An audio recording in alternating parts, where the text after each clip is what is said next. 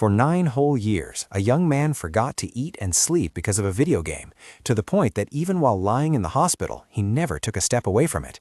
However, at the very moment he arduously conquered the final stage, a blinding light suddenly flared up, sweeping him into that very virtual world. Upon waking up in a strange land, he was shocked to realize he had become a member of a bizarre tribe.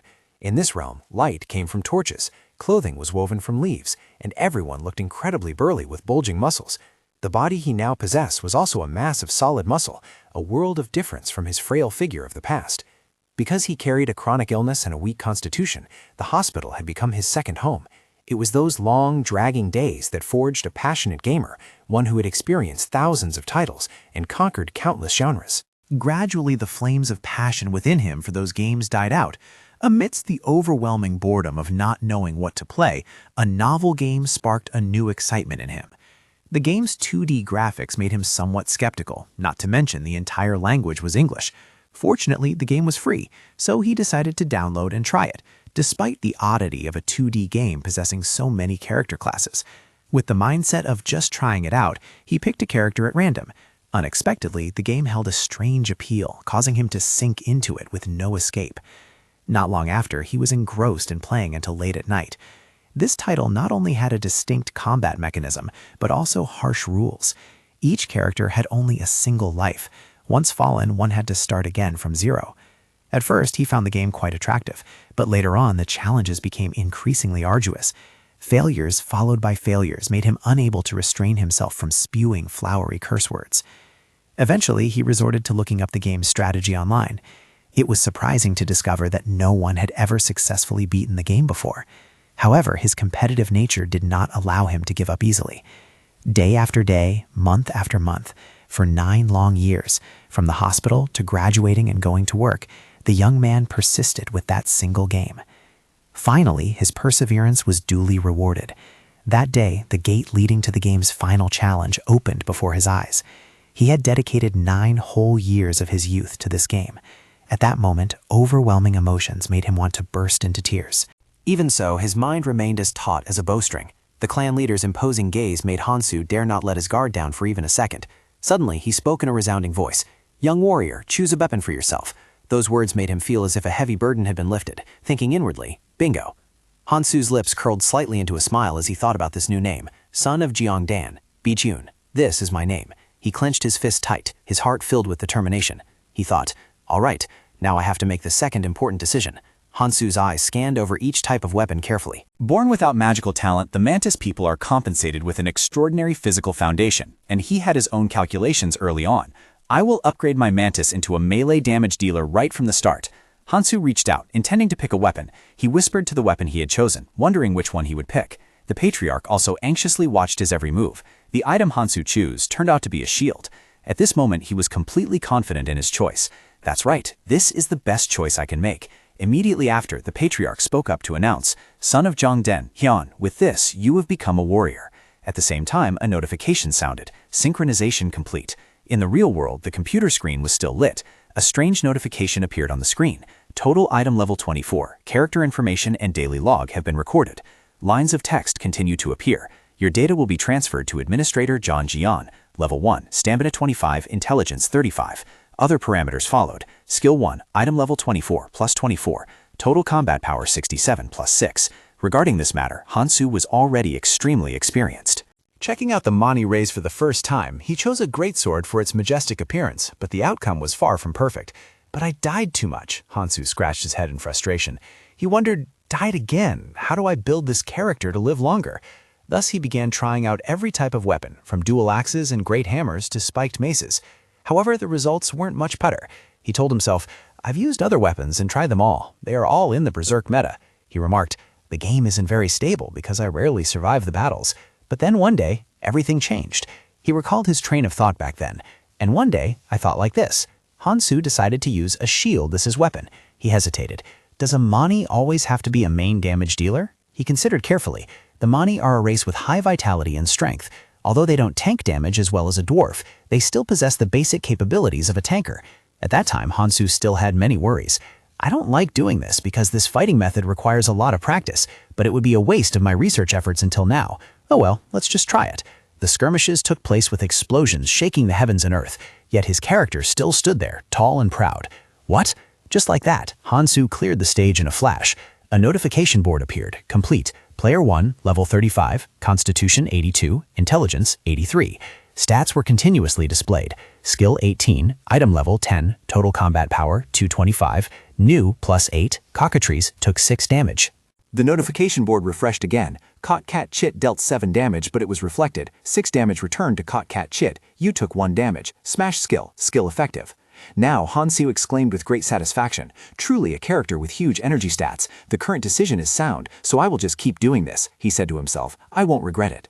Returning to reality, the chieftain was leading the group forward. Open the gates. The colossal gate before them slowly creaked open. Mixed emotions intertwined within Hansu. He told himself, the Ma people must complete their coming-of-age ceremony by entering a labyrinth. He frowned with worry. He thought to himself, I will enter a city within the labyrinth, and their destination is Zaganir. The chieftain's voice rang out clearly. Warriors, let's depart. His voice resonated with power. Your destiny lies therein. The entire group swarmed in like bees from a broken hive. Though extremely confused, Hansu had to blend in with the flow of people. He thought, I'll run along with them for now. Witnessing the crowd, he couldn't help but question, but do they even know where they are going? As expected, everything happened exactly as Hansu predicted. Before long, a frantic scream echoed, Stop! A person with sharp eyes was the first to notice. I think we are lost. The entire group instantly fell into chaos. A voice spoke up. Venom's third son, Kalake, has led us in the wrong direction. The others also chimed in. He is unworthy to lead us. He must be held responsible. Hansu looked at them with disdain and thought to himself, Are you kidding? Wasn't it just because there was no one good enough that you followed him? Kalake was helpless and forced to step back. All right, stop it, Kalake said. I admit I am not qualified and I will resign as commander. Just then, a young woman stepped forward and volunteered for the task. I will be the one to guide everyone.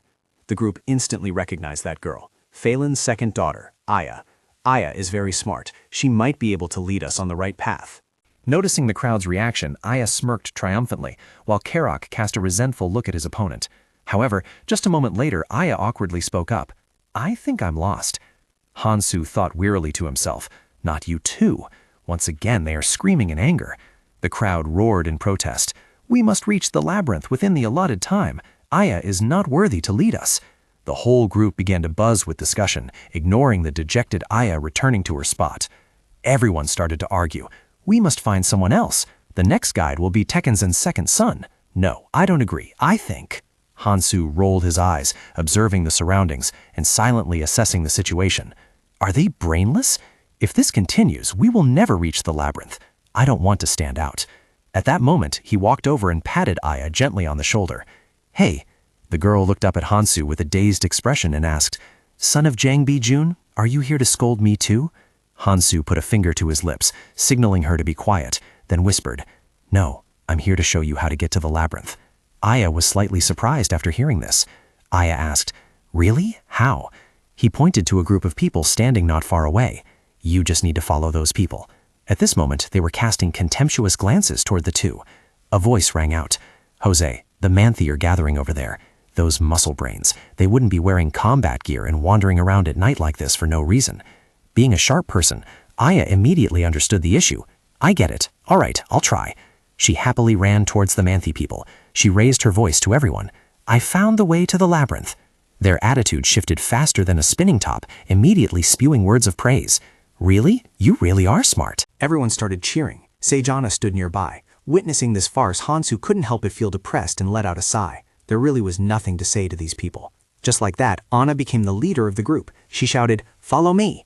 A while later, they stood before a gate, gasping in admiration. It's the labyrinth. I see the labyrinth. The sacred space of the battlefield. Hansu hid in a corner, observing while cursing silently in his gut. It really was a labyrinth. A sense of hesitation began to arise in him. Was entering here the right decision? He thought, Actually, I don't think anyone would notice if I left the group right now. Not only have I been sickly all my life, but I am also just an ordinary person. He continued his train of thought, a person with absolutely no experience in hitting someone with his fists. Could someone like him fight and defeat monsters in the labyrinth? He asked himself in confusion, Is there no other way to pay the Galloway tax other than going into the labyrinth? Damn it, the tax again. Jung'an-stoy has a system requiring that every resident in the city over the age of 20 must pay taxes. If they cannot afford to pay, they will face the death penalty. There are several methods to earn money, but the most common ones are entering the labyrinth to hunt monsters or working at the taverns in the village. But the problem is, he considers himself a barbarian. In this place, no one respects barbarians. They say, "We don't hire such savages." Rejections kept ringing out. "No way will we let you destroy my property. We have no work for stupid barbarians." Hansu frowned in distress. Recalling this game, he suddenly realized that a barbarian cannot do any normal work. Therefore, the barbarian race is the only one granted a weapon right from the start. He thought to himself, if that weren't the case, he wouldn't need to fight monsters. Just then, someone announced, 10 minutes remaining before the entrance closes. Furthermore, Hansu knew full well this was a rare opportunity. The biggest problem was that the labyrinth only opened once a month. He stood motionless on the spot, lost in thought. He questioned himself, if I don't go in this time, I'll have to survive out here for a month. What if I really can't get any job like game design? He continued to weigh the pros and cons, wondering what he would do after a week, even if he survived on the rations the clan leader gave him. Even if he somehow survived a month in the village, he would fall into the worst possible state. If he intended to enter, this was the best time. He thought, but I can't lift my feet, because this isn't a game, it's real life. Suddenly, a hand was placed on Hansen's shoulder. That person called his name, son of Jangdae, Bijun. He turned around and immediately recognized Aya. She corrected herself. I am the second daughter. The other warriors have already entered the labyrinth. Only the two of us are left. We must hurry. She continued. There isn't much time left because we arrived late. In the distance, someone was constantly raising their voice to announce, 5 minutes remaining before the entrance closes. At that moment, Hansu could also easily see that the gate was gradually narrowing. Not wanting to implicate others, he spoke to her. Hansu said, go in first, I'll follow you later. Aya didn't think much of it and nodded in agreement. All right. However, her steps suddenly stopped. Aya turned back, flashed a mischievous smile, and said, son of Jangdae, Bijun, thank you for helping me earlier. Although somewhat surprised, Hansu responded politely, no need to be formal. Aya asked again, and I have a question. What must I do to become as smart as you? I haven't seen any Ma people as quick-witted as you. She continued, I want to become like you. Hansu reflected on what he had been through and told himself, you would need to be reborn for that. Finally, he made a decision. Thinking he should answer vaguely, Hansu just made up a reason. You must think before you act. Hearing this, she happily nodded in agreement. I understand. At this moment, Aya had become much more confident. She said, thank you for the advice. I will repay you if I can return from the labyrinth. These words slightly surprised Hansu. He wondered to himself, if she can return. In the game, the Mani were a tribe that knew no fear, and in reality, they seemed no different. He suddenly asked Aya, are you afraid of dying? Hearing the question, Aya froze for a moment. A while later, she answered, isn't it obvious? Very quickly, Aya regained her inherent confidence. She said, I am terrified of meeting my ancestors, but I was born as a warrior. I will die if I don't fight. You are the same, right? Hansu dared not look her in the eye, only whispering back, that's right. His heart was now filled with doubts. They are just like me, aren't they? They have no choice but to fight, because if they don't kill monsters, they cannot live in this city. Before leaving, Aya didn't forget to encourage him. Survive, and let's meet again later. By then, Hansu realized many things. Perhaps that was exactly how the Mani learned to conquer their fear to move forward. Her spirit had instilled a great motivation in Hansu. He thought, and am I also a Manthe? As soon as the notification ended, he sped forward. There was only 1 minute left before the entrance closed. Hansu's eyes gleamed with determination. He thought he was afraid, but the gatekeeper kept repeating the announcement. The labyrinth will close soon. At the very last moment, he rushed straight towards the gate, telling himself, I have no other choice but this. Hansu just kept charging forward, ignoring the deterrents. I am not just a strong Manthe. The guard shouted, it's too dangerous. The gatekeeper loudly warned, please step back. He thought to himself, but I also have the knowledge gained from upgrading thousands of characters. I will definitely survive here.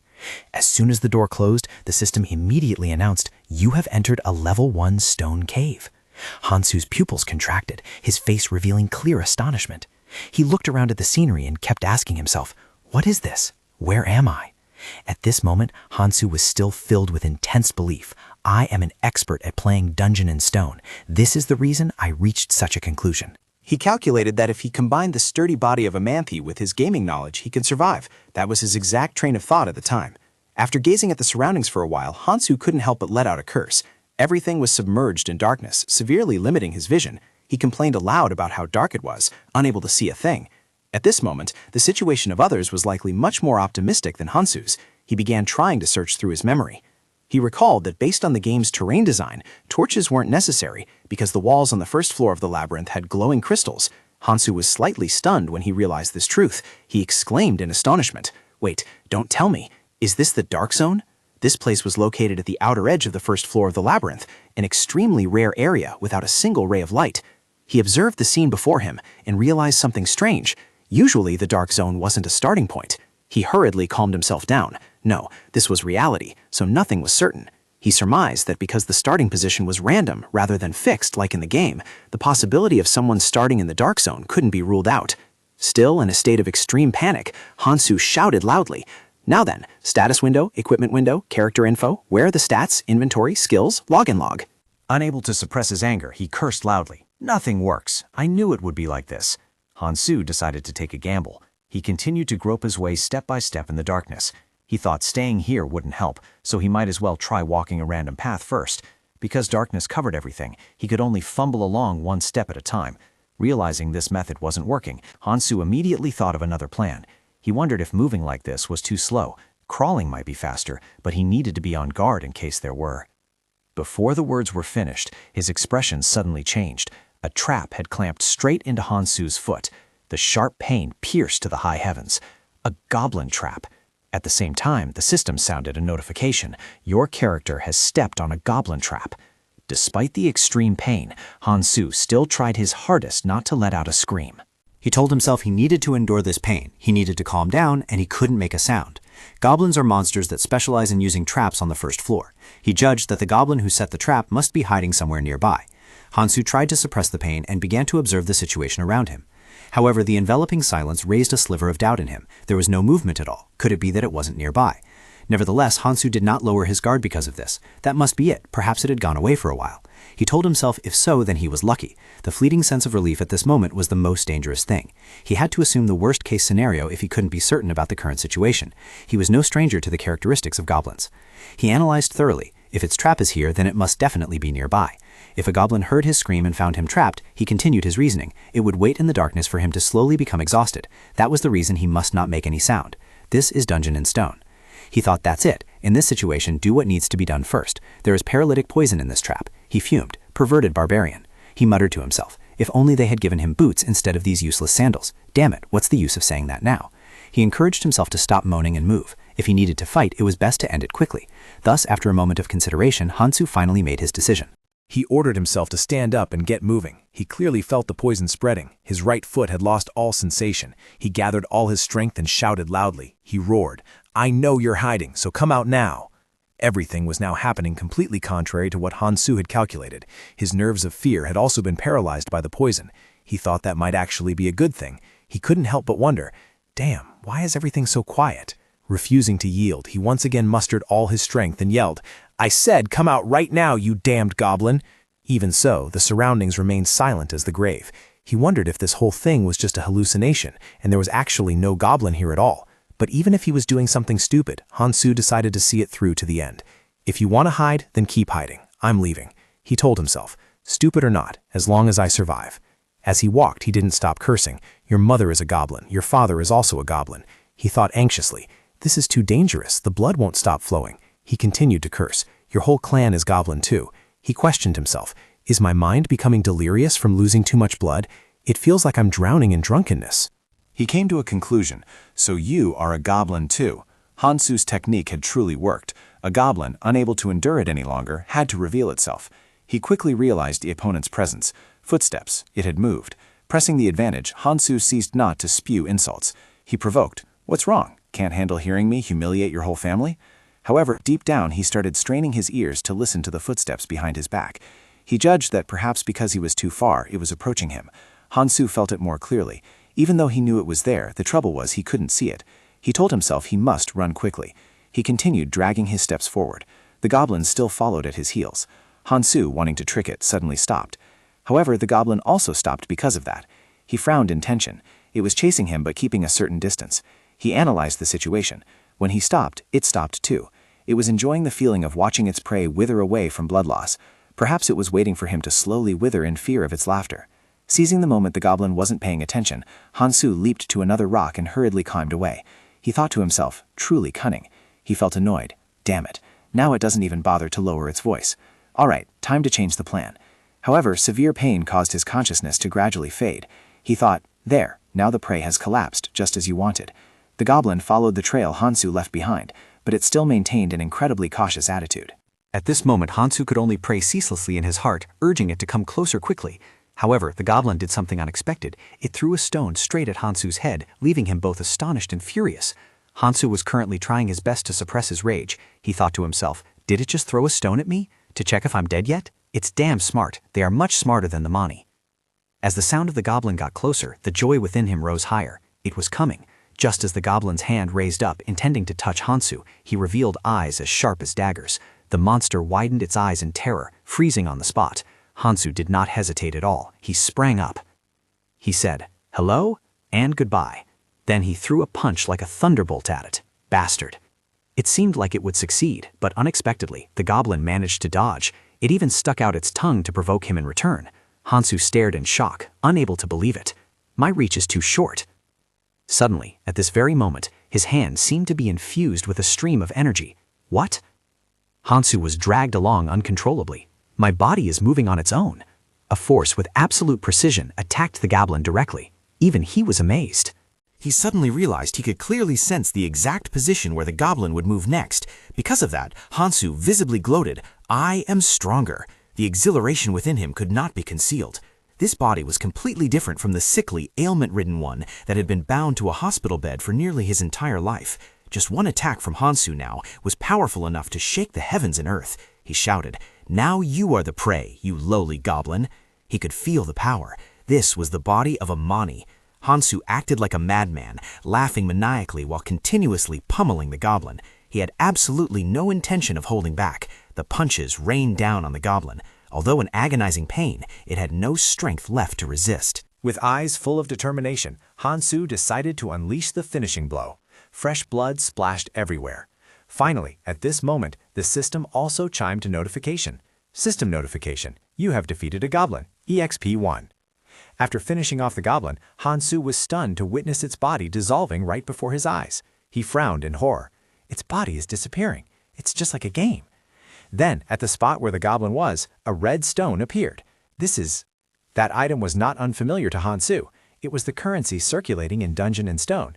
He picked it up to observe. A grade 9 magic crystal, its value equivalent to a loaf of bread. Hansu was now moved to the point of tears. He spoke out, I went through so much just now only to exchange for this much? He reassured himself. Forget it. This is a world where monsters and labyrinths coexist. After death, monsters will leave behind items before disappearing. And in the city outside, there are other scenes from the game along with other races living together. He affirmed, this is definitely the world inside the game I know. Now Hansu was dragging his heavy feet to leave, but he had made a firm resolution that he would never confuse reality with the game. At this moment, the warning sound from the system continued to ring incessantly. The system announced, you are still bleeding. It continued to announce, you are still bleeding. Despite the warnings, Hansu still moved forward. He frustratedly cursed, you are still bleeding. He thought, I am not like some bastard who has a broken bone. Even so, the current situation had its advantages, and the result of abandoning human dignity was surprisingly sweet. He realized that since he stopped using his injured leg, he no longer felt pain and moved much faster than he thought. The sweetest reward was that he would no longer step on those traps. Right near where Hansu passed, there was another trap, but he was lucky enough to avoid it. He cursed under his breath. Damn it, there's another one. He told himself that now other parts of his body were being damaged, but he could still endure these things to survive. Hansu's wound had not been treated yet, so the system kept ringing out warnings. You are still bleeding. At this moment, he also felt that the situation seemed unstable. It was dangerous now. He needed to find someone who could help. He thought, if he just kept going in one direction, he certainly wouldn't be able to escape this dark zone.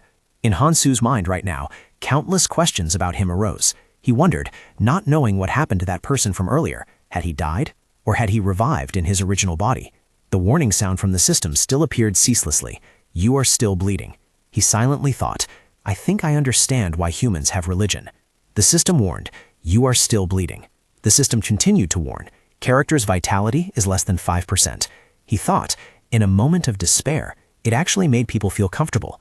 The system announced, if you are not treated soon, the character may die. He became aware of the situation, just like me in this situation. In the dark cave, Hansu just slowly crawled on the cold ground.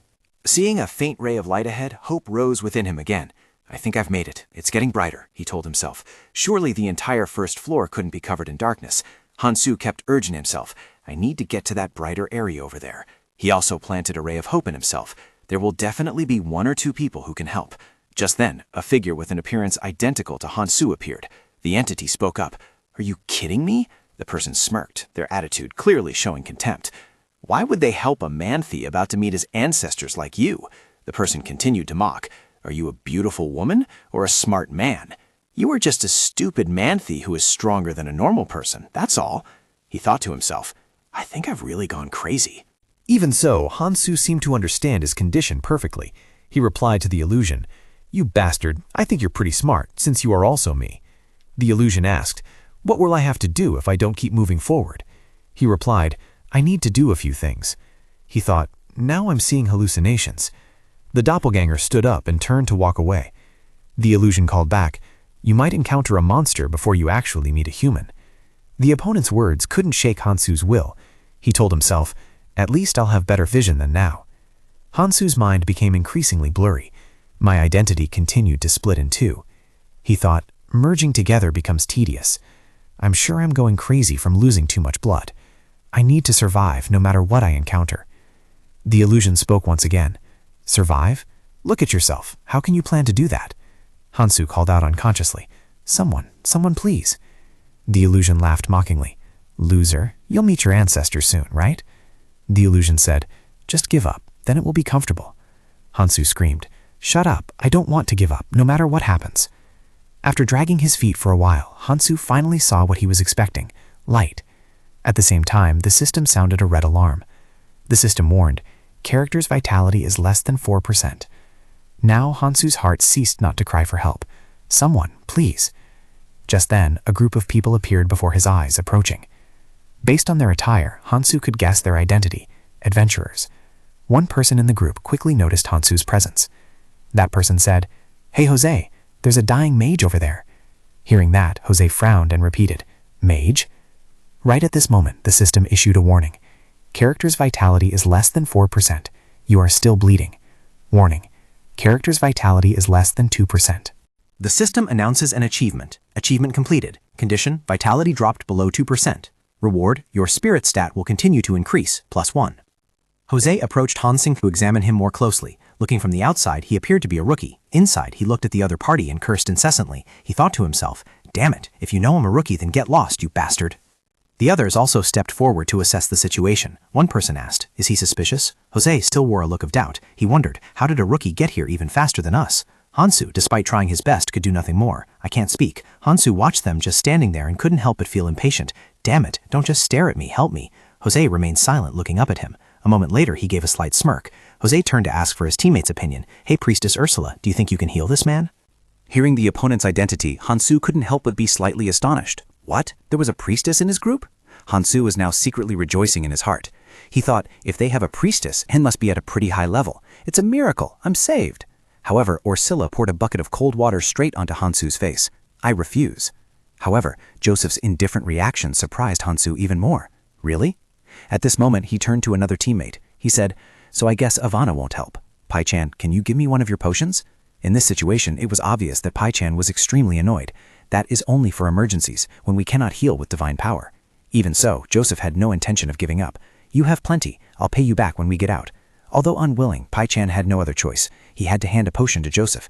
Joseph brought the potion in front of Hansu and said in a gentle voice, Because it is not divine power, it will hurt a little. However, at this moment, he didn't have the energy to care about that. All right, hurry up. The potion was quickly poured onto Hansu's wound. In just a moment, the system issued a notification. Vitality is rapidly increasing due to recovery in progress. The distinct change in his body made Hansu unable to help being astonished. He exclaimed in shock, What the hell? The pain spread throughout his entire body, making Hansu unable to hold back a scream. It feels like my whole body is melting. He realized, so this is why they don't allow me to use potions in the middle of battle. It really hurts. In the blink of an eye, the potion was used up. Hansu's wounds had completely healed, but that lingering pain still made him gasp for air incessantly. It took a while before Hansu could slowly sit up. Deep inside, he was still haunted by the sensation from earlier. He really thought he was going to die. As soon as he saw Hansu recover, Josei immediately spoke up. He asked, "So now will you tell us? How did a newbie manage to get here before us?" He did not hide his intentions at all. "If you know of a secret passage," Josei said, "I want to buy that information." Having seen through Josei's facade, Hansu glanced at him with disdain and thought, "So that is your objective?" Even so, Hansu then consoled himself. He thought, perhaps goodwill without a reason is the most suspicious thing. He simply admitted frankly, "I don't know. The moment I entered the labyrinth, I was already here." Hearing this, Jose rubbed his chin, looking skeptical. "Is that so? I think I've read about them before, likely due to dimensional instability." He continued, "I heard that sometimes we can fall into the border of darkness, although the probability is so low that it only happens once every 100 years. Upon hearing that information, Hansu was extremely tense. Once every 100 years. He quickly realized that there was a mage and a priestess in their group. He analyzed, that means their level is at least mid to high, and I accidentally experienced something on my very first trip. He thought, something that they had not even seen before. After seeing there was nothing left to gain, Jose immediately left. "Interesting story, thanks." Before turning away, he added, "You can leave. Don't worry about the cost of the potion." Hansu didn't say a word. Time in the labyrinth was as precious as gold. He just watched their backs as they walked away. The fact that they spent so much time on him was already a miracle. He quietly walked over to pick up his weapon. At this moment, an uncomfortable feeling rose in Hansu's heart. "I should feel happy that I survived," he thought, "but I feel disgusted at being pitied." On the opposite side, Jose's group continued their journey. Bashan suddenly exclaimed, "That barbarian is really lucky." However, Jose held a different view. "Lucky? That refers to what he has experienced." Only then did he clarify that he meant the scenario where he stepped on a goblin trap on the first floor. Even if it didn't catch him, he would have eventually passed away regardless. I'd say it's lucky he met us. Just then, a female member of the team spoke up. "It really is lucky that he met Yogasi instead of you, isn't it? You wouldn't even want to use your potion because you're too cheap." A scornful smile appeared on Barstel's lips. "Because there are plenty of bastards like him, don't you think?" Upon hearing those words, Priestess Ursula could only remain silent. Witnessing that scene, the other girl stepped in to help her out. "Don't think everyone is like you. If it weren't for the temple's regulations, she would have healed him already." Barstel had no intention of stopping, continuing to jeer. "Oh, is that so? I've met plenty of two-faced people, you see." She stepped forward, facing Bastelin, and criticized him bluntly. "You really should learn a thing or two from Yogsis." However, Bastelin maintained a completely indifferent attitude, similar to when he wondered about the secret passage. Apart from Sachette, no, that's right, because those barbarians don't like accepting help from others. Standing quietly in a corner listening to their argument, Yogsis could only give an awkward smile. "You're too kind." At this moment, they were still following the blood trail left by Hansu on the ground. "I wonder when this barbarian's blood trail will stop." "It's been quite a while." The female team member covered her mouth and giggled, judging by the barbarian's psychology so far. "I don't think he's as lucky as you say." Bastelin raised his voice with a look of annoyance. "All right, I'm sure it ends somewhere around here." Yogzi scanned the surroundings cautiously. "If we take the shortcut, we need to turn here." At that moment, Ursula also had to exclaim, "It's wonderful to have guidance." That girl kept showering Yogzis with praise. Yogzis is amazing for memorizing the entire map of the first floor. Most tutorials only have directions and nothing else. Even so, Ursula appeared completely indifferent. Is that so? Yet at that moment, Yogzi's expression didn't look right. He cast a glance at the darkness ahead and began to give his assessment. "I think we are the first ones here. It's quite good that we were quick enough to arrive first." Jose cautiously stepped forward, placing his hand on the nearby stone slab, and immediately a brilliant light flared up. His face clearly brightened because of it. "All right, this is the portal that will take us to the second floor. Let's go." Just like that, the whole team slowly walked deeper inside. However, right at this moment, a trembling voice spoke up, causing everyone to turn their heads back. "Wait!" That girl had sharply spotted a pair of shoes at that spot. "Are those the sandals that the barbarian wore earlier?" The mage and the team didn't need to hesitate before giving an immediate confirmation. "I think you are right." He then guided a stream of energy inside. Unaware of what scene had appeared, everyone was stunned with amazement. The mage immediately turned to question Jose. "How long does it take to get to the place where we met that barbarian?" Jose didn't take much time to give an answer. "Unless you take a shortcut, about 15 kilometers. After hearing that, he couldn't hide his astonishment. He crawled such a long distance completely in the dark, truly a freakish bastard. The mage couldn't hold back a word of admiration. He must be out of his mind. Sensing something strange, the girl in the team immediately called out Baston's name. However, Baston seemed to be lost in his own train of thought. If it were me, would I crawl for hours without any certainty? I didn't realize that sooner. But thinking back now, that barbarian only raised his right hand towards everyone. That's right, he showed everyone the magic crystal. Even after crawling for all that time, he still didn't forget his trade item. At that moment, Hansu handed the stone to Joseph. Eventually, Bastelin had to reconsider his point of view. I'd take back what I said earlier. A smirk appeared on his lips as he spoke. Joseph, what is that barbarian's name? Is he just lucky? Do bastards like that die early? No way. Madmen like that won't kick the bucket unless it's a special case. No matter how hard things get or how much pain they face, they will never see death as an escape. Just then, lines of relief notifications appeared continuously. You have defeated a goblin. After facing the Grim Reaper, you have defeated a goblin. You have defeated a goblin. In a hidden corner, Hansu was relentlessly tormenting a pitiful goblin. Smash, you bitch. He rushed to attack them like a madman, continuously charging into the pack of goblins. Notification lines kept appearing. You have killed a goblin. Although his body was falling apart, Hansu seemed full of energy. He silently calculated when they appeared. I was worried at first, but once I regained my vision, the goblins were no longer a concern. Looking at the traps spread all over the ground, Hansu could only shake his head in dejection. The traps were placed randomly on the ground. Idiots, at least cover them with soil or something, right? Just then, another goblin was about to rush in. However, he wasn't the least bit worried because he understood the habits of this species too well. Their intentions were easy to guess, and their hiding spots were blatantly obvious. Losing all patience, Hansu spun around and delivered a kick that sent it flying straight into the wall. What are you doing, you lunatic? However, another concern still existed in his mind. The only problem was that due to excessive activity, Hansu was now starving. I'm so hungry. Just then, he noticed the small bag hanging at his waist. I'm pretty sure the vice clan leader gave me food. However, it was at this moment that Hansu realized the bag had become tattered at some point. Witnessing its condition, his expression became terrible. Was crawling on the floor a wrong decision? In a dilemma, Hansu had to use up the last portion of provisions. The food reserve for 7 days was depleted. He chewed while mumbling to himself. I guess I have to eat as little as possible. Why does this dry, crispy bread taste so good? When dissolving it with saliva, it's insanely sweet. After finishing eating, an uncomfortable feeling rose in Hansu's heart again. I'm thirsty again. He looked around with sorrow. Where can I find water now? Another worrying thing. In there was a needs system that only activated when inside the labyrinth, and I never needed to carry water because I just needed to eat. Hansu let out a helpless sigh. But this is not a game. It is indeed a difficult game, but since it has become reality, that difficulty no longer exists in this world. He walked while his eyes constantly scanned the surroundings. This is a real world here, and I just have to adapt. However, another thought suddenly flashed through Hansu's mind. Since the deputy clan leader didn't give me water, I figured there must be a water supply somewhere in the labyrinth. Following the sound, Hansu discovered the presence of a figure. I knew it was the sound of water. There is someone. The other party warily looked back at Hansu, but there was absolutely no interaction between the two. Aside from the blonde team, this was the first person I've met. Even so, no conversation took place. This is like an unwritten rule. Do not interact with other adventurers unless absolutely necessary. Sometime later, Hansu laid out on the ground the stones he had collected, then counted 41, 42, 43, 44. Admiring the number of gems, he couldn't hide a small sense of pride. I collected quite a lot. Thinking about how I would die, it was a memorable situation. But there was another problem. I am very tired. Hansu couldn't help but yawn continuously. I definitely hunted a lot of goblins, but I am really sleepy. To be able to sleep in the labyrinth, there are two solutions. One is to leave it to God and fall asleep.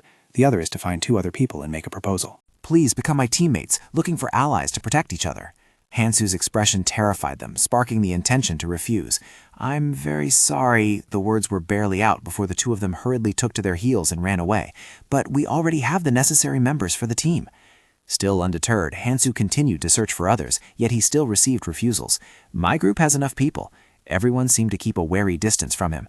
We don't like barbarians. The smell is too bad. Hansu stood frozen like a statue, his face gradually looking worse as he realized he had been rejected by everyone. Anger welled up as he thought back. He gritted his teeth and spoke. Bastards. Hansu silently pondered. I didn't even ask to join the group permanently. I just wanted temporary allies so I could sleep. Suddenly, a voice rang out from behind as someone approached. Hey! The other party reached out politely. He didn't beat around the bush, but went straight to the point. Are you looking for a teammate to spend the night with? Hearing the other party's words, anger flared up in Hansu. What did you say? Inside, he was constantly spewing curses. Damn it, who is this guy? The guy didn't pay any attention to Hansu's expression and continued the conversation. I guess you are looking for someone to stand guard, right? I thought I could get some sleep since you look like a reliable barbarian, but I guess I was mistaken. At this moment, Hansu realized he had misunderstood the other party. Is that what he meant? He should have said so from the beginning. He didn't hesitate to nod and confirm his own needs. No, actually, I am looking for someone like that. Just then, the rules of the game flashed in his mind. This game had a special note about companions for the night. Hearing that they both shared the same goal, he was overjoyed. That's great, then stay with me, he said. My name is Han. Hansu looked at the other party with a certain wariness. I thought of a night companion, a friend or something like that, but hearing someone say it out loud sounds quite strange, like a pervert. Finally, he dropped his guard. All right, my name is Bijan, son of Jange. Just like that, a handshake was exchanged between the two of them. Then I'll call you Bijan, Han said. It's best to have 3 teammates for the night, but it seems like a waste of time to find the remaining one. Then Han made another proposal. So why don't we just go together, just the 2 of us? Hansu threw an inscrutable look at him, his face darkening. What the hell? Is it because of the way this guy talks? There is something strange about it. Even though he pulled his hand back, Hansu still accepted his proposal. Fine. Hearing that, joy was clearly visible on his face. It's decided then. Why don't we play rock, paper, scissors to see who gets to sleep first?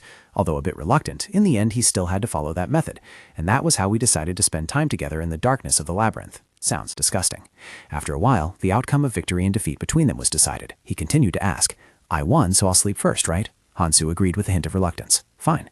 Since when did curses start echoing ceaselessly in his mind? I knew I would lose. I never have any luck anyway. He shoved a watch into Hansu's hand along with an instruction. Take this. It's a watch. You can wake me up when the shorthand points here. Now his heart was filled with contempt. I guess he thinks barbarians don't know how to read time. He spoke up again with concern. Do you understand? Should I explain it again? Hansu replied in a curt tone. I got it. However, his mind was flooded with annoyance. Hansu's brows furrowed in thought. I'm sure this is how everyone views barbarians in Dungeon and Stone. It looks pathetic, feels like crap, but I'm certain I can use this to my advantage later. Watching him sleep soundly with a steady snore, he couldn't help but feel a twinge of jealousy. He looked so comfortable. Hansu kept asking himself, is this really a seasoned adventurer? He couldn't stop yawning. The drowsiness had reached its peak. Would he lend me his sleeping bag if I asked? It's really boring without any goblins or adventurers around. Although it's convenient, Hansu's eyes were glued to the watch, silently praying for time to pass faster. Time passed quietly, and the moment finally arrived. Hansu happily called out to the other person, Hey, wake up! In a daze, he jumped up and asked, Did anything happen while I was sleeping? Hansu replied briefly, No. With deep gratitude, he spoke, All right, thank you. You should go to sleep too. I'll call you in 2 hours. Hansu just nodded, saying nothing more. All right. However, deep inside Hansu, a trace of wariness still existed. No, how can I sleep? He is not trustworthy. How can I trust someone I just met? But the harsh reality quickly struck Hansu. I snore very loudly. He looked like a barbarian who had just gone through an exhausting day. Hansu slightly opened his eyes to glance at the person opposite. I hope he doesn't notice. He observed him and then remarked, Truly a humorous person. Yet the guy didn't know that Hansu was secretly calculating something else. No, it worked like a test. It's very easy for them to see an opening, because generally barbarians are very simple. Therefore, they might be subjective. At that moment, Hansu tried to turn his body inward. All right, I will act like a stupid barbarian sleeping like a log. I am revealing an opening. I am sure he will act if he has other intentions. Show your true colors. Just like that, time continued to pass, and the two swapped positions once again. I haven't slept a wink. Hansu threw Han a resentful look. For 2 hours, this guy hasn't done anything. The more he thought about it, the more he regretted it. I should have slept. What the hell am I doing? But it's true that I shouldn't let my guard down with a stranger. I can't sleep until I find him trustworthy. Although he felt like he was about to die from exhaustion, Hansu remained firm with his initial choice. He could not sleep. However, it was unclear how much time had passed when a loud call suddenly echoed. Originally looking at each other in silence, realizing he had dozed off, Hansu couldn't help but feel a bit embarrassed. Oh, even so, he stubbornly made an excuse. I wasn't sleeping. From the start, Han had noticed the flaw in the other's defense. You should wipe the drool off your face first. Realizing he had slipped up, Hansu raised his hand to wipe his mouth. Sorry. Surprisingly, Han didn't scold him at all. It's all right. Luckily, nothing happened while you were asleep, so I'll let it slide. Hearing those words, Hansu couldn't help be astonished. Even so, out of courtesy, he replied, Thank you. If you want, you can sleep some more. I'll keep watch for you. Maintaining an optimistic spirit, Han let out a hearty laugh. All right, you look very tired. Just go to sleep and I'll watch over you. At this moment, Hansu's wariness towards him had lessened somewhat. Thank you. He recalled the chain of events since the moment he met Han. Are you looking for someone to spend the night with? He seemed kind. My name is Han, striking up a conversation with me when I was in trouble, not scolding me for oversleeping. Fine then. Luckily, nothing happened while you were asleep, so I will let it slide and decline any compensation for my mistake. In the dungeon in stone I know, there is no one this kind. At that moment, a radiant smile bloomed on his lips. His hand was gripping a large hammer, ready to strike down. You're awake? Why didn't you sleep a little longer? The very moment the hammer swung down, Hansu woke up just in time and realized the situation. He immediately leaned his body to dodge the attack. Witnessing Hansu's extraordinary agility, he couldn't help but feel a bit astonished. You dodged it? Hansu's eyes turned chillingly sharp. His sudden change in attitude made the man terrified. Wait, listen to me. A feeling of extreme irritation was surging within Hansu. Now he still wants to make excuses? Just like that, Hansu rushed straight towards him, ignoring all pleas. Damn it, wait! What a stupid mouth! Just like that, a heaven-shaking punch was slammed straight into the guy's face. Who do you think a barbarian is, huh? A stream of crimson liquid spurted from his mouth. His legs trembled uncontrollably. His whole body curled up, hands raised in a futile attempt to shield himself. Wait, I can explain. However, Hansu had no intention of showing mercy, as a single blow was not enough to finish him off, unlike those stupid goblins. Then I have to hit this guy one more time. He swung his shield, smashing it straight into his face. Take this, you bastard. Caught off guard, he was sent flying. The guy stubbornly dragged himself across the floor, breathing in gasps. Watching Hansu approach like a demon, he couldn't suppress his terror. I'm sorry. With a swollen face, he begged in agony. Please don't kill me. In a fit of rage, Hansu loudly questioned him. Why did you do that? Only then did he speak up to explain. Your magic stones. I had my eyes on your magic stones. I just wanted them, believe me. Hansu asked, You killed a barbarian just for a few magic stones? Now the guy could only speak in extreme panic.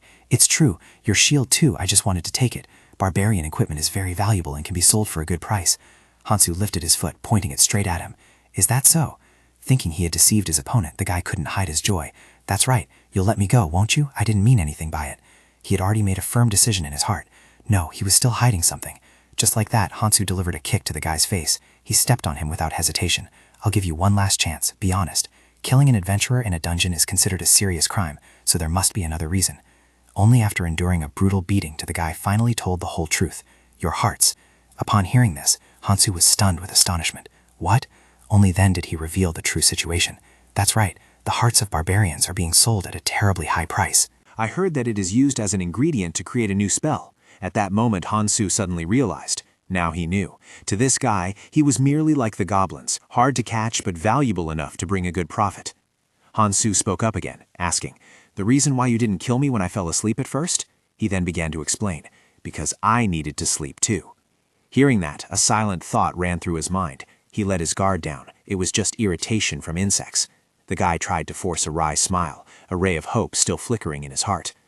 But I told you everything. You will spare me, right? Hearing this, Hansu suddenly fell into silence. He just slightly curled his lips into a smile full of contempt. Spare you? I might meet many people like you, and they will say similar things to me, right? Hansu cast a glance at him. Do you think I would forgive them too? He tried to stay as calm as possible to reply. No, of course not. I am not like them. Despite hearing the guy's words, Hansu still showed no sign that he would stop. I will give you everything I have. However, even hearing the conditions from him, he remained determined not to change his mind. I have nothing now, but when I return to the base, I will have it. Please, give me one more chance. You won't regret it.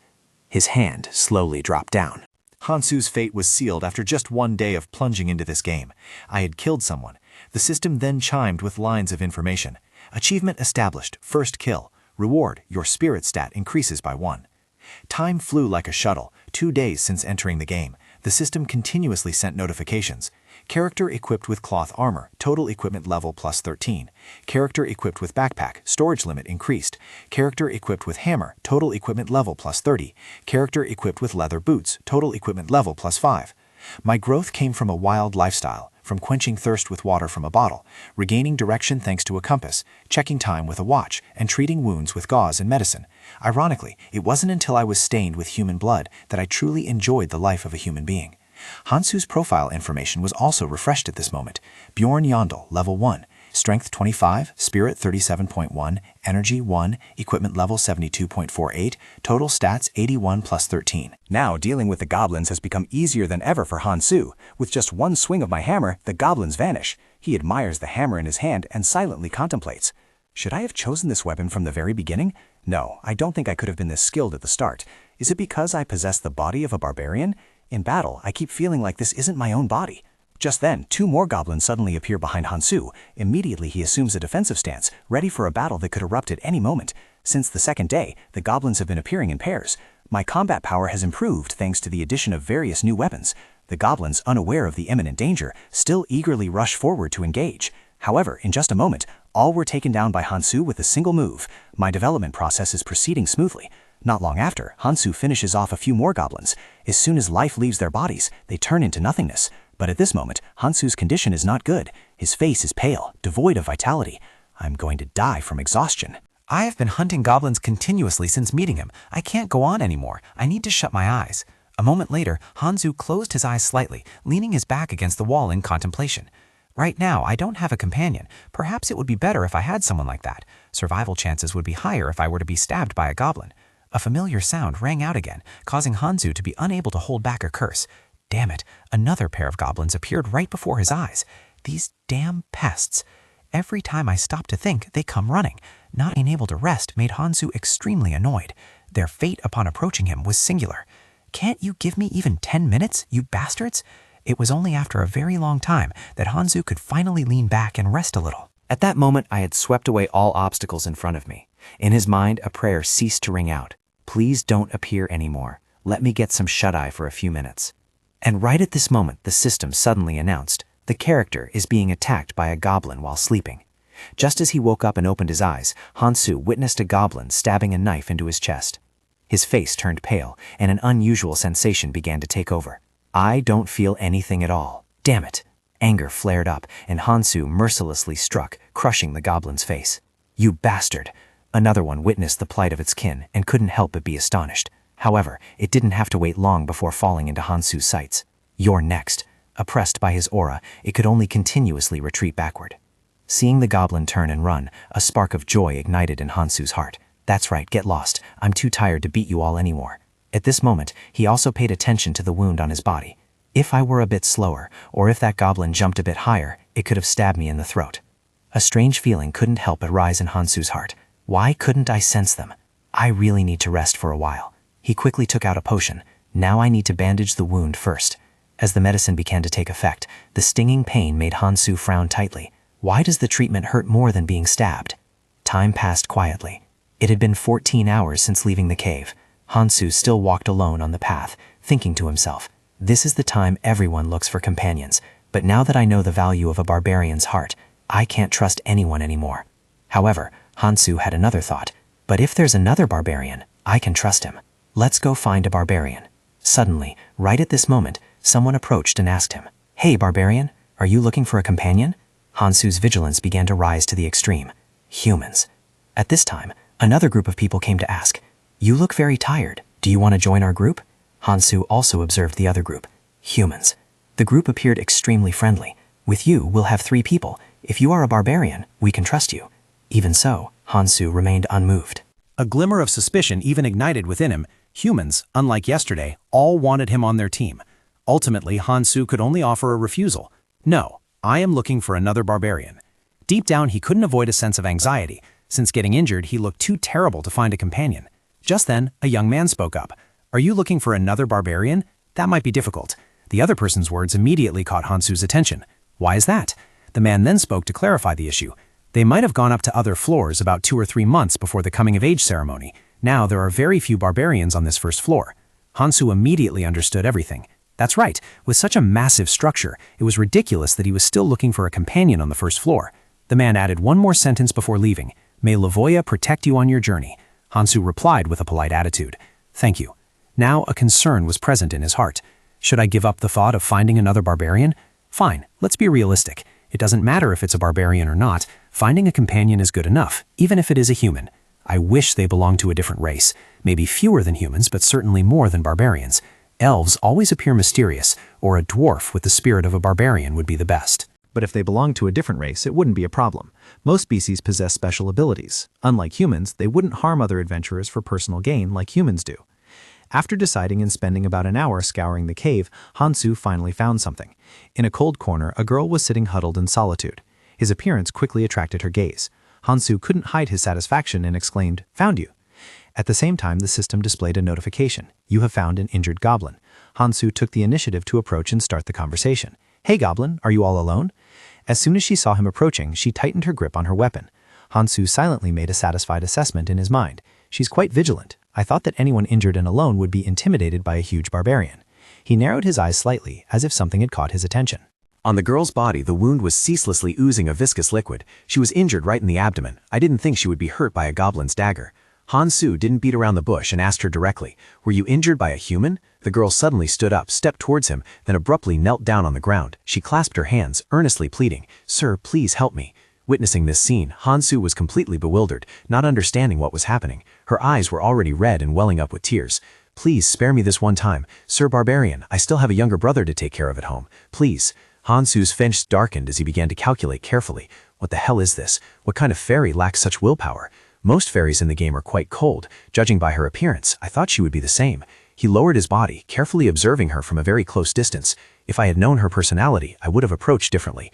I need to put on a bright smile to clear up the misunderstanding with her. Hansu gave her a gentle smile to reassure her. "Don't worry."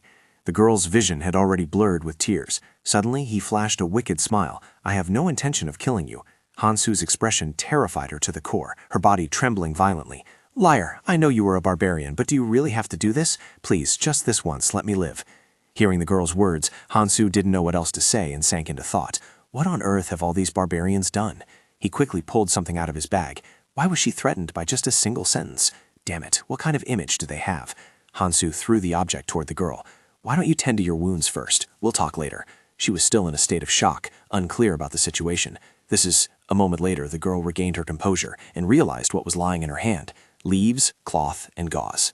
Even so, a hesitation still lingered in her heart at this moment. So it was medicinal leaves. I'm afraid they might be poisonous, but now I might have to use them.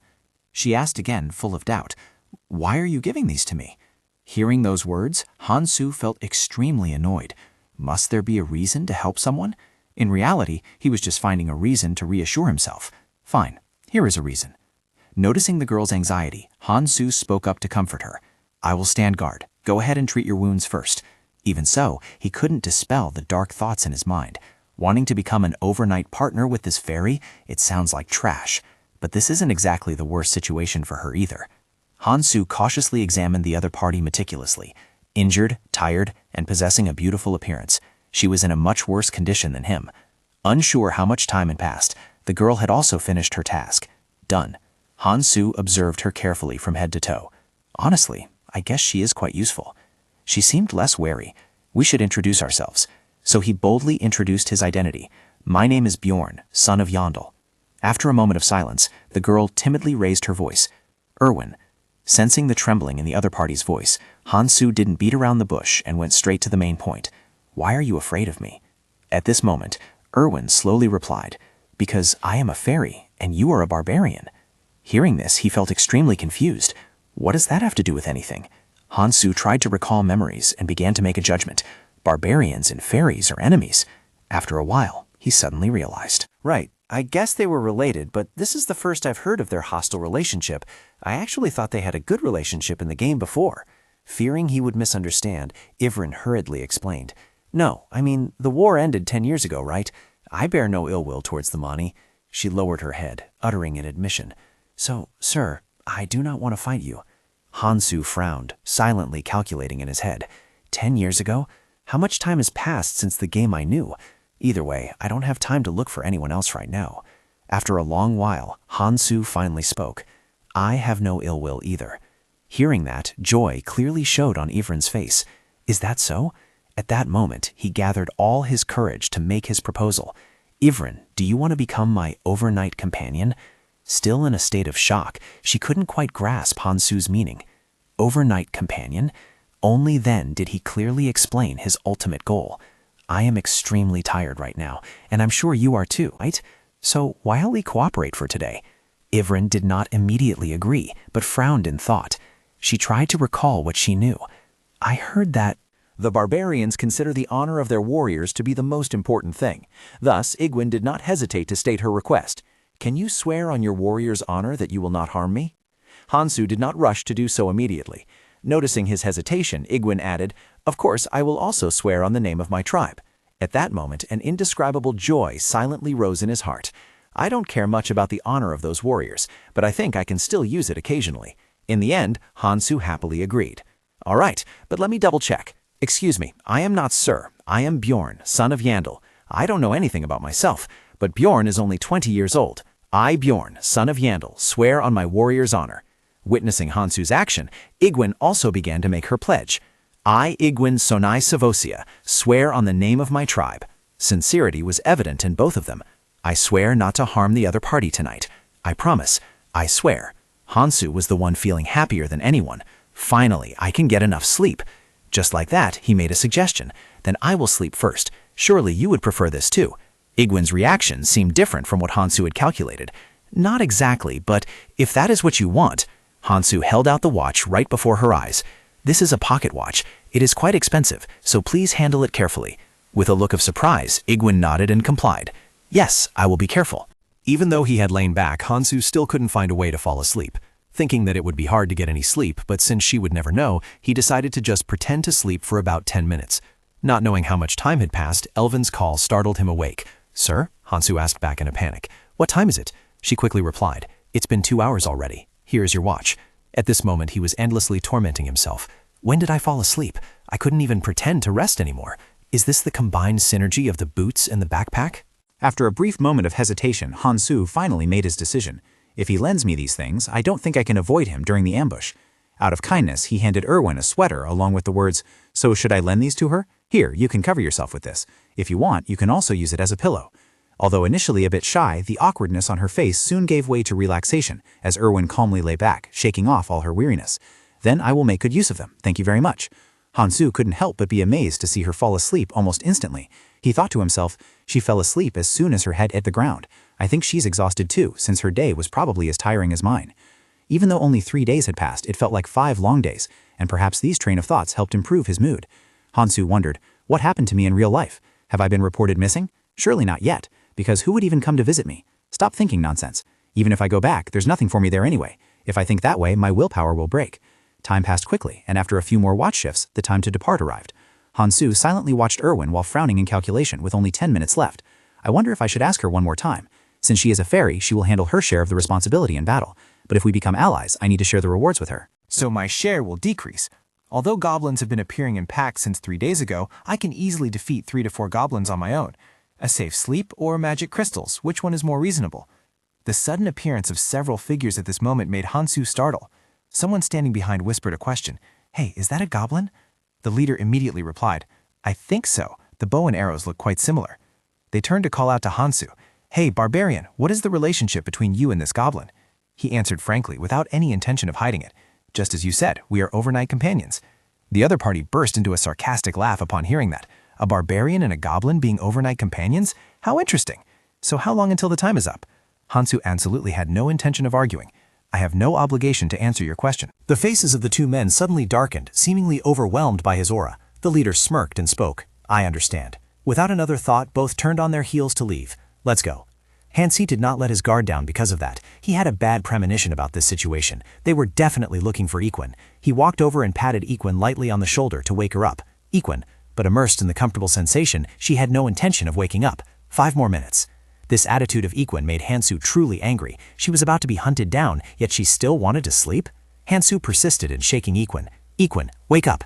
However, the only response he got was her steady breathing. With his eyebrows knitted tight, Hansu began to deduce. She is pretending to be asleep. The blanket that was loose just a moment ago now covers her entire face. At that very moment, Equin's eyes suddenly flew open. Hansu gently yet decisively helped her sit up. He leaned close to Equin's face and questioned, Why did you pretend to sleep? Only then, with an extremely pitiful look, did she panic and explain, If I wake up, you will abandon me. Her answer made Hansu pause slightly. Was that what she was worried about? Although not officially allies yet, he and Equin could be considered temporary partners, taking turns keeping watch through the long night. That promise would end the moment she woke up. Hansu lifted his weapon and asked her directly, What's the matter with those two? Though slightly surprised, Equin replied instantly, Nothing at all. However, Hansu almost immediately felt something was off. Then how do they know you? At this, she offered another speculation while trying to recall. Perhaps they are in the same guild as the person who tried to harm me. The symbols on their outfits were identical. They were called the Crystal Union. Hansu involuntarily cursed inwardly. Damn it, not just 2 guys, but a whole guild? The situation is getting worse. I should say goodbye to this elf and leave. But then he suddenly realized that this fairy was just barely 20 years old. Hansu let out a sigh and turned to speak to Ivrin. As he walked and talked, she hurriedly followed and asked eagerly, "Are you going to help me?"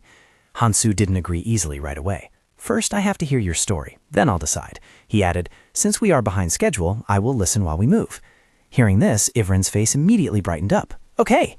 And just like that, Ivrin began to recount everything in detail to Hansu. "I met them on the first day in the labyrinth. As overnight companions, while I was sleeping, I sensed something strange, so I opened my eyes. That guy, realizing Ivrin was awake, immediately called out, 'Oh no, is she up already?' In the next moment, he revealed his lust. 'You could have slept a bit longer, little sister.' Ivrin continued her story. 'Later, I discovered that he was the master of a guild that operates frequently on the first floor. Somehow I managed to escape, but people from his union kept attacking me. That was when she got injured.' Sensing something unusual, Hansu immediately asked, 'Wait, how?' Ivrin seemed unsure and could only guess. 'I think they used a communication stone to chase me.' Hansu felt this object was extremely unfamiliar and thought to himself, 'Communication stone? That never appeared in the game.' Driven by curiosity, he ceaselessly urged, "Tell me more details." Only then did Ivrin begin to introduce to Hansu that communication stones are mystical devices that allow him to communicate back and forth if he synchronizes them before use, with a maximum range of about 300 meters. After grasping the structure and operating mechanism, Hansu judged, "I guess they are similar to walkie-talkies." With nowhere left to run, Hansu continued his train of thought. Countless manpower, plus mystical devices, allowing them to communicate. If I leave Ivrin behind, she will definitely be caught. Hansu curiously asked again, "You didn't do anything wrong, so why do those people from the guild keep chasing you?" Ivrin looked hesitant, not knowing how to respond. "About this," Hansu boldly made a guess. "Is it to silence you?" Ivrin lowered her head, her expression becoming extremely unsightly. "I think it's not just that." However, she suddenly became cheerful again and started recounting. "During the first time I ran away, I threw my knife blindly, and it just happened that it—" Hearing the end of that guy, Hansu couldn't help but feel a bit of phantom pain. It had stabbed right into that place of his. Hansu asked again doubtfully to make sure. "That place, you mean?" Questioned so bluntly, Erwin's a bit embarrassed. "Well, you know, I heard it was completely severed, and even using potions couldn't reattach it." Hansu stood by, his forehead beading with sweat from the tension. He told himself, "That is more than enough reason for them to chase you, you idiot, and you're still smiling?" He silently reassured himself. "Anyway, I guess that's karma." Noticing Hansu's unusual expression, Erwin spoke up first. "I'm sorry." A strange sound rang out, attracting Erwin's attention. She spoke up to warn Hansu. "Brother, someone is chasing us. Don't look back. They are about 150 meters behind." That distance was far enough not to sense anything, but it seemed her words were not a lie. Hansu thought, must be the innate ability of a fairy, right? At this moment, Hansu immediately made a suggestion. "We will speed up. Are you okay?" Erwin accepted without hesitation. "Yes, I'm still fine for now." However, Hansu quickly realized her condition. The wound has opened up again. What made Hansu look at Erwin with different eyes was that she didn't complain a single word. She is brave. After running for a while, Hansu asked again, "How far are the pursuers?" Erwin relied on her intuition to answer, "Still about 150 meters." Hansu gritted his teeth, thinking angrily, "Even though we sped up, the distance hasn't changed. In the meantime, the pursuers must have reported our position to their teammates. It's getting dangerous. We need to eliminate them. If I were their target, that's what I would decide." But if we kill that bastard, there is no turning back, so I must think carefully about what risks I will face and what benefits I will gain. Erwin suddenly turned and called out, "Hey!" Hansu understood clearly that running away was not the solution to dealing with the opponent. To make a rational decision, he needed more information. He immediately questioned Erwin, "What is your specialty?" Still not grasping the implication, Erwin confidently replied, "I am good at laundry and cleaning, though I am a bit poor at cooking." Hearing the answer, Hansu was stunned. "What are you talking about?" Unable to suppress his anger, he shouted, "We are in the middle of a battle." Realizing her mistake, Erwin smiled awkwardly. "So you meant regarding combat." She formally reintroduced herself. "I use a bow, and I can also use fire elemental spirit magic." After listening, Hansu silently made an evaluation. She is the perfect model for a fairy archer, and if it is fire, then that is the rarest element. Hansu went straight to the point. "Have you ever killed anyone?" As if anticipating what was coming, Erwin tightened her grip on the bow in her hand. "No." Her eyes became unusually determined. "But now I can." Hansu nodded in satisfaction and made an offer. "All right. Do you want to be my teammate? Until we escape the labyrinth, I will take 9 shares and you take 1. I will not accept any complaints. Erwin accepted immediately without hesitation. I agree. Hansu continued to ask about the enemy. Good. Current distance? Erwin used her sensing ability to reply. 100 meters. He frowned, looking slightly concerned. We are running as fast as possible, yet they are still closing in. Instead of continuing to flee, Hansu made a very reckless decision. Erwin, we're changing direction. Summon the spirit. Erwin followed his instructions without a hint of doubt. All right. Just like that, they doubled back together. Who would have thought we'd come back here? Erwin's ability to sense the enemy became increasingly distinct.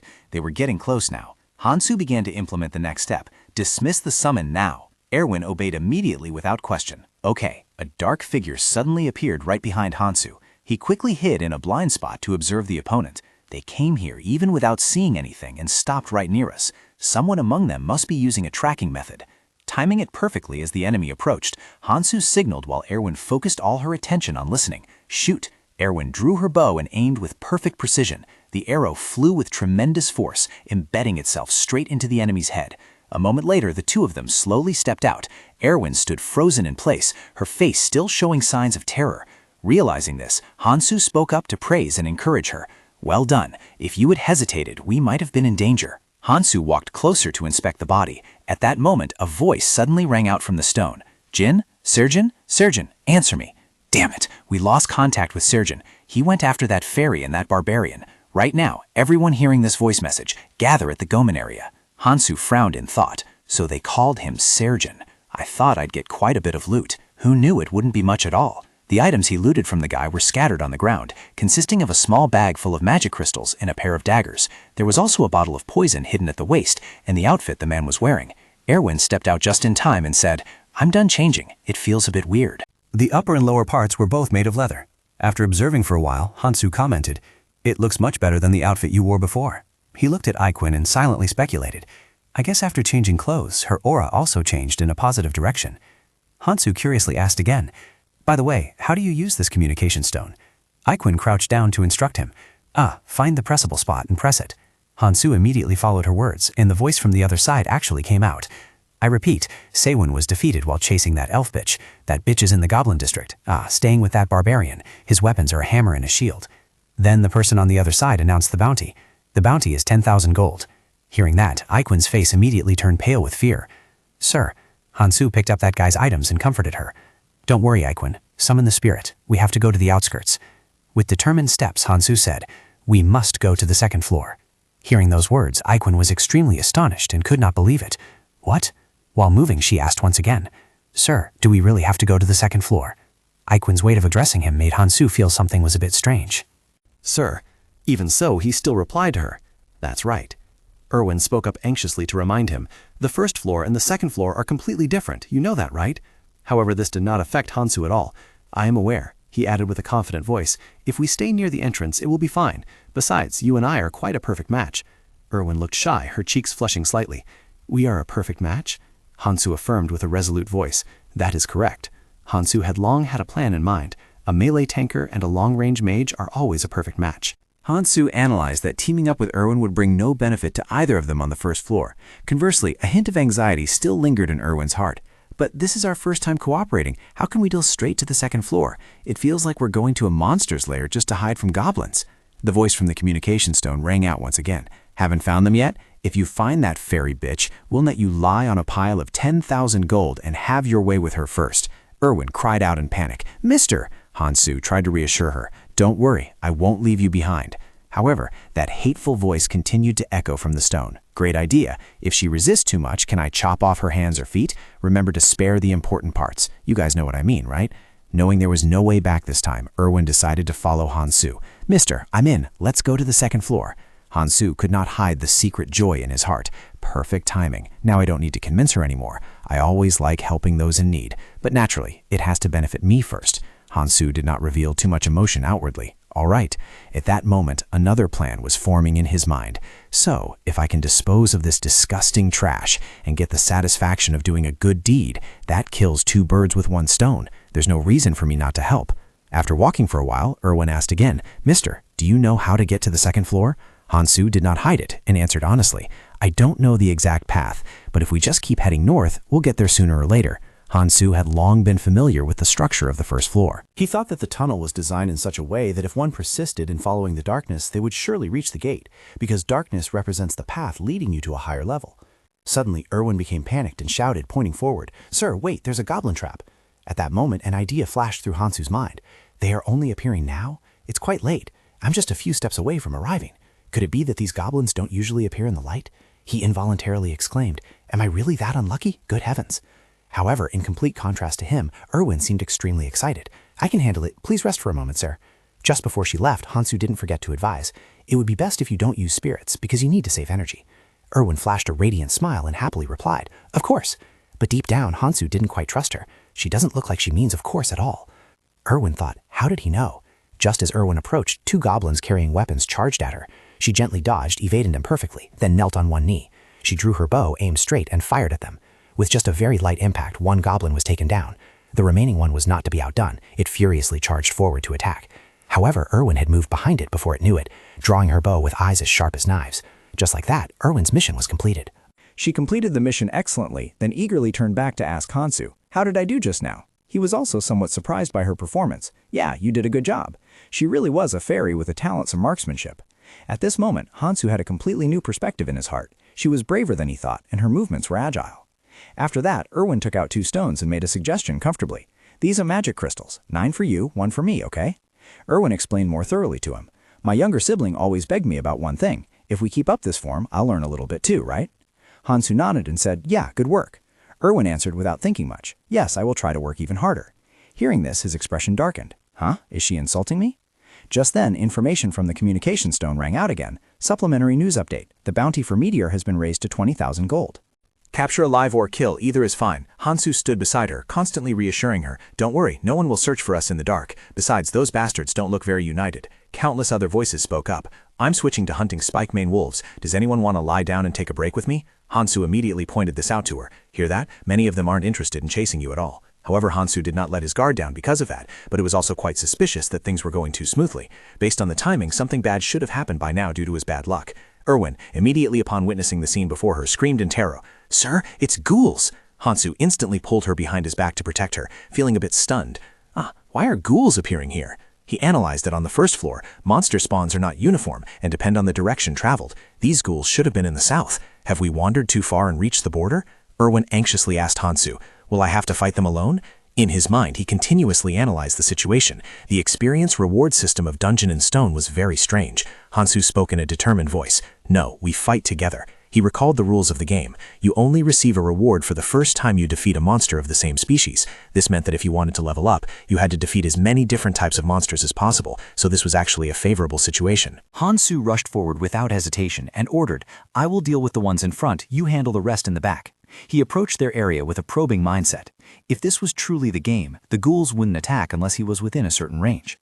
The pack of ghouls quickly spotted Hansu and ceaselessly rushed toward him, but everything was within Hansu's calculation. Fortunately, everything went exactly as he predicted. He just charged straight in, striking them in the face. "Where do you think you're going?" he thought. Ghouls were faster and stronger than goblins. But they were still just grade 9 monsters, not difficult to deal with. Suddenly, right at that moment, a ghoul appeared from out of nowhere behind Hansu's back. However, it was quickly eliminated by Erwin. He thought, having a reliable companion makes this stage as easy as eating candy. The moment she fired her arrow, the system also chimed with a notification. "You have defeated a ghoul, EXP +1. We continued heading north until the 3rd day. Erwin, with her keen eyes, discovered a strange mark on the ground. "Mister, this mark?" She stepped closer to observe it clearly. "It's blood. I don't think this is goblin blood. Who do you think left this trace? There are breadcrumbs next to it as well. I think the blood trail leads in the direction we want to go." Hansu furrowed his brow tightly. His face darkened. Blood? Could it be? No, it surely can't be that. As memories from a few days ago suddenly rushed back, Hansu just stood there silently observing for a long while. His mind was in turmoil as he reached a conclusion. The very first place I set foot in when entering the labyrinth, the portal was definitely right behind it. Hansu recalled the arduous days of overcoming countless challenges on his own, and unable to suppress his emotions, he punched the ground hard. "Fuck, are you kidding me?" Erwin, standing beside him and not understanding what was happening, was terrified. "I'm sorry, even though I don't know what I did wrong." At that moment, Hansu realized a brutal truth. The portal to the 2nd floor was only about 10 meters away from where he started. He couldn't stop cursing inwardly. "Damn it, just how unlucky do I have to be go in the wrong direction like that? This is crazy." Hansu's actions terrified Erwin to the core. "Mister, if I accidentally did something wrong." Seeing her expression, he still didn't understand the reason. What's wrong with her? Hansu tried to suppress his rage. "It's not your fault, don't worry." Erwin hesitated, still not fully understanding the cause. Then why? Then she began to deduce from everything relevant, the blood, the bread, the sandals, his expression. Erwin lowered her head and spoke sympathetically. "Mister, you have suffered so much." Hearing this, Hansu couldn't help but be stunned. Did she figure out the reason I'm acting like this? In reality, Erwin was thinking something completely different. Perhaps he lost a precious companion here. She clasped her hands together, praying sincerely. "I am certain they will reach heaven." Hearing this, Hansu thought wearily. No, of course not. Yeah, right, she definitely misunderstood. Hansu asked seriously once more. "Anyway, are you ready to continue with me?" Although still full of worry, Erwin was determined to follow to the end. "I'm a bit scared, but I don't think I'll die if I'm by your side." Hansu also realized her personality. Does she have a habit of rambling? Yeah, The two of them proceeded inside together. "Let's go," Erwin replied. "Yes." Hansu also told himself, "I don't plan on sitting on the altar that easily either." The system immediately issued a notification. "You have reached the second floor, Goblin Forest." The system quickly notified again. "You have reached the second floor, Goblin Forest." As soon as they arrived, both were free-falling. Erwin hurriedly asked Hansu, "Mister, are you okay?" Although Hansu felt terrible at that moment, he tried to act tough and thought, "I was wondering what it would feel like to go through a teleportation gate. I'm okay, my ass. It feels like I was chewed up by a frog at the bottom of a well and then spat out." In contrast, Erwin was extremely excited. "I'm so surprised. I've never gone through a teleportation gate that drops you from above like this. Those people didn't tell me." Hansu also noticed her peculiarity and thought, "She landed perfectly. I admire her agility, something the barbarian race lacks." However, he didn't want to waste too much time on this. Scan the surrounding area first. After observing the surroundings, Hansu asked, "Is this the northern Goblin Forest on the second floor?" He began to analyze the current situation. There was a portal behind them that would take them both back to the first floor at any time, and he couldn't sense any living creatures within a 50-meter radius. Thanks to the starlight in the sky, he could see clearly in the night. However, the surroundings couldn't get any brighter because this was inside the labyrinth. At this moment, Erwin felt something strange. "Mister, is this really the second floor? I've never heard that the second floor is a forest." Hansu then offered his judgment and patiently explained. "People probably meant a different second floor. There are 4 portals on the first floor, and each one leads to a different region. To the north is the Goblin Forest, to the east is the Monster Nest, to the west are the Deadlands, and to the south is the Blackstone Mountain." This time Erwin had become much sharper. She took the initiative to answer. "I think I remember, and no matter which door we choose, it will lead to the 3rd floor." Hansu nodded in confirmation. "That's right." Yeah, Erwin was still unclear about the next plan. But what do we do now? Instead of answering directly, he asked a counter-question. "Do you know the way back to the city from the labyrinth?" Erwin carefully rubbed her chin and thought. "We automatically return once the labyrinth closes, right?" Hansu agreed with this notion. He explained, "Yeah, the opening times for the first floor and second floor are 168 and 240 hours respectively. Once the time is up, the labyrinth will expel all adventurers back to the city. The Crystal Alliance won't come here because they can't even cooperate with each other. We will stay on the second floor until—" The 168-hour period is almost up, and after that we will return to the first floor. But we cannot just stand right next to the portal the entire time. So let's go explore the surroundings. Hansu stepped forward boldly to lead the way. Erwin happily accepted immediately. All right. Sometime later, after walking a fair distance, Erwin exclaimed and kept talking nonstop. "It feels so nostalgic being in the forest. Although I know there are only monsters here, it feels quite similar to the sanctuary of the elves." Erwin also didn't forget to remind him, "There are traps, so remember to follow my steps." "See that? There's a trap over there too." Hansu looked skeptically. "I don't see anything." She pointed again meticulously. "Under that pile of leaves, look." To prove it, Erwin threw a stone at it. Witnessing the event, Hansu couldn't help but secretly admire her. It's true, this is the detection ability of the elves. Suddenly, he felt she was quite reliable. Erwin put her hands on her hips proudly. How about that? However, he maintained an indifferent attitude and said, "I think you're good at throwing stones." Although he admired her in his heart, he stubbornly didn't want to admit it. He thought, but there's no need to praise her. Hearing those words, Erwin was stunned. "What, that's it?" Hansu coldly added, and didn't forget to remind her. "Detecting traps is inherently your duty. Don't get excited over such a small thing. You are already a true adventurer." Erwin's cheeks suddenly flushed pink, perhaps out of shyness. She covered her mouth, smiled shyly, and replied, "All right." It turned out Erwin was overjoyed to be acknowledged by Hansu as a true adventurer. Hearing that, he silently exclaimed to himself, "She is quite easy to manipulate." At this moment, Erwin also sensed something unusual nearby. But something is strange. There are traps, but I don't sense any goblins in the area. Hansu completely agreed. Of course, unlike the first floor, detecting traps around here doesn't mean there will be goblins. The traps on the second floor are like a feature of this floor.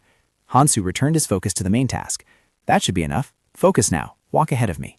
Erwin quickly moved to the front. Okay. Hansu thought. This place is called the Goblin Forest in the game. Besides the traps, it has another characteristic.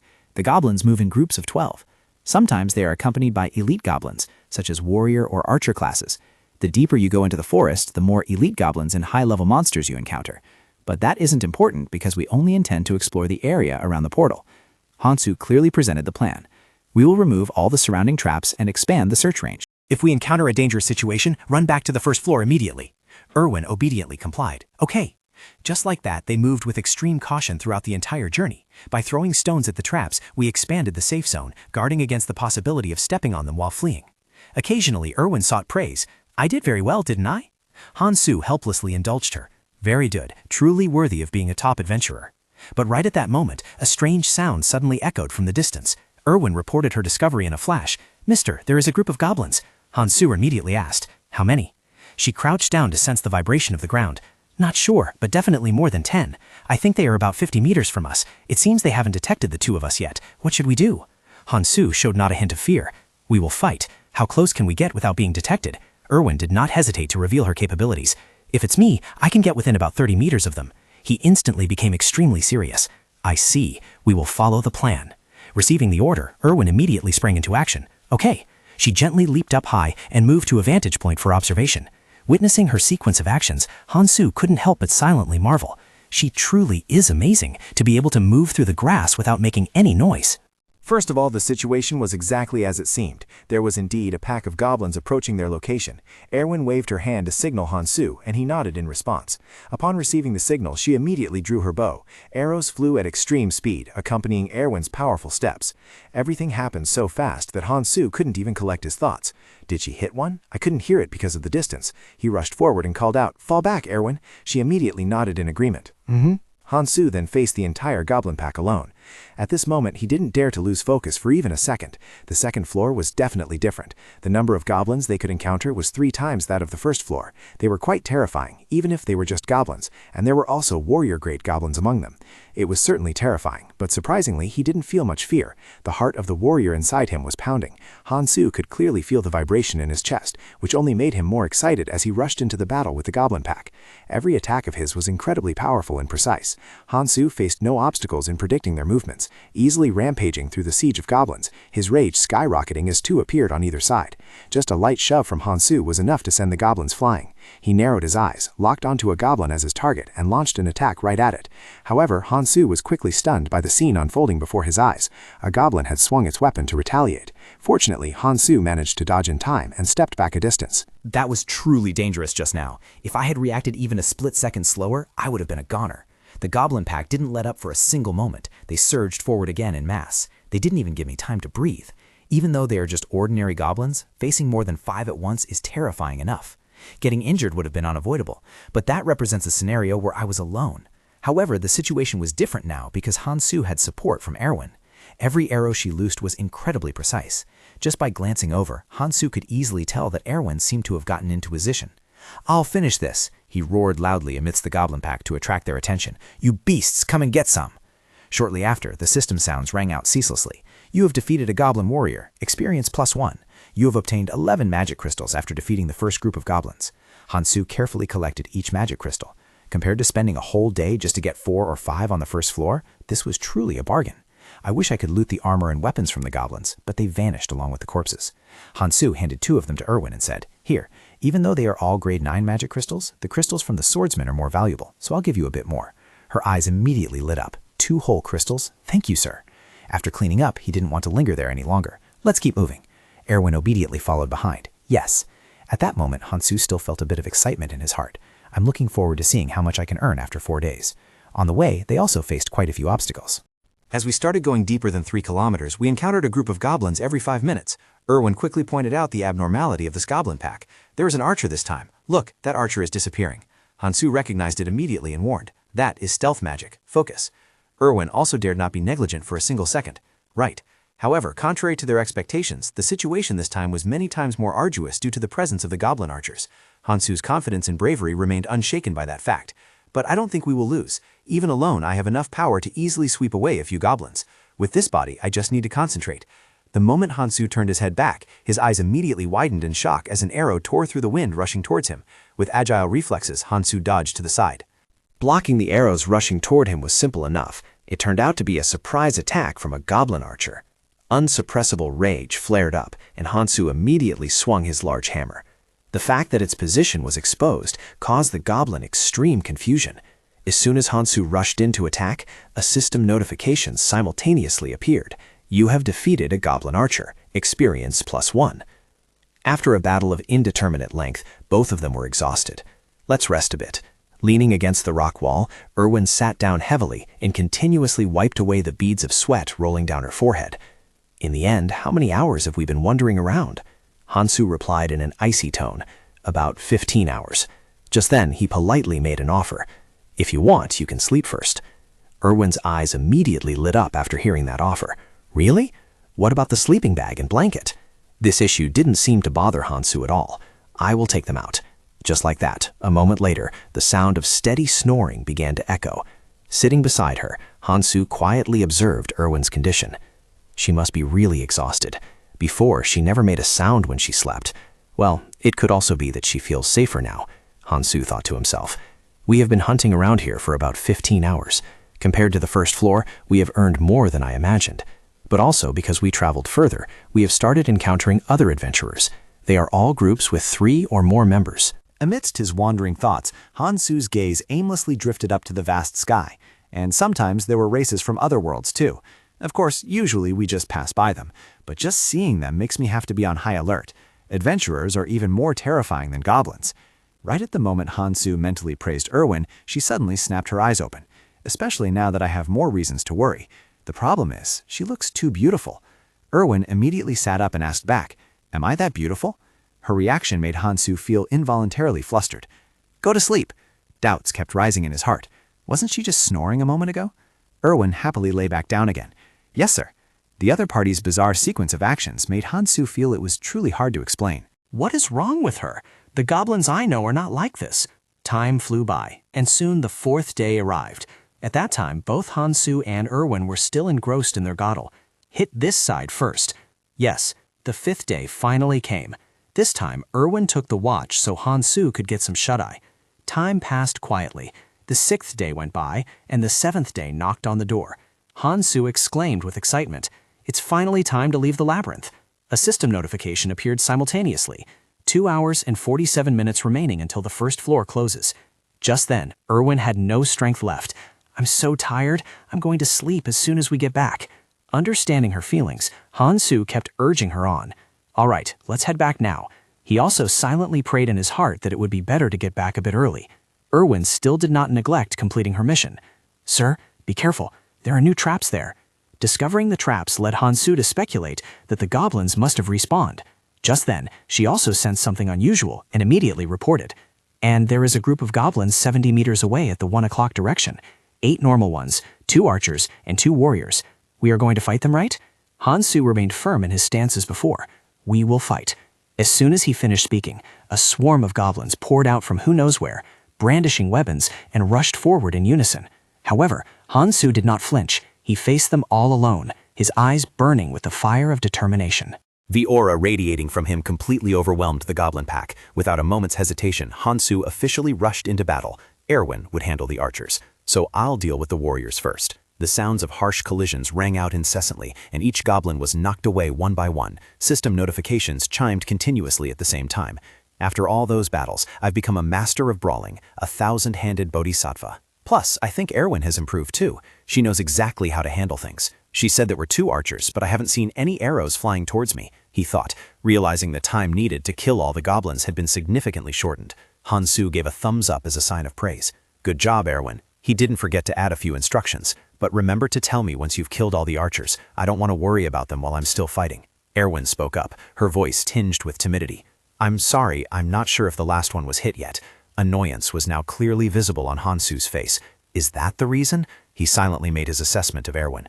That's right. Uncertain information is even more dangerous. Suddenly noticing something, she pointed forward. "She has matured a lot compared to a few days ago. I feel so proud." Erwin reached out so Hansu could see better. Look, there's something really cool over there. He recognized the object extremely quickly. This was an essence, a goblin archer's essence. However, Hansu's mood was not relieved in the slightest. Damn it, in a place like this? Hansu pondered. Essence, that is a part of the skill system in Dungeon and Stone. They provide one active and one passive skill. Each has different attributes depending on the species. One can only receive it once per level, but it is basically like a cheat. Therefore, it is considered even more precious than treasure to adventurers. However, the amount one can absorb is limited, and the ability of the essence varies depending on the monster. So a character's fate depends on what kind of essence they obtain. The drop rate is almost 0. I never thought I would see it here. So that is an essence? Hansu frowned as his thoughts flowed. It's too lucky, so much so that I don't have a good feeling about this. Erwin asked blankly, If you eat it, will you turn into a goblin, mister? There's no way I could be that lucky. Hansu answered her question bluntly. No, you will only receive a portion of the goblin's abilities. For example, the one that chased us on the first floor had received an essence of a spike-maned wolf and tracked us by scent. Hansu politely consulted her. Do you want it? Erwin hesitated, not knowing how to respond. Well, not exactly. Her next statement, however, showed unexpected rationality. But I will take it if you don't need it. Hansu cast a glance at her with a hint of disdain. I feel like she's starting to become more thick-skinned. Regardless, Hansu was very self-aware. Besides, he already knew which essence he needed. I'll have to spend a mountain of money if I just consume essences without thinking about the future. The essence of a goblin archer isn't something a barbarian like me needs. After a moment of consideration, he finally reached his decision. All right, Erwin, if you promise me one thing, you can have the essence. I'll tell you once we reach the first floor. Rage flared up in Erwin as soon as she heard this. Hey, a group of people suddenly appeared right in front of them. Don't move, barbarian and fairy, what the hell are you doing? Despite her anxiety, Erwin tried to step forward to negotiate. What do you mean? We're just hunting. It seemed this scenario was already within Hansu's calculations.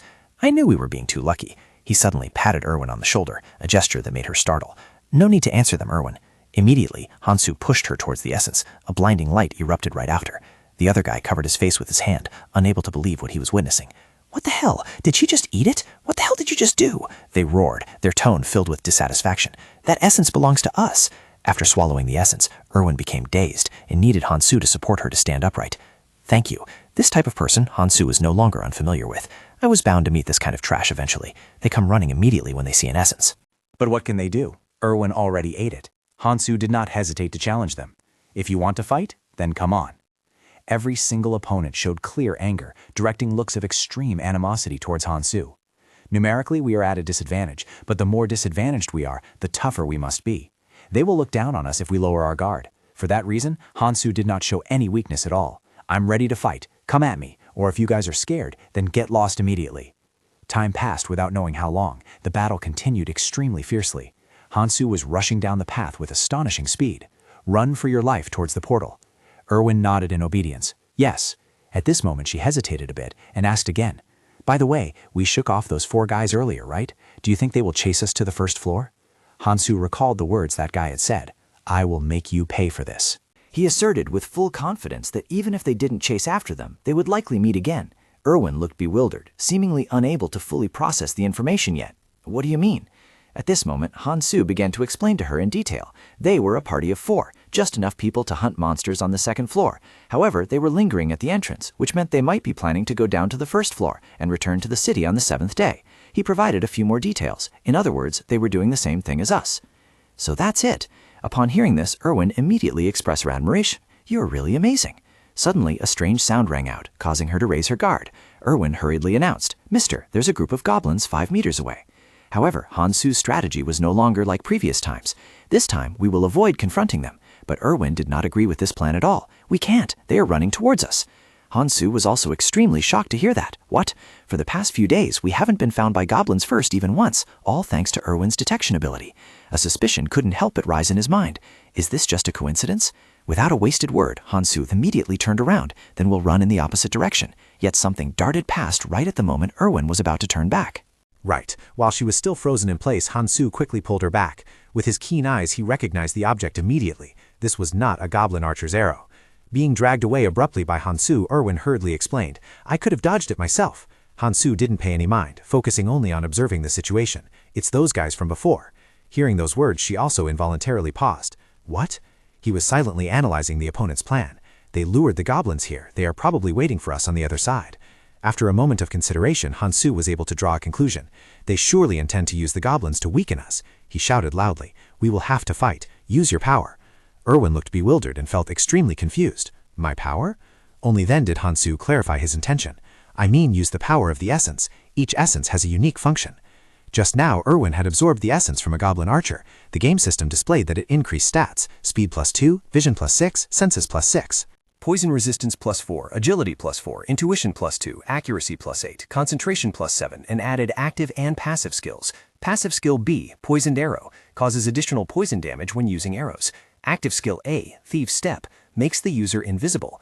Aaron was still utterly bewildered at this moment. But I don't know how to use it. Hansu glanced at her once and spoke up. It's working already. A stream of white aura began to pour endlessly from Aaron's body. Active skill A, Thieves' Step, makes the user invisible. Standing beside her, Hansu frowned, his eyes filled with suspicion. The skill activates automatically according to the user's will, without even needing an incantation or anything? Even though the skill had been deployed, Aaron was still dazed, not understanding what was happening. It's working? Not wanting to waste any more time, Hansu handed the bag to Aaron to hold. Here, hold this. Before leaving, he didn't forget to instruct her. I will go defeat the goblins myself. Meanwhile, you go find that crossbow wielder. Even so, Erwin couldn't hide her anxiety. Isn't it dangerous for you to go alone? Hansu couldn't afford to worry about too many things right now. There's no time. Just stay invisible, and when I give the signal, shoot that crossbowman. You have one chance. Saying that, he dashed off. Until then, don't make a move. Erwin was extremely impatient as she hadn't finished speaking. Wait, mister, what signal? After running for a while, Hansu thought to himself, this should be far enough. Soon, the sounds of a goblin pack rang out. The goblins were on the left. Hansu didn't dodge, but confronted them head-on. Those monsters still hadn't revealed themselves after firing that first arrow. He swung his hammer, ready to fight to the end. But I assume they will show themselves once all these goblins kick the bucket. The goblins were knocked flying in all directions. Hansu quickly observed the situation to make an assessment. There were about a dozen goblins. Other goblins, weapons in hand, were approaching. At this moment, 2 of them looked like swordsmen, but Hansu remained incredibly decisive in his every move. No arrows are being shot at me, which means there are no archers. Just then, an arrow flew in and lodged into Hansu's shield. There it is. I have to be careful of the goblin archer's arrows. A sudden sharp pain shot through his body. Taking advantage of Hansu's lapse of defense, a goblin sneaked in attack on him. Furiously, he slammed it to the ground while still having to fend off attacks from others. He thought, I can't ignore that crossbowman either, and without Erwin's support, my wounds are piling up. The sound of the hammer echoed through the space once again. After the battle, Hansu panted in exhaustion. Now, things are getting a bit more dangerous. However, a sound made Hansu freeze. Consecutive attacks came crashing in. 2 arrows flew simultaneously. Hansu could realize this without any difficulty. 1 arrow from the goblin archer and the other from the crossbowman. I cannot block 2 arrows at the same time. Hansu decided to raise his shield to defend, so I will block the crossbowman's arrow. However, 1 arrow caused Hansu to suffer an injury. He cursed silently in his heart with full of rage. The goblin's arrow must have hit my elbow. It seems to be poisoned. I cannot move my arm. Without a moment of hesitation, Hansu threw away his hammer. Now only my right hand is usable. I need to choose between the hammer and the shield. Gritting his teeth to endure the pain, Hansu used all his strength to pull out the arrow stuck in his arm. He decided to keep only the shield as a weapon. Even though he was injured, Hansu's will was not diminished in the slightest. The real enemy right now is those bastards, not these goblins. I could easily finish off the goblins with my hammer, but then I wouldn't be able to block the arrows from that crossbowman. Hansu exerted all his strength to control the shield, knocking the swarm of goblins away. However, it wasn't over yet. The situation forced Hansu to curse under his breath. There's still more? Just then, a terrifying aura radiated from Hansu's body. Seeing this, the goblins fled immediately, and Hansu didn't bother chasing them. He frowned, calculating silently. I don't need to chase the ones that ran away. I've lured enough. At that moment, from a dark corner, the group of people slowly stepped out. Did you wipe out those goblins all by yourself? The leader pointed his sword straight at Hansu. I didn't expect that. You've impressed me. Their presence didn't surprise him at all. I knew it was you guys. However, after observing for a moment, Hansu noticed something unusual. The crossbowman was missing. The man smirked, letting out a mocking laugh. That's right, it's us. Where is that little fairy girl? Not wanting to waste time with them, Hansu got into a combat stance. Bring it on. Seeing that he wasn't afraid in the least, the other guy looked even more interested. You really are a barbarian. You fought off all those goblins and still have so much energy. His face suddenly revealed a sinister look. But it looks like you're pretty hurt yourself. If you tell me where that little elf is, I'll let you go. Hansu felt it was ridiculous after hearing those words. Let me go? Does he think I'm stupid? His attitude, not only unafraid but even laughing, drove them mad with rage. "Did you just laugh, you lunatic? That's right, strike first, ask questions later." However, the leader maintained his composure. "Don't let your guard down. Just imagine we are hunting a giant monster." As soon as the order was given, the group rushed forward simultaneously. Hansu's hands were trembling violently. "My left arm still can't move. I don't know if Erwin has found the crossbowman yet. Now I need to give a signal, a unique signal that only someone from this world would recognize." A sudden idea flashed in Hansu's mind. "That's it," he smiled triumphantly. "I'll use this." Hansu suddenly raised his middle finger to the sky, an action that confused them greatly. "What are you doing?" In reality, he was a bit uneasy deep down. Will Erwin notice this signal? I can't hear anything because she's too far away. But Hansu had no choice but to attack. I have no choice but to trust her. Hansu and the leader clashed head-on. Sensing the difficulty, he immediately called out. Ace, having received the order, immediately rushed in to launch an attack to relieve the captain. Hansu couldn't help but be astonished, silently admiring in his heart. "This Ace guy is really strong, but I can't retreat. I need to distract them to create an opportunity for Erwin." At that time, Hansu was enduring attacks from multiple directions. But he still held an ironclad belief in Erwin. She wouldn't lose to that crossbow user, would she? Just then, an arrow with terrifying speed flew in, attracting the entire attention of the group. Even Elias couldn't help but be stunned, whispering an exclamation, "An arrow!" At the same time, both Hansu and the leader turned their eyes toward the incoming arrow. Looking at the arrow, Hansu couldn't be sure if it was from the crossbow user or Erwin. Only when the arrow aimed straight at him did Hansu dare to confirm, it must be Erwin's. Seeing the situation, the leader immediately reorganized the team. "You guys focus on dealing with that barbarian. I'll handle blocking the arrows." The arrow continued its path and was blocked by another person's shield. The leader burst into a fit of incredibly delighted laughter.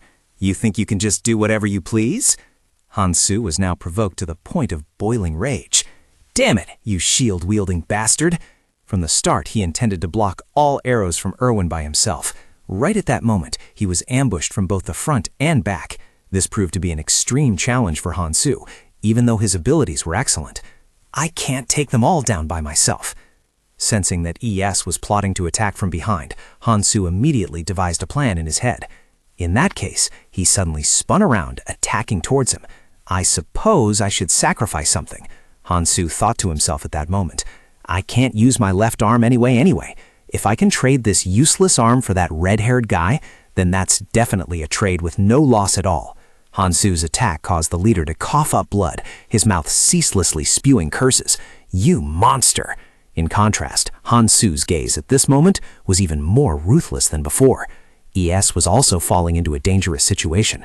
Realizing he was no match for Hansu, he immediately wanted to retreat. ES's eyes widened, unable to hide his astonishment. The shield guy appeared from nowhere, blocking right in front of him. "Focus, I'll block the arrows." It seemed that guy was also struggling greatly against Erwin's attacks. Hansu was incredibly pleased witnessing this scene. "Well done, Erwin."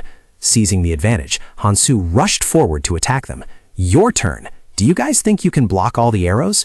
Damn it, my archer is..." The shield wielder finally realized Erwin's identity, an elf archer. Meanwhile, the battle between Elias and Hansu had become incredibly intense.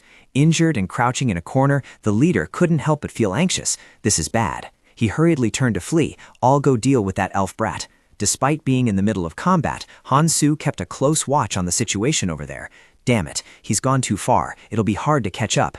Elias gritted his teeth and taunted, "Give up, barbarian." Hansu's heart was filled with worry, but he was helpless. "I can only trust Erwin now." A heavy blow pushed Hansu back a few meters. Seizing the opportunity, Elias rushed forward to press the attack. However, something unexpected appeared, causing him to freeze. Hansu summoned all his remaining strength, resolving to deal with both of them at once. Seeing the shield wielder being thrown away, Amos couldn't help but curse. Damn it! He was furious and decided to launch a counterattack. Bastard! Hansu showed no sign of fear whatsoever. "Now it's just you alone." In his heart, he still held a degree of wariness. He is very strong. I don't understand why he was in a squad with those ants. With no time to deliberate, Hansu immediately rushed into battle. Regardless, this was the biggest mistake of his life. Amos said, "So you intend to keep retreating forever? I bet you're trying to stall for time until that redhead comes back, right? But I won't let that happen." Hansu devised a plan. "I will feign swinging the shield." Hansu's shield slammed straight into Amos, then he threw it aside. Hansu grabbed him tight by the collar and lifted him up. He coldly observed the opponent's miserable state. Now Hansu used all his strength to drag Amos along. He roared frantically, "Do you think I'm going to die in a place like this?" Amos's fresh blood splattered everywhere. "Go meet your ancestors." Hansu calmly wiped the blood streak from his face. Panting heavily, he glanced at the lifeless Amos lying on the ground. Erwin came running hurriedly from somewhere. She asked worriedly, "Mister, are you okay?" Seeing her, Hansu could imagine the outcome. It seemed Erwin had won as well. Erwin took out a potion and said, "Your wounds are too severe, mister. Hurry up and drink this potion." Hansu frowned skeptically. "Drink it?" Erwin nodded to confirm. "Drinking it is better than pouring it on the wound. Besides, you're also poisoned. Hurry up." Although reluctant, Hansu had to accept and follow through. All right. He quickly drank the potion dry. A wave of heat immediately surged within Hansu's body, feeling as if his insides were boiling. I felt pain in every blood vessel, and my skin was hot and itchy. Standing beside me, Erwin kept encouraging me. "Mister, hang in there." Hansu then asked, "What time is it?" She looked at the watch on her hand and reported back, "It's 11:20. Hansu started calculating in his head. "We lost 10 minutes. That means there are 40 minutes left until the first floor closes. We don't even have time to rest." Hansu directly issued a command, "Take it off." Hearing that, her face turned as red as a ripe gack fruit. There seemed to be a misunderstanding. Erwin started taking off her clothes while having indecent thoughts. So suddenly? No, he must have a reason. At this moment, Hansu spoke up to correct her. "No, not you. I meant the corpses of those adventurers over there." The watch then displayed the remaining time as 39 minutes 59 seconds. Hansu immediately assigned tasks clearly.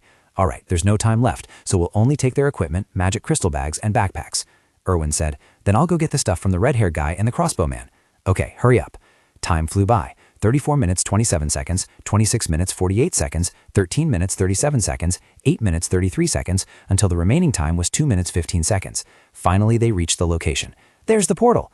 0 minutes 50 seconds. "We're going straight in." In the final seconds, they managed to rush inside. 0 minutes 48 seconds. The watch now showed the remaining time as 0 minutes 40 seconds. The system's notification sound also rang out. "Successfully raided the first floor." Erwin was now appearing extremely excited. She really is happy. However, Hansu was in a completely opposite mood. Basically, we were both thrown out together. Why does she always land perfectly?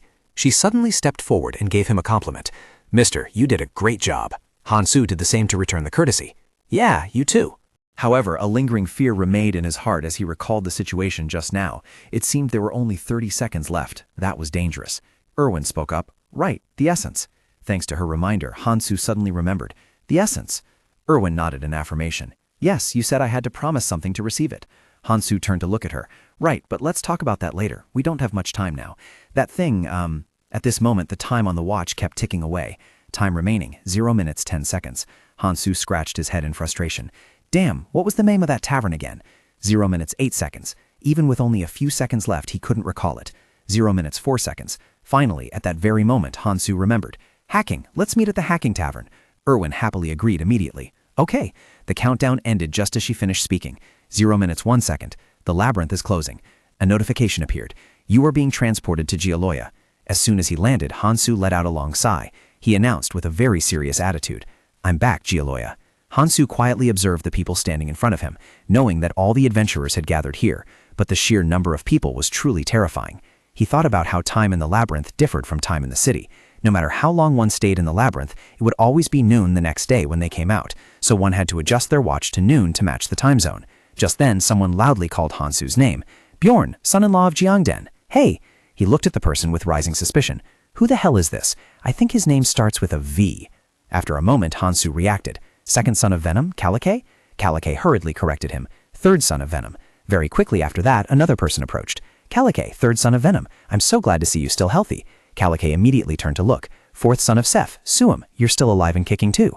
More and more people were arriving, a scene that sent Hansu into a panic. "That's Fama of the Nilan family over there. You still look quite well, don't you?" "Kalik, how do you find the labyrinth? This guy has such wide connections. Those spiked mane wolves were nothing to him. You wield that axe with such class." He felt helpless, thinking to himself, what is this, a reunion of long-lost brothers from all over? Where on earth did these giants pop out from? They continued chatting with ceaseless enthusiasm. "My dear Kalik, want to spar a bit at the checkpoint? Great, I'll show everyone what the courage of a warrior looks like. Let's go, brothers. Most of the magic crystals are practically mine already." At that moment, someone turned back to ask for Hansu's opinion. "Bjorn, are you coming along?" Hansu nodded in agreement. "Yeah, okay." After a while of counting, the final results were released. 24,476 stones, 28,420 stones, 41,490 stones. The crowd was overjoyed and screamed with excitement upon hearing the results. Over 40,000 stones? That's top tier! Kalake, the third son of Venom, is truly a warrior among warriors. Countless red bags were placed on the table at this moment. Is all of this magic crystals? Hansu nodded in confirmation. That's right. The enumerator began counting at a storm-like speed. Let me count. Hansu stood there watching, unable to help but admire. Damn fast. After a while, the person returned to announce the result.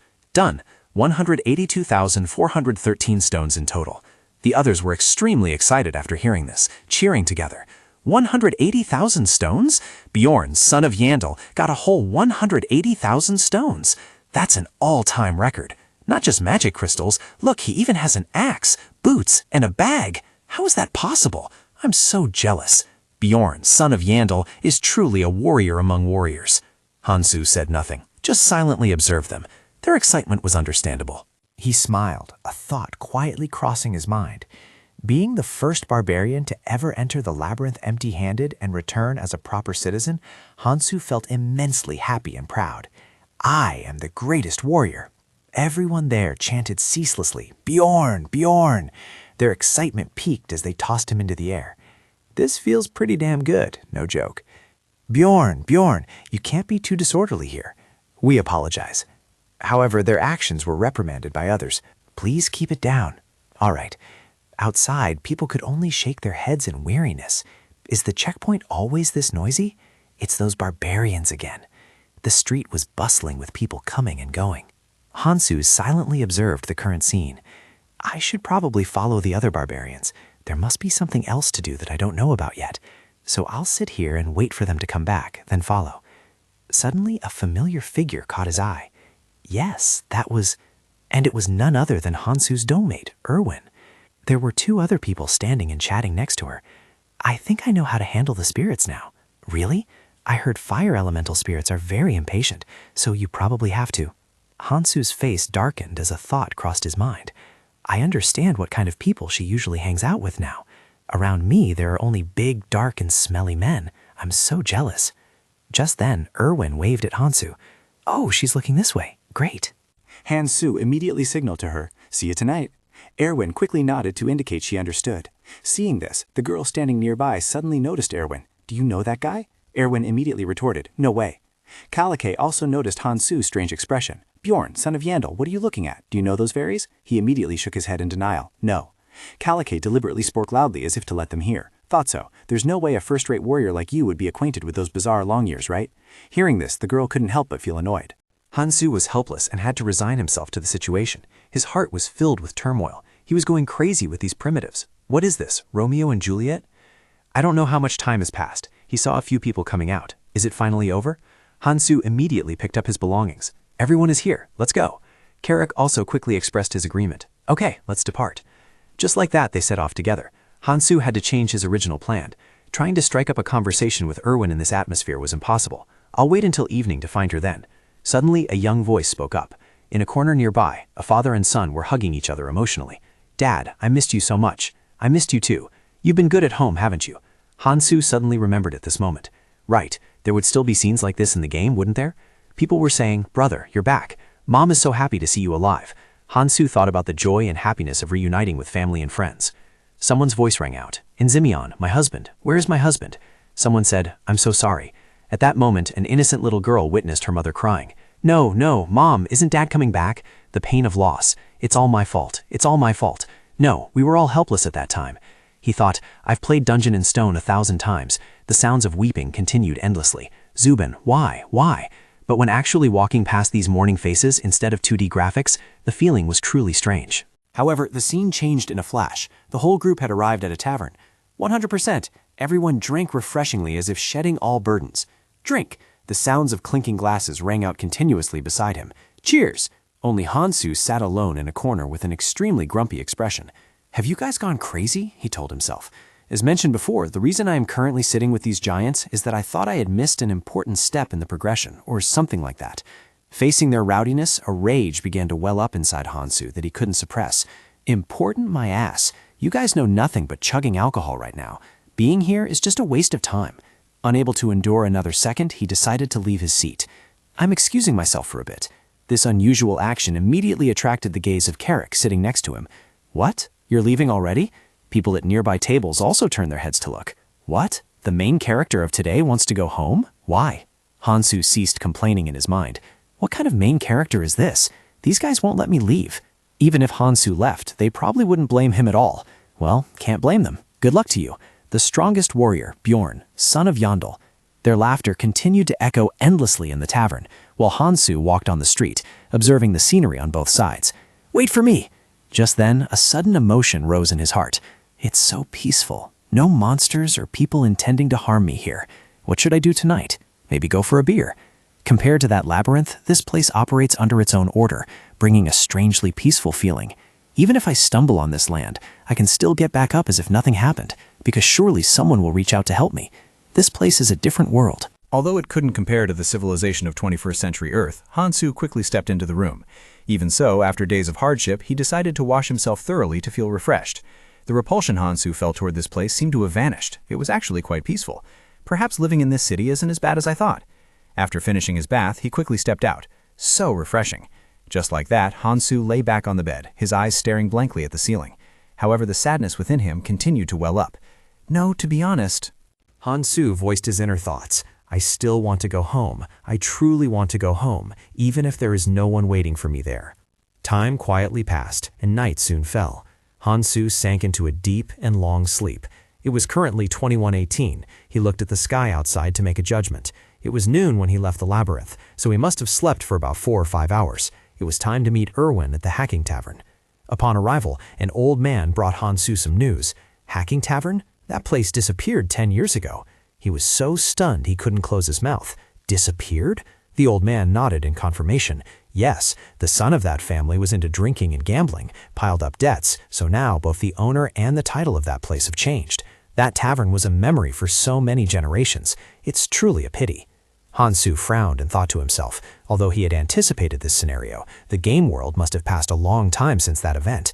He was unwilling to give up and asked, "So what is the new tavern's name? Let me see."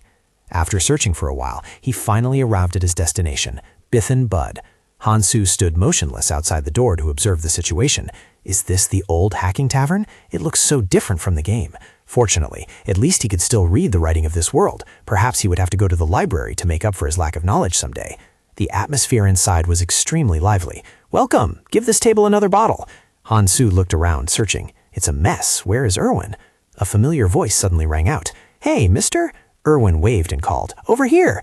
Hansu glanced over and saw another person sitting next to her. Over there? Is that woman the one from this afternoon? This young lady's attitude didn't seem very friendly at all. "So you're that barbarian?" Hansu didn't bother much with her tone and introduced himself. "Bjorn, son of Yandel. And you?" Her words really didn't add up from start to finish. This kid's older sister. Hearing this, Erwin sitting next to her immediately called out, "Sister!" The girl still stubbornly refused to reveal her name. Because of this, Hansu teasingly remarked, "Is your name this kid's older sister?" Her face remained cold as ice, showing not a ripple of emotion. "Just call me Talesia. That way you can easily figure it out." Her full name must be Erwin Sanaisi Z. Talesia. She probably didn't want to let him know her real name. Hansu maintained his teasing tone and continued asking, "Well then, Amicia, what wind blows you here?" Provoked, Talesia slammed her hand on the table. "Hey, barbarian, I have a question for you." She questioned him bluntly without beating around the bush. "Why would you want to meet a young girl in a tavern so late at night like this?" Talesia ceased to stop interrogating Hansu. Last night you asked Erwin to come to this indecent tavern and then didn't show up, making the poor girl wait all night, and you still dare to ask me back? Without holding back, she hurled insults right at his face. "You thick-skinned barbarian." His face immediately darkened. "What do you mean, last night?" Misha, still frowning deeply, shouted. "Are you playing dumb?" Hansu immediately turned to question Erwin. "How long have we been out of the labyrinth?"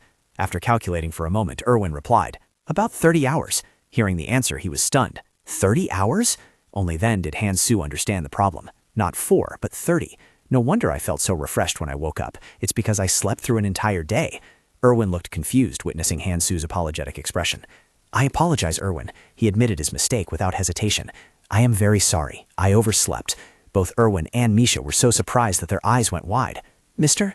Seeing their reaction, Hansu couldn't help but feel suspicious. She looked utterly surprised, perhaps having never witnessed a barbarian apologize before. Tamesia, unwilling to let it go, continued to press him. Since you are a barbarian, I didn't expect you to arrive on time anyway. So what is the reason you asked Erwin to come out here? This question indeed put Hansu in a difficult spot. Well, he could come up with plenty of long-winded excuses. Hansu frowned deeply, his voice filled with irritation. But I'm not obligated to explain myself to you. If you're curious, go ask Erwin. Tamesia wasn't surprised by his reaction. I knew it. Barbarians were certainly interesting. Well said. Showing no respect, Hansu continued. What does that have to do with this? You should drop that attitude. By implying he would shelter Erwin for life, he had provoked her to the point of nearly going mad. You savage. Meanwhile, noticing the tense atmosphere, Erwin tried to intervene and mediate. Mister, Tamesia pulled out a bag and slammed it onto the table. Here, take it. This is 350,000 stones. That is the money Erwin earned from selling the essence. The scene suddenly reminded Hansu of something. It felt like he had seen this scenario in some Korean drama. Vivid imaginary images began to form in his mind. Take this money and get the hell away from Erwin. Seeing Hansu standing still without flinching, Tamesia felt a flicker of suspicion. Why aren't you taking it? Is it perhaps as I guessed? Do you have some other motive? Instead of replying, Hansu turned to question Erwin. Erwin, do you agree with her? She hesitated, unsure of how to answer. About this. Only then did he speak up to explain clearly. The price for the essence I gave you is that you will help me until I gather enough essence to complete the mission. Erwin's jaw dropped in astonishment. Huh? Is that so? Hansu nodded in confirmation. Yes, and we will split it 50-50. Her eyes suddenly sparkled like stars. Oh. However, Erwin's expression changed instantly. She awkwardly lowered her head. I'm sorry. At that moment, Hansu felt extremely confused. Why? We coordinated quite well in the dungeon. Tamesia then spoke up to defuse the situation. From now on, Erwin will enter the labyrinth with me. We only followed tradition by letting her go out alone this one time. Since this was her first exploration, I never intended to let the child enter the dungeon alone. Hansu felt a surge of irritation rising within him. I understand. Now that she has her sister accompanying her, the bond we formed, however slight, has vanished into thin air. Tamesia once again pushed the money bag towards him, gesturing for him to take it. Please accept this pouch. However, Hansu was not someone to compromise so easily.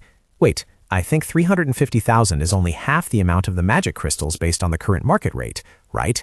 Without hesitation, she nodded in admission. Of course, you've already received plenty, haven't you? However, he still didn't feel satisfied. So this is missing 280,000 stones? The split we promised was 9-1. Tamesia burst out laughing. Ah, right, I almost forgot. She took out another bag. Here, 280,000 stones. Witnessing this scene, Hansu couldn't help but be stunned. What the hell? Was she planning to cheat him if he forgot? Curses at his opponent poured out in his heart. That petty pointy ears. Now I know why barbarians hate elves. Hansu tried to suppress the emotions surging within him. If you're done, could you step aside for a moment? I still have something to speak with Erwin about. Tamesia remained firm, unmoving.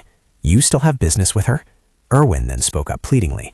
Sister, she put on that innocent but guilty look again. Thank you for worrying and following me here, but could you please go back first? I need to thank him and say goodbye. Faced with that expression, Tamesia couldn't help but relent. Fine, I am not a child anymore. She suddenly turned around and pointed straight at his face. Then go, you barbarian. Hansu was bewildered, completely unable to understand what was going on. Huh, what? Tamesia shouted loudly. Swear you won't sleep with Erwin, and I'll leave right now. Hearing these words, Erwin's face instantly turned as red as a ripe tomato. What? What are you saying? Hansu immediately had a thought. Not sleep with her. So other options are acceptable. Tamesia showed no intention of letting it go. Swear it. Without hesitation, Hansu loudly agreed. I swear. He thumped his fist against his solid chest, on the honor of a warrior. However, deep down, Hansu knew he never cared about that meaningless warrior's honor. At this moment, Erwin was deeply moved. No, mister. Just like that, Tamesia satisfiedly turned on her heel to leave. All right, I'm going now. Erwin worriedly turned back and called out, Sister? Thanks to her call, she suddenly remembered. Almost forgot. Tamesia turned back and expressed her gratitude to Hansu. Thank you for saving Erwin, Bjorn, son of Yandel. Hearing this, Erwin could only bury her face in the table helplessly. She sadly raised her head to look at him. What should I do? I've never disobeyed her before. Do you think she'll be angry? Hansu immediately calculated in his mind. With that smile, she didn't look very angry. However, he could only reassure her and nothing more. Don't worry. Erwin seemed to suddenly remember something. That's a relief. Ah, right. Erwin appeared shy, not daring to look directly at Hansu. Thank you for your offer earlier, but I decided to help my sister a long time ago, so I'm very sorry. Even so, he had no intention of scolding her. You don't need to apologize. At that moment, another thought arose in Hansu's mind. If a high-level spirit offered to help me while exploring the dungeon, I wouldn't refuse either. Erwin took out a bag and handed it to him.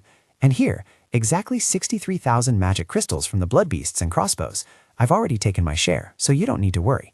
She cheerfully added, and I've packed your luggage, but there are still quite a few things left. I think you should prepare more items for tomorrow yourself. Hansu frowned, a feeling of extreme discomfort rising in his heart. She had anticipated what he wanted to ask before he could even speak. I had given up on inviting her to join the team, but it's a pity. Suddenly, Erwin spoke up again. How should I repay you? Hearing the question, Hansu was slightly confused. Repay? She then explained more thoroughly to him. I said I would definitely repay you for helping me. Finally, Hansu understood the issue, so this was the reason her sister made her swear not to sleep with him. She must have feared he would make that strange request. Hansu let out a sigh. Repay, huh? He glanced at a waiter bringing food to the next table and asked, I can't think of anything right now, but there is one thing. Do you want to eat something? Erwin also looked in that direction. I'm not very hungry. Hansu didn't bother concerning himself with her. Then I'll just order for myself. Erwin nodded coldly, but immediately after, she excitedly made a suggestion. Then I want to drink alcohol. Yesterday I had to try not to drink a single drop. Hansu couldn't help but feel a bit surprised. Drink alcohol? Erwin said with a voice full of excitement. I want to share a drink with you. At that moment, her choice of words made Hansu suddenly remember. Sharing a drink. He remembered correctly that the game had that kind of culture. For spirits who only lived in temples until adulthood, the first time sharing a drink carried an immensely significant meaning. Hansu spoke in a dazed voice. My pleasure. Erwin immediately corrected him. You should say thank you. So he went along with her words. Thank you. Upon hearing that, Erwin became incredibly happy and smiled as radiantly as a flower. Of course, we overcame the challenges in the labyrinth together. Naturally, we must experience our first drink together. She shyly turned her face away. Maybe this isn't your first time, but Hansu frowned, showing annoyance. What are you talking about? This is my first time too. Hearing that, Erwin looked completely shocked. Huh? Her suspicion made him angry. I told you, I just turned 20. Erwin still refused to believe it. You aren't joking, are you? Hansu smiled and added a confirmation. This is also my first time entering the labyrinth. A while later, their table was filled with food. Erwin couldn't stop praising him. Mister, you did a great job. Hansu raised his glass, looking at her. You too. Just like that, the two of them toasted together. Cheers! Before long, the food on the table had also diminished somewhat. Erwin rested her chin on her hand with an incredibly adorable look. Mister, wearing that shirt today makes you look quite stylish. Hansu also silently complimented her in his heart. And you look quite pretty in that dress today. He just silently drank his glass of wine. Small talk is enough. Should I get straight to the important matters? Finally, Hansu spoke up. Erwin, you said earlier you wanted to repay me, right? I've thought of a way. Erwin gently tucked her hair back. What is it? Hansu suddenly stood up and whispered to her. But not here. The guards will notice us. Erwin's face flushed red like a tomato. With a shy demeanor, she made a suggestion. How about we go to your room? Hansu accepted immediately without thinking much. Yeah, sure, good idea. From inside the room came the sounds of a conversation filled with ambiguity. Erwin, spread them wider. With hot breath, Hansu seemed to be exerting himself to do something. Even though he said that, it turned out he was realigning Erwin's shoulder joints. This caused her such pain that she screamed out loud. My shoulder! You're dislocating it! It's really hard for me to control my strength. The extreme pain caused tears to stream down her face, and her mouth wouldn't stop complaining. At this rate, my bones will be deformed. Are you sure? Unable to endure any longer, Erwin had to accept and swore to Hansu. Yes, I swear on my family's honor. All right, rest for a bit. After being released by him, the fear still made her whole body tremble. I'm alive. Is my arm still intact? It seems in the real world the agility stat is increased by 4. Not really anything outstanding. After calming down, Erwin immediately questioned Hansu. Did you invite me here just to test my abilities? Hansu did not deny it, but frankly revealed the reason. Right, using abilities within the city is essentially not allowed. I just wanted to test the difference between the essence in the game and in the real world. I wouldn't know. Dungeon and Stone, a game designed with extremely high difficulty, was never friendly to players. One could tell just by looking at the stat board. Body, mind, ability. Not only that, this version of the game contained a massive amount of information. Those 3 are the main parameters, but if one presses the plus button right next to them, thousands of detailed stats will appear. The information provided by this game can help players increase their strength. For example, physical strength points help increase endurance, allowing one to carry heavy items and unleash better physical attacks. Each character in the game is a completely separate entity, bearing unique powers. That is why different characters, even with similar stats, can still perform different tasks. I could master all of those things by spending thousands of hours on this game. There might still be stats with incredibly powerful effects that even after 9 years of playing, I still don't know about. Hansu was indeed extremely curious about Erwin's skill set. One of the stats he didn't understand much about was obsession. It was a stat derived from the type of essence Erwin had absorbed. He really yearned to learn more about her skills, but at the same time, he had a question. I don't know any information about it, except that it is considered a low-tier stat within the mental parameters. Are we going to do anything else now, Erwin? Have you noticed any changes? Hansu tried to offer suggestions to help Erwin recall, such as thinking too much about a problem, or losing patience, for instance. I'm not sure. Just then, Erwin remembered eating cookies and recounted the feeling at that time. Those cookies, I've never eaten so many of them before, but as soon as I got back, I ate a whole pile. After listening, Hansu could guess a little bit in his heart. I see. Does obsession increase desire? Then I understand why it had no effect in the game. While he was concentrating on his thoughts, a hand reached out to grab the hem of his shirt and called out, "But there might still be new stats that we don't know about." I should consider this carefully when... Mister, with an innocent look, Erwin began to explain, "I'm sleepy now, but I still want to check a few more things." All right, let's go to sleep." And then the flickering candle in the room died out. Finally, Hansu laid his back on the bed to drift into a sweet dream. But then he suddenly opened his eyes wide, as if he had just remembered something. Wait, Hansu looked at Erwin sleeping soundly beside him and recalled her sister's warning. Her sister told me not to sleep with her, didn't she? However, he reassured himself with another train of thought. It's probably fine. I think she meant a different kind of sleeping together. A lot of weapons had been collected and laid out on the floor. So is this pile the loot? Erwin looked full of excitement when seeing those items. That's a lot. Moving to this inn was truly the right decision. Are we going to sell all of this now? Sell it all, except for a few items. With sparkling eyes, she picked up an outfit and made a request to Hansu. Then can I take this leather armor and this belt? Sure, but I will deduct them from your share. Okay. Hansu brought the sword to a shop in town to sell it. I will pay you 350,000 stones for this. He used all the remaining weapons to exchange for stones. This pile totals 180,000 stones. The items Hansu collected seemed to sell for a very high price, 250,000 stones in total. Looking at the bulging bags of stones on the table, Hansu silently exclaimed, I have earned a total of 1,450,000 stones already. While Erwin was still amazed at the amount of stones obtained, Hansu started calculating in his head. Mister, this isn't a dream, is it? How much is all this? If I deduct Erwin's share, I have about 1,400 left. Excluding the magic crystals, I have never earned this much money in the early stages of the game. After calculating carefully, he finally smiled with satisfaction. A good start. Suddenly, a greeting echoed from the direction of the castle. All right, let's part ways here. Why is she so surprised? We have nothing left to do now anyway. Erwin's face became gloomy because she had to say goodbye to Hansu here. Since we are going the same way, let's go to the central plaza together. Okay, I want to stay with you a bit longer. On the street, everyone was gathering into a crowd. Erwin and Hansu noticed the crowd and couldn't help but wonder, why are so many people gathering over there? At this moment, they realized that something was taking place. A soldier stood up and shouted loudly, It is an execution. Everyone, step back. A gagged man was escorted to the execution ground, prepared for the execution. The crimes of these people were not heinous like murder, rape, or arson. The man's relatives were also tied up tightly next to him. Their crime was simply tax evasion. When the announcement sound rang out, it was also the moment the rope was tightened. We will begin the execution. This city is a place where both humans and otherworlders coexist. Zadoria, the final city of the Otherworld, was destroyed by a witch's curse. The only exploitable resource in this tiny land is the labyrinth. For that very reason, an absolute rule was established here. Consequently, anyone unable to pay taxes will face the death penalty. The execution of those who do not pay taxes stems from a deeper cause. This action is carried out with the aim of reducing the population. After everything ended, everyone immediately pushed and shoved, fighting amongst themselves. Me first, get out of the way.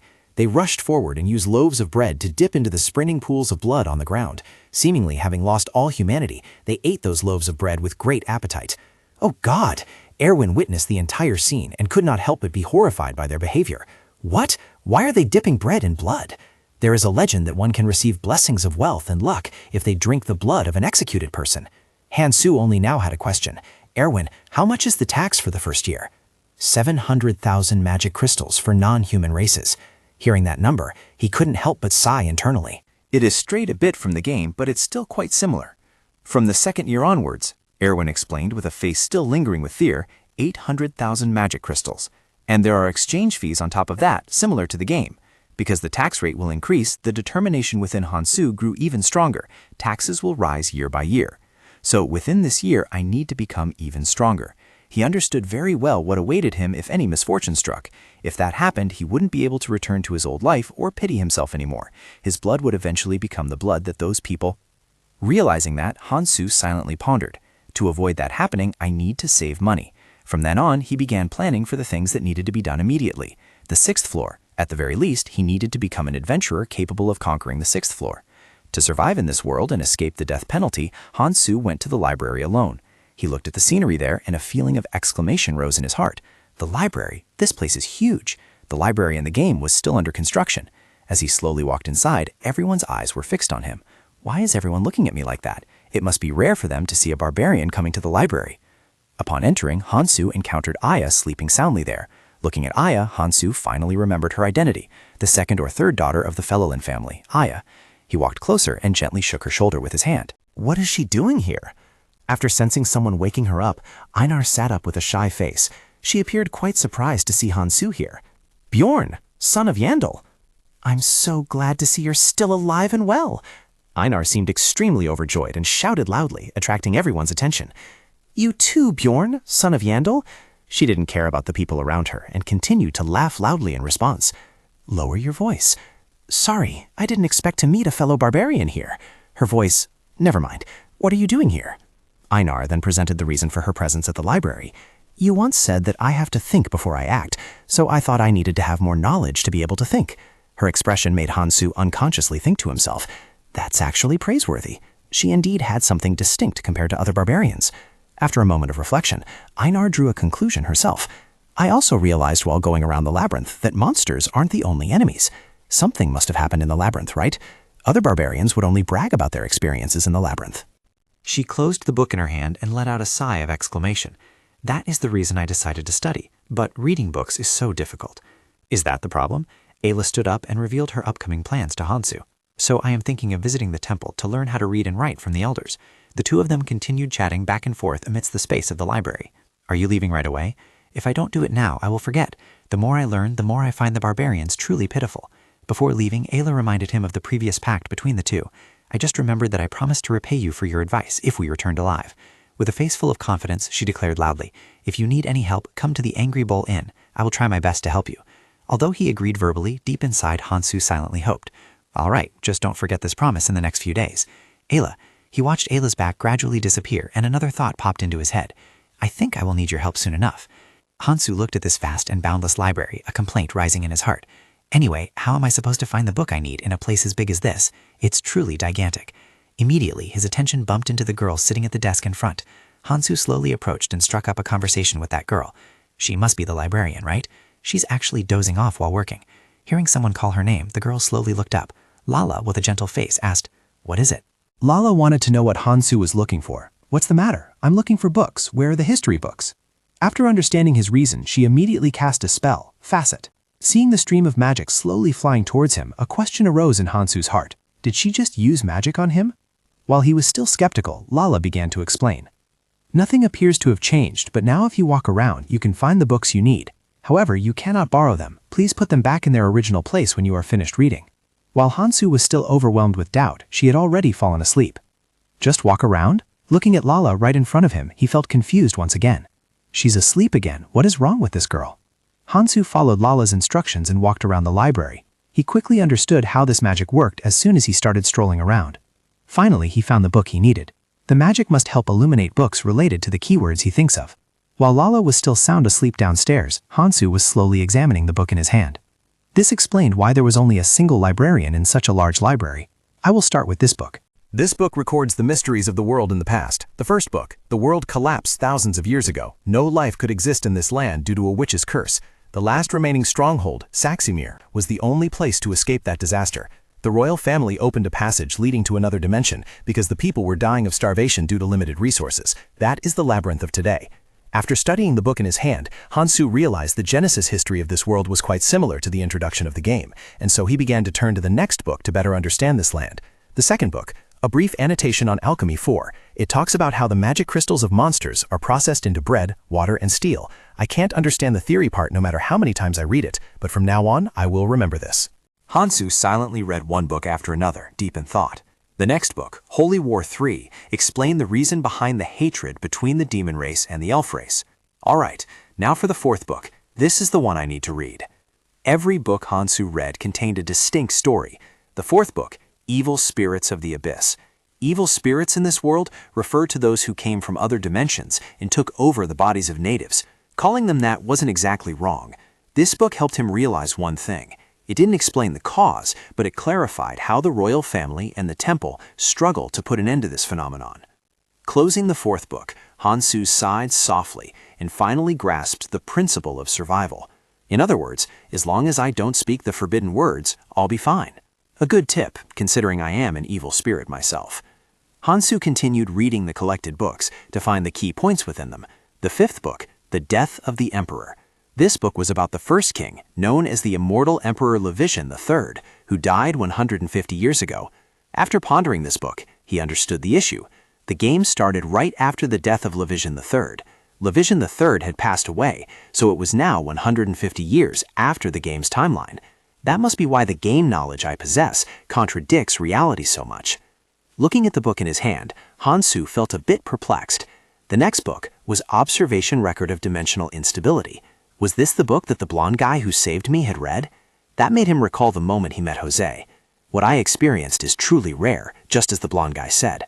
After finishing this book, Hansu contemplated and realized a truth. This book mentions a theory stating that entering a portal at the exact moment it closes might cause some kind of instability. Those books made him ceaselessly torment himself, so meeting my end here was basically my own fault? It's really depressing. I need to stop thinking about this matter. Finally, Hansu decided to stop reading here. It's dark already. I'll read the rest later. He returned home, lay flat on the bed, rested his arm on his forehead, and sank into deep thought. 3 days have passed since I left a labyrinth. Is a month here 30 days? The labyrinth would open at midnight on the first day of the month, so I still had 27 days left. He closed his eyes, having made a decision in his mind. Starting tomorrow, I would look for a new member. But suddenly, a loud noise startled Hansu awake. Someone outside was incessantly banging on the door and calling out, Mister, wake up, it's Erwin." With a mood full of irritation, Hansu stepped out to open the door and spoke. "It's early in the morning, what are you doing here?" But suddenly, a strange light shone straight into his face. Erwin happily showed off the achievement she had just obtained to Hansu. "I successfully made a contract. Look, I tried up to 10 times with the spirit stone my sister bought me. It worked." Furthermore, the spirit stone in her hand concealed another power. Moreover, it was wind, which combined very well with fire. After a moment of contemplation, Hansu spoke.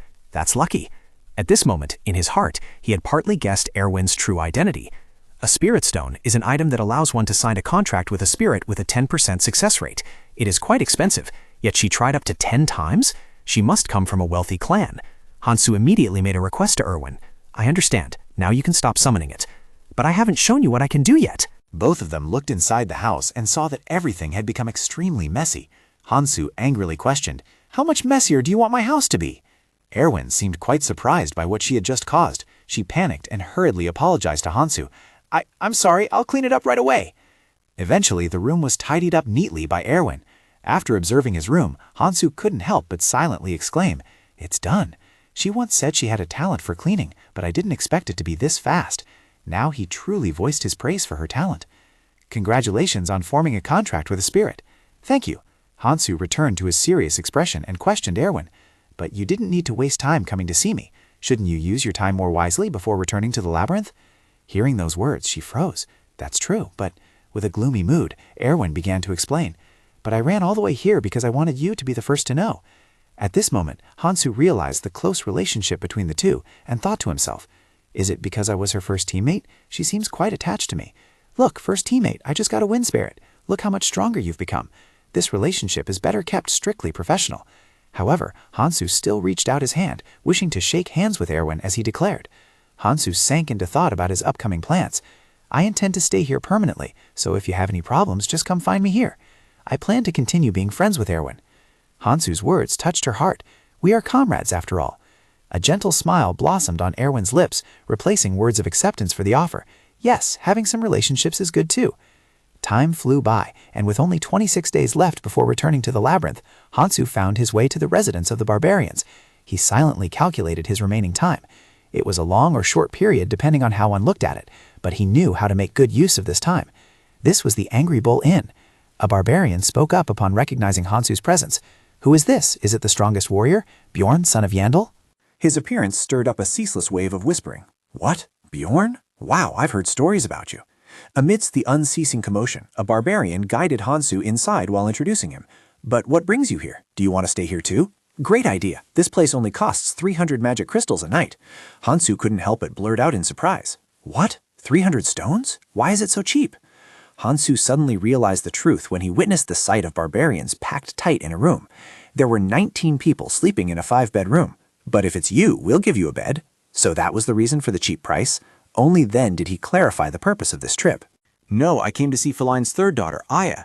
Aya is Feline's second daughter. At that very moment, Aya suddenly appeared right in front of Hansu. The guide spoke to her. Bjorn, son of Yandel, the second daughter of Feline. Great timing, Bjorn, son of Yandel, has come looking for you. His presence took Aya by surprise.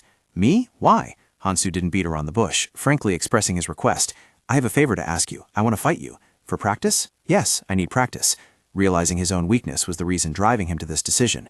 I won't be able to survive with just simple melee skills. No need to say so much. While explaining, Aya led Hansu to the training area of the barbarians. You just need to go out to the courtyard. It seemed this matter didn't need much explanation. As long as it wasn't morning, Aya laid up on condition before the duel with Hansu began.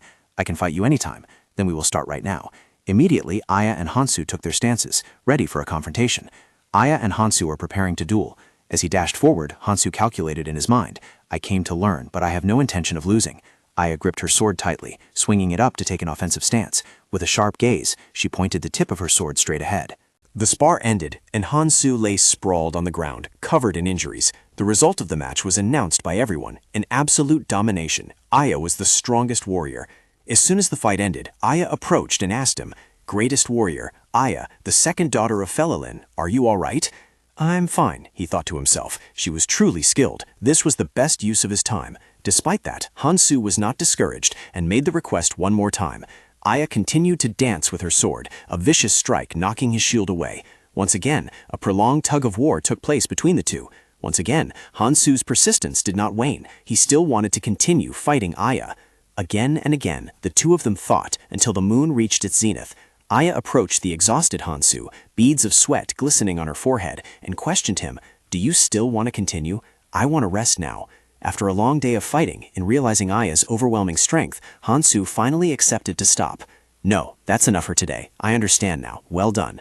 Not only that, but her intelligence also far exceeded that of ordinary barbarians. "And I don't think she will betray me, being a barbarian herself." Suddenly, he stepped forward and asked Aya, "Aya, do you plan to enter the labyrinth alone next time too?" "Perhaps. I don't have the money to form a party." Hansu immediately extended an invitation upon hearing her answer. "Then my best option is Aya, so do you want to be my teammate?" While Aya was still stunned, he added the accompanying conditions. "Teammate, yes, I will take 80% of the profits, but I will pay the party fees." Aya's gaze turned icy as she bluntly interrupted Hansu. Enough. No need to explain further. Witnessing that, Hansu couldn't help but feel anxious, suspicion rising within him. Damn it, does she not like the terms? Listen, I'll also pay for the equipment and... However, Aya suddenly reached out her hand, signaling she wanted to shake hands with him. This handshake was an affirmation of her acceptance of Hansu's proposal. "Even if you explain more, I won't understand anyway. I will trust you, Bjorn Yandel."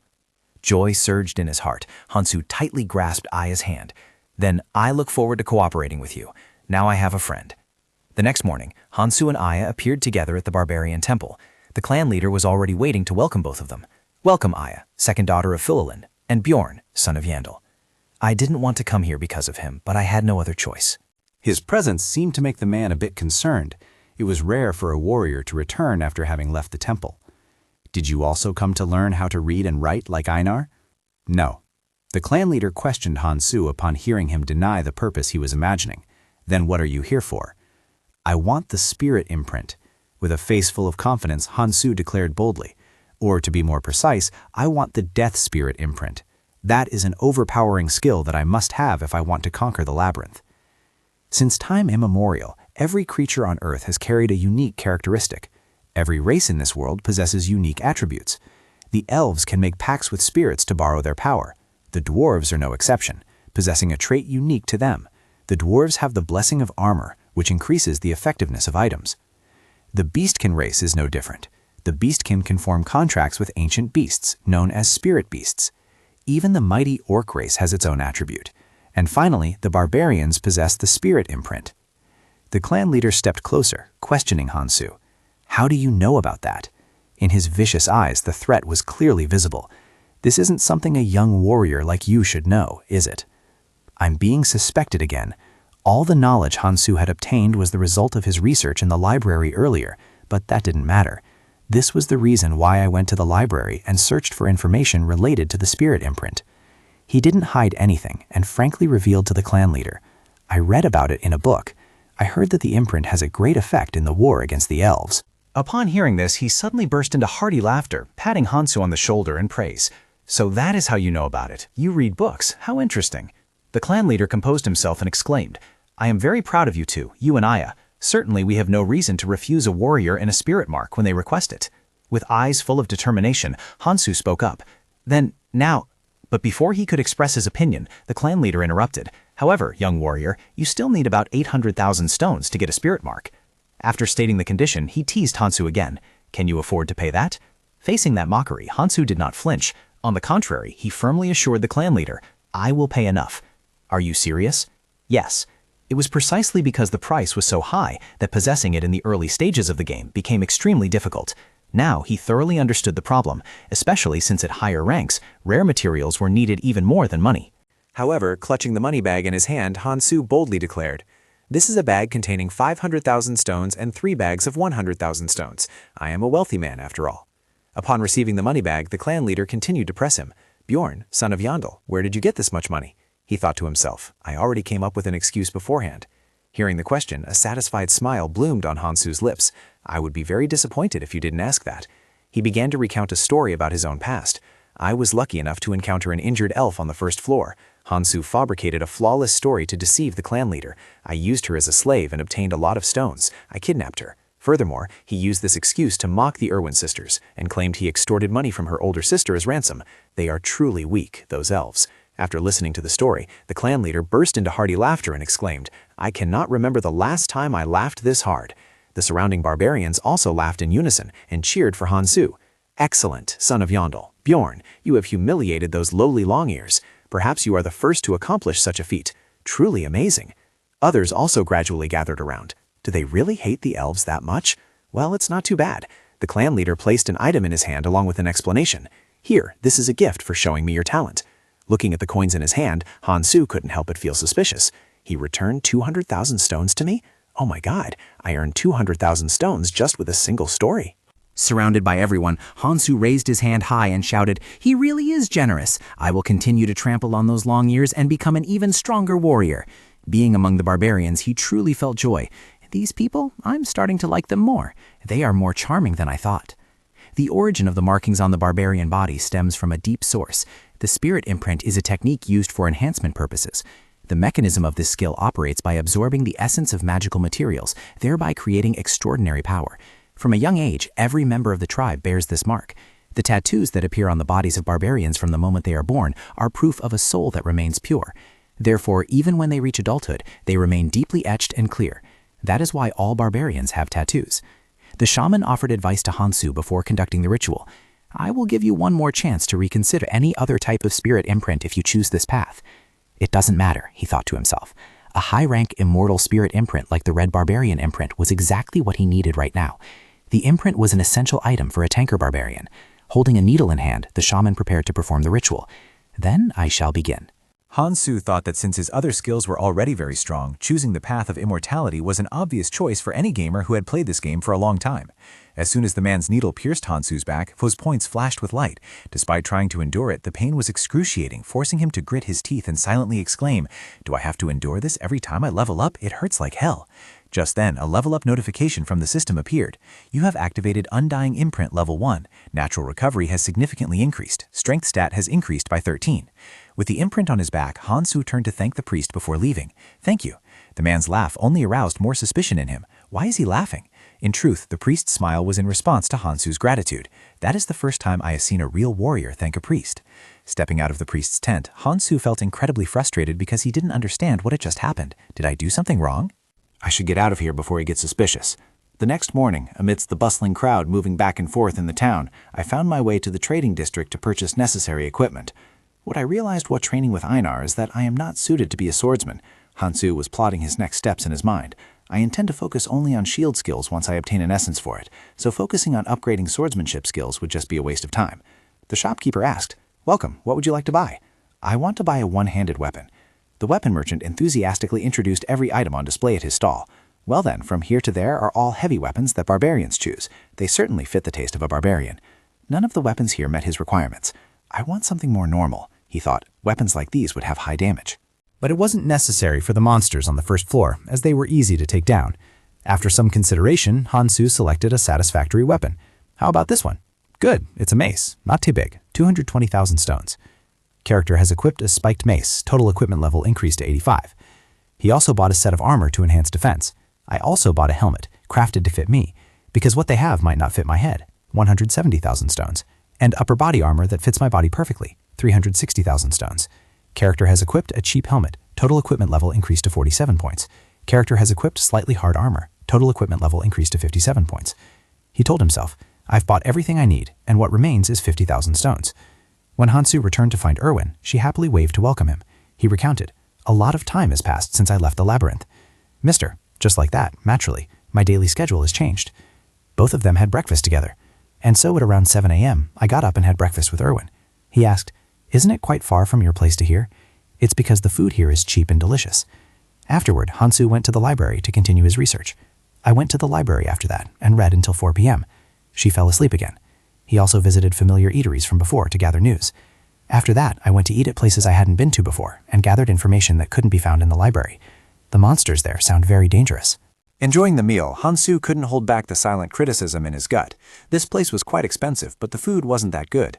Sunset was also the time for him to return to the barbarians' district. Around 5 o'clock, I arrived at the other barbarians' living quarters and trained there. Hansu joined them in the training sessions. On the 7th day of training, I started sparring with other barbarians. Although his body was falling apart from fatigue, he still wanted to fight to hone his skills. Regrettably, there was no combat skill system there as I had hoped. He told himself that fighting depending solely on one's instincts was also a good form of training. Training over and over again increased your reflexes. System notification. Continuous training has increased your movement ability. Continuous training has increased your visual acuity. Attack stat has increased by 1. And finally, in the sparring match against Einar, he was the one who claimed victory. By training regularly, I beat Einar a few times in the match. The son of Yandel, Bjorn, has won. Thanks for today's strongest warrior, Bjorn. Ending the training session, Einar was full of praise for Hansu's remarkable progress. You've gotten stronger, Bjorn. He silently remarked, she is very strong, but she has a rigid fighting style. I told her about that, but it has become a habit for her. I don't think she will be able to fix it easily. As night fell, Erwin's voice rang out once again. By 9 p.m., I went home and washed up, and then Erwin arrived again. Mister, let's go have dinner. Her appearance made Hansu wonder, isn't it very tiring when it takes a whole hour to get here each time? It's fine, let's go. His days just passed peacefully like that. He recounted, around 11 p.m. we finished dinner and Erwin returned to her place. Erwin didn't forget to say goodbye before stepping away. Then I'll be going back, good night. With eyes full of trust, she sent her best wishes to Hansu. Good luck with the labyrinth tomorrow. Hearing Erwin mention tomorrow, Hansu suddenly remembered something. Is it already that day tomorrow? Time really flies. He said, you too. A month passed in the blink of an eye as the schedule repeated itself like that every day. There were exactly 24 hours left until the labyrinth opened. Hansu's skills had now progressed significantly. Bjorn Yandel, level 1. Physique 66 plus 41. Spirit 37. Agility 1. Skill level 218 plus 146. Combat power 158.5 plus 77.5. At the Adventurers Guild at 8:10 a.m. People entered one by one. Hansu and Einar also arrived and spoke up. We would like to use magic location. The receptionist wanted to confirm again. Just the two of you? Yes, please. Place your hands on the crystal ball. After confirming their ranks, the receptionist announced 2 grade 9 adventurers. That will be 15,000 stones. Hearing that figure, Einar couldn't help but complain. The price was quite high for a single use, but it was a necessity. That amount is worth so much beef. When entering the labyrinth, the starting point is usually random, but with magic location, it allows you to start at the same location as your teammate. They continued asking questions, hoping for answers from the receptionist. What determines an adventurer's rank? We evaluate based on the energy within the adventurer's soul, so the price increases if my rank is higher, right? Hearing that, the receptionist explained more thoroughly. Of course, it's done then, and it is only valid for 24 hours starting from now. So please mind the time. Let's go eat. May the table be filled with delicacies. Einar could not hide her astonishment. Hansu, what is all this? I ordered the most expensive meal at the tavern for 800 stones as a feast before entering the labyrinth. Hansu introduced it with confidence. This is an 800-stone meal. This isn't a dream, is it? Hearing this, Einar immediately picked up a piece of food and put it in her mouth. Try it. The flavor of the food made Einar ecstatic. She couldn't help but exclaim, "It's so delicious! What is this? It feels like I'm dreaming." And so she continuously stuffed food into her mouth, declaring while eating, "I will work hard from now on. I will earn a lot of money and eat this again." Sure, good luck with that. He wondered to himself, what does she usually eat? After finishing the meal, the two arrived in front of the labyrinth entrance 10 minutes before opening time, while everyone was still waiting outside. Glancing back, Hansu thought to himself, I didn't notice last time because I was too busy, but this portal is truly huge. It is. Outside, people were cheering jubilantly. Stop, I can see the portal. We've arrived. It really is Bastien. We arrived just in time. Bastien is truly a weak warrior. Looking at the surrounding scene, a suspicion rose in Hansu's heart. They must have just finished the coming-of-age ceremony. How do they make it here every time? I told you to trust me. Witnessing it all, old memories rushed back into Einar's mind. It makes me remember those days. It's only been a few months for us.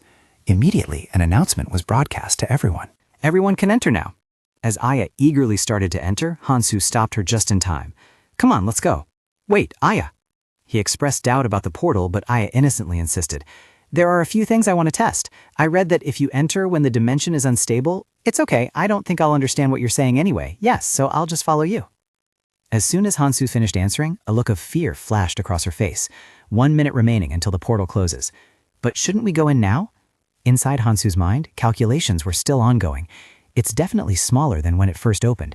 I think it was about that size last time. We will enter right when he speaks. The gatekeeper announced, "The portal will close soon." Ignoring the soldier's obstruction, Hansu immediately pulled Aya and rushed inside.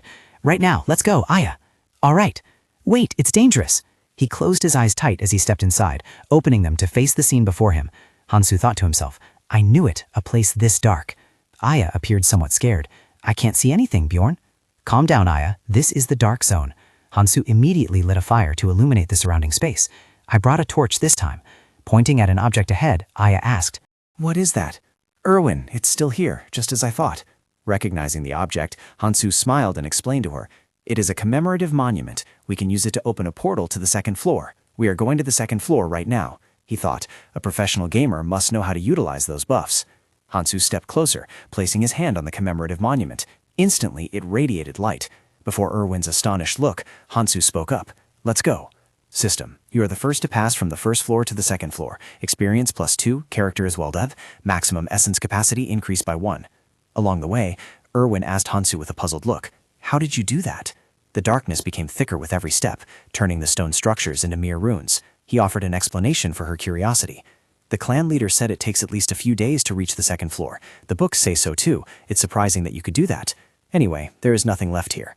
Ignoring the faint moans echoing, both of them advanced into a gloomy land. This place had truly turned into a dead zone.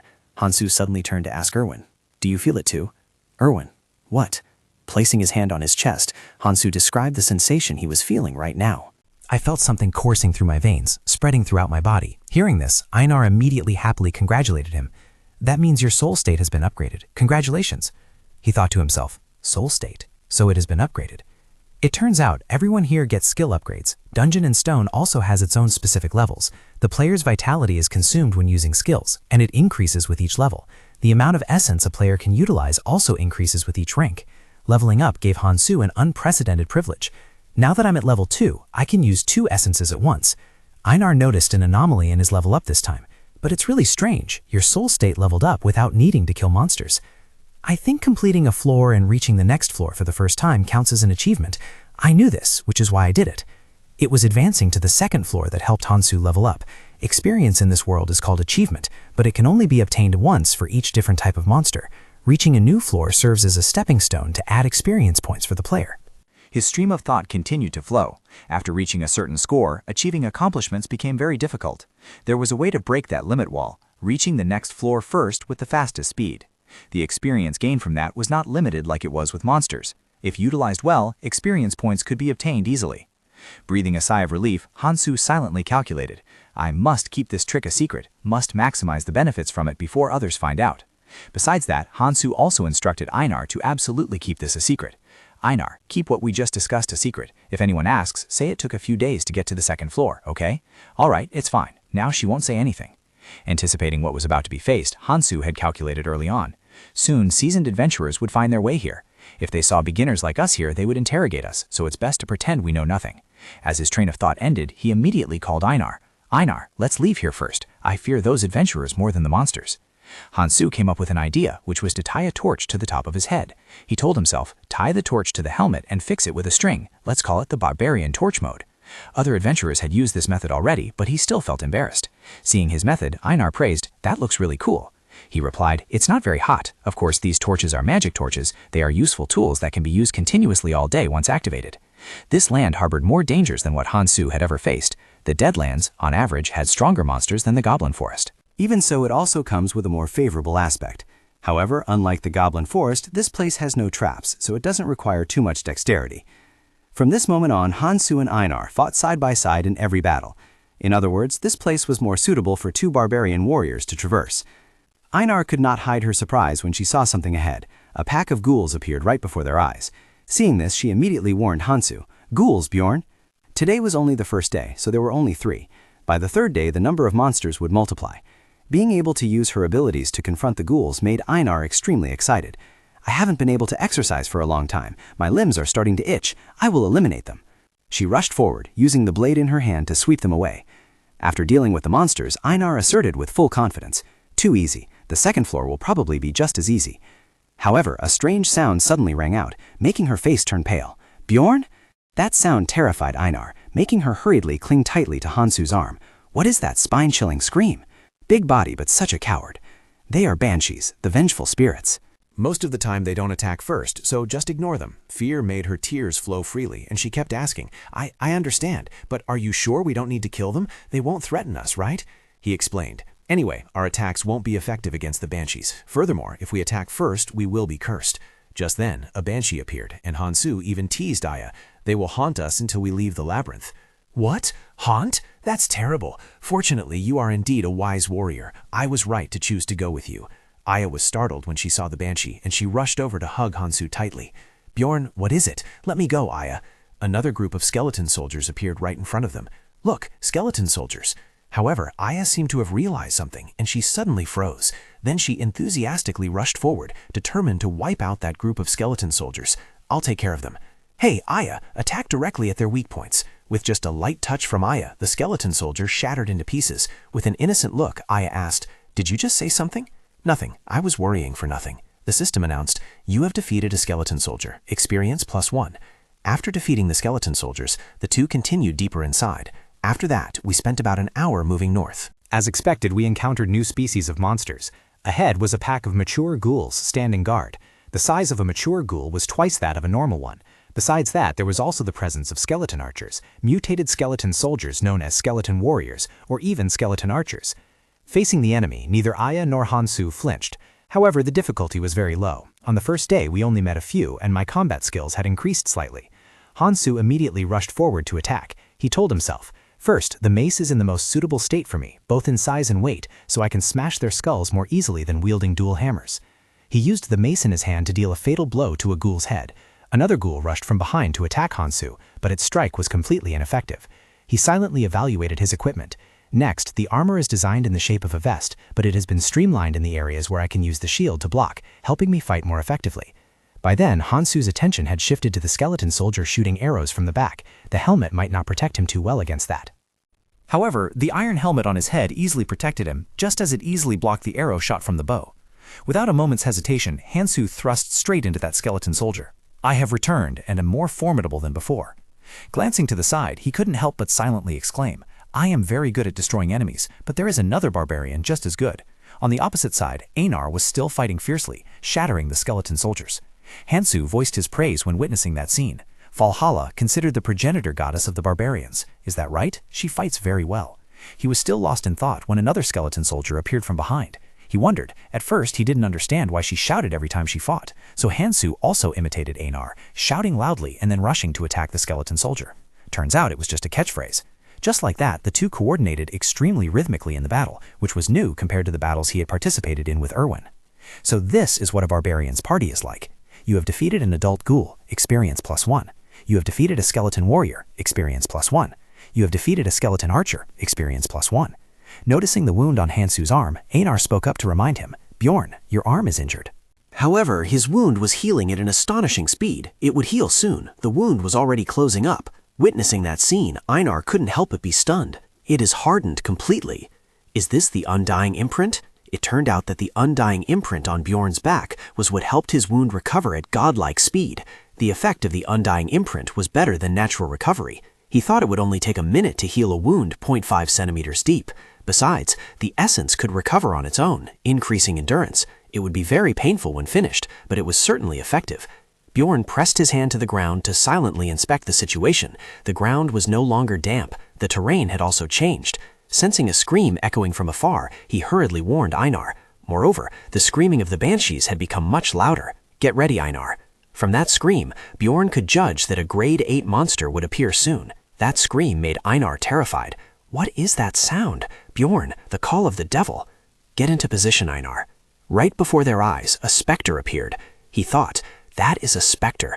I heard it swallows the light of the labyrinth, but this is the first time I've seen it with my own eyes. Facing it, Bjorn silently exclaimed, and it looks even more terrifying than I imagined. Bjorn hurriedly instructed Einar on the method of attack. Aim for the head, like I said. Attacking other points won't be effective. All right, I trust you. Despite the specter's roaring, Einar did not flinch and rushed forward, but her attack was blocked by it. Even Hansu's attempt to approach death from behind was detected. Damn it. Sensing that, a flash of anxiety crossed his mind. It was too difficult. It felt like stabbing a rock. Death slammed a massive punch into the ground, causing the earth beneath Hansu's feet to shake violently. It was incredibly strong, too. Regardless, he still struggled to draw its attention towards himself. Seizing the moment of its distraction, Aya immediately launched an attack. However, something forced her to stop. It turned out that Aya's slash just now inflicted no damage whatsoever on Death. Blade attacks were useless, too. Death even knocked her flying away. The powerful blow caused the blade in Aya's hand to plunge deep into the ground. It seemed she had begun to be wary of the Death's power. This guy's truly tough. Facing the Death, thoughts surfaced in Hansu's mind. For players who were truly skilled in defense, the Death was nothing, but I didn't think it would be this hard. He discovered that it also possessed the ability to heal its own wounds.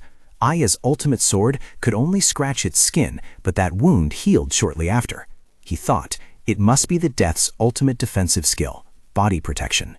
Suddenly, the Death gaped its mouth wide and let out a howl. That action made both Hansu and Aya feel terrified. Damn it, what is that? Immediately, giant arms rose from beneath the ground. This was the Death's attack skill. With its power, the Death had summoned ghouls rising from the earth. Summoned ghouls. The call of Death would be really hard to swallow. Growling ferociously, the Death charged straight at Hansu. Song of Death. Summon ghouls. He raised his spiked mace in front of his face, getting into a defensive stance. Hansu frowned, moving his lips to outline a tactic. This is going to be really tricky. Aya, deal with those ghouls first. Hearing the command, she firmly grasped her weapon. Rushing straight towards the Death God, his voice echoed back. I'll hold the Death God back in the meantime. It launched a counterattack but was blocked by Hansu raising his shield, roaring ferociously. The Death God continuously attacked him. Hansu lowered his stance, gritting his teeth to maintain his defense. Suddenly, he glared forward. Unbeknownst to him when, the Death God had approached Hansu and unleashed a flurry of combo attacks. While raising his shield to block the Death God's fatal strikes, he shouted loudly, Einar! Einar dashed past, answering clearly, I've taken down all the ghouls. In the blink of an eye, the ghouls had fallen, lying scattered all over the ground. Next, Einar jumped high and offered, Let me give you a hand. Her eyes glowed, the sharp tip of her sword pointing straight at the Death God. Einar delivered a decisive slash straight onto its head. Seeing the Death God turn towards her, Hansu yelled out, Where are you looking at? Taking advantage of its lack of vigilance, he thrust his spiked mace straight into the Death God's head. You damn bastard! A painful roar rang out, red fluid splashing out from its head.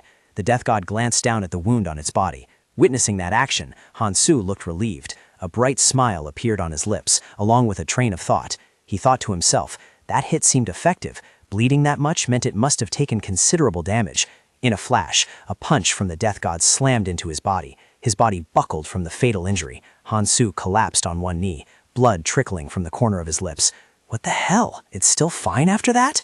His brows furrowed, a bead of sweat rolling down his tense forehead as thoughts surged. That hit was a blow that could kill a goblin in one strike. Hansu was stunned to realize the wound on the death god had completely vanished. It healed instantly? He fixed his gaze tightly on it. Though just a fleeting moment, he tried to use his mind to find a strategy. I can't attack fast enough to overcome its regeneration ability. What should I do now? He wondered if he should give up on killing this thing and aim for the grade 9 monsters instead. Hansu could not help but be astonished as he witnessed Einar rushing forward and lifting Death's entire body up. With a grimacing face, Einar focused all her strength to grip its legs tightly. Einar!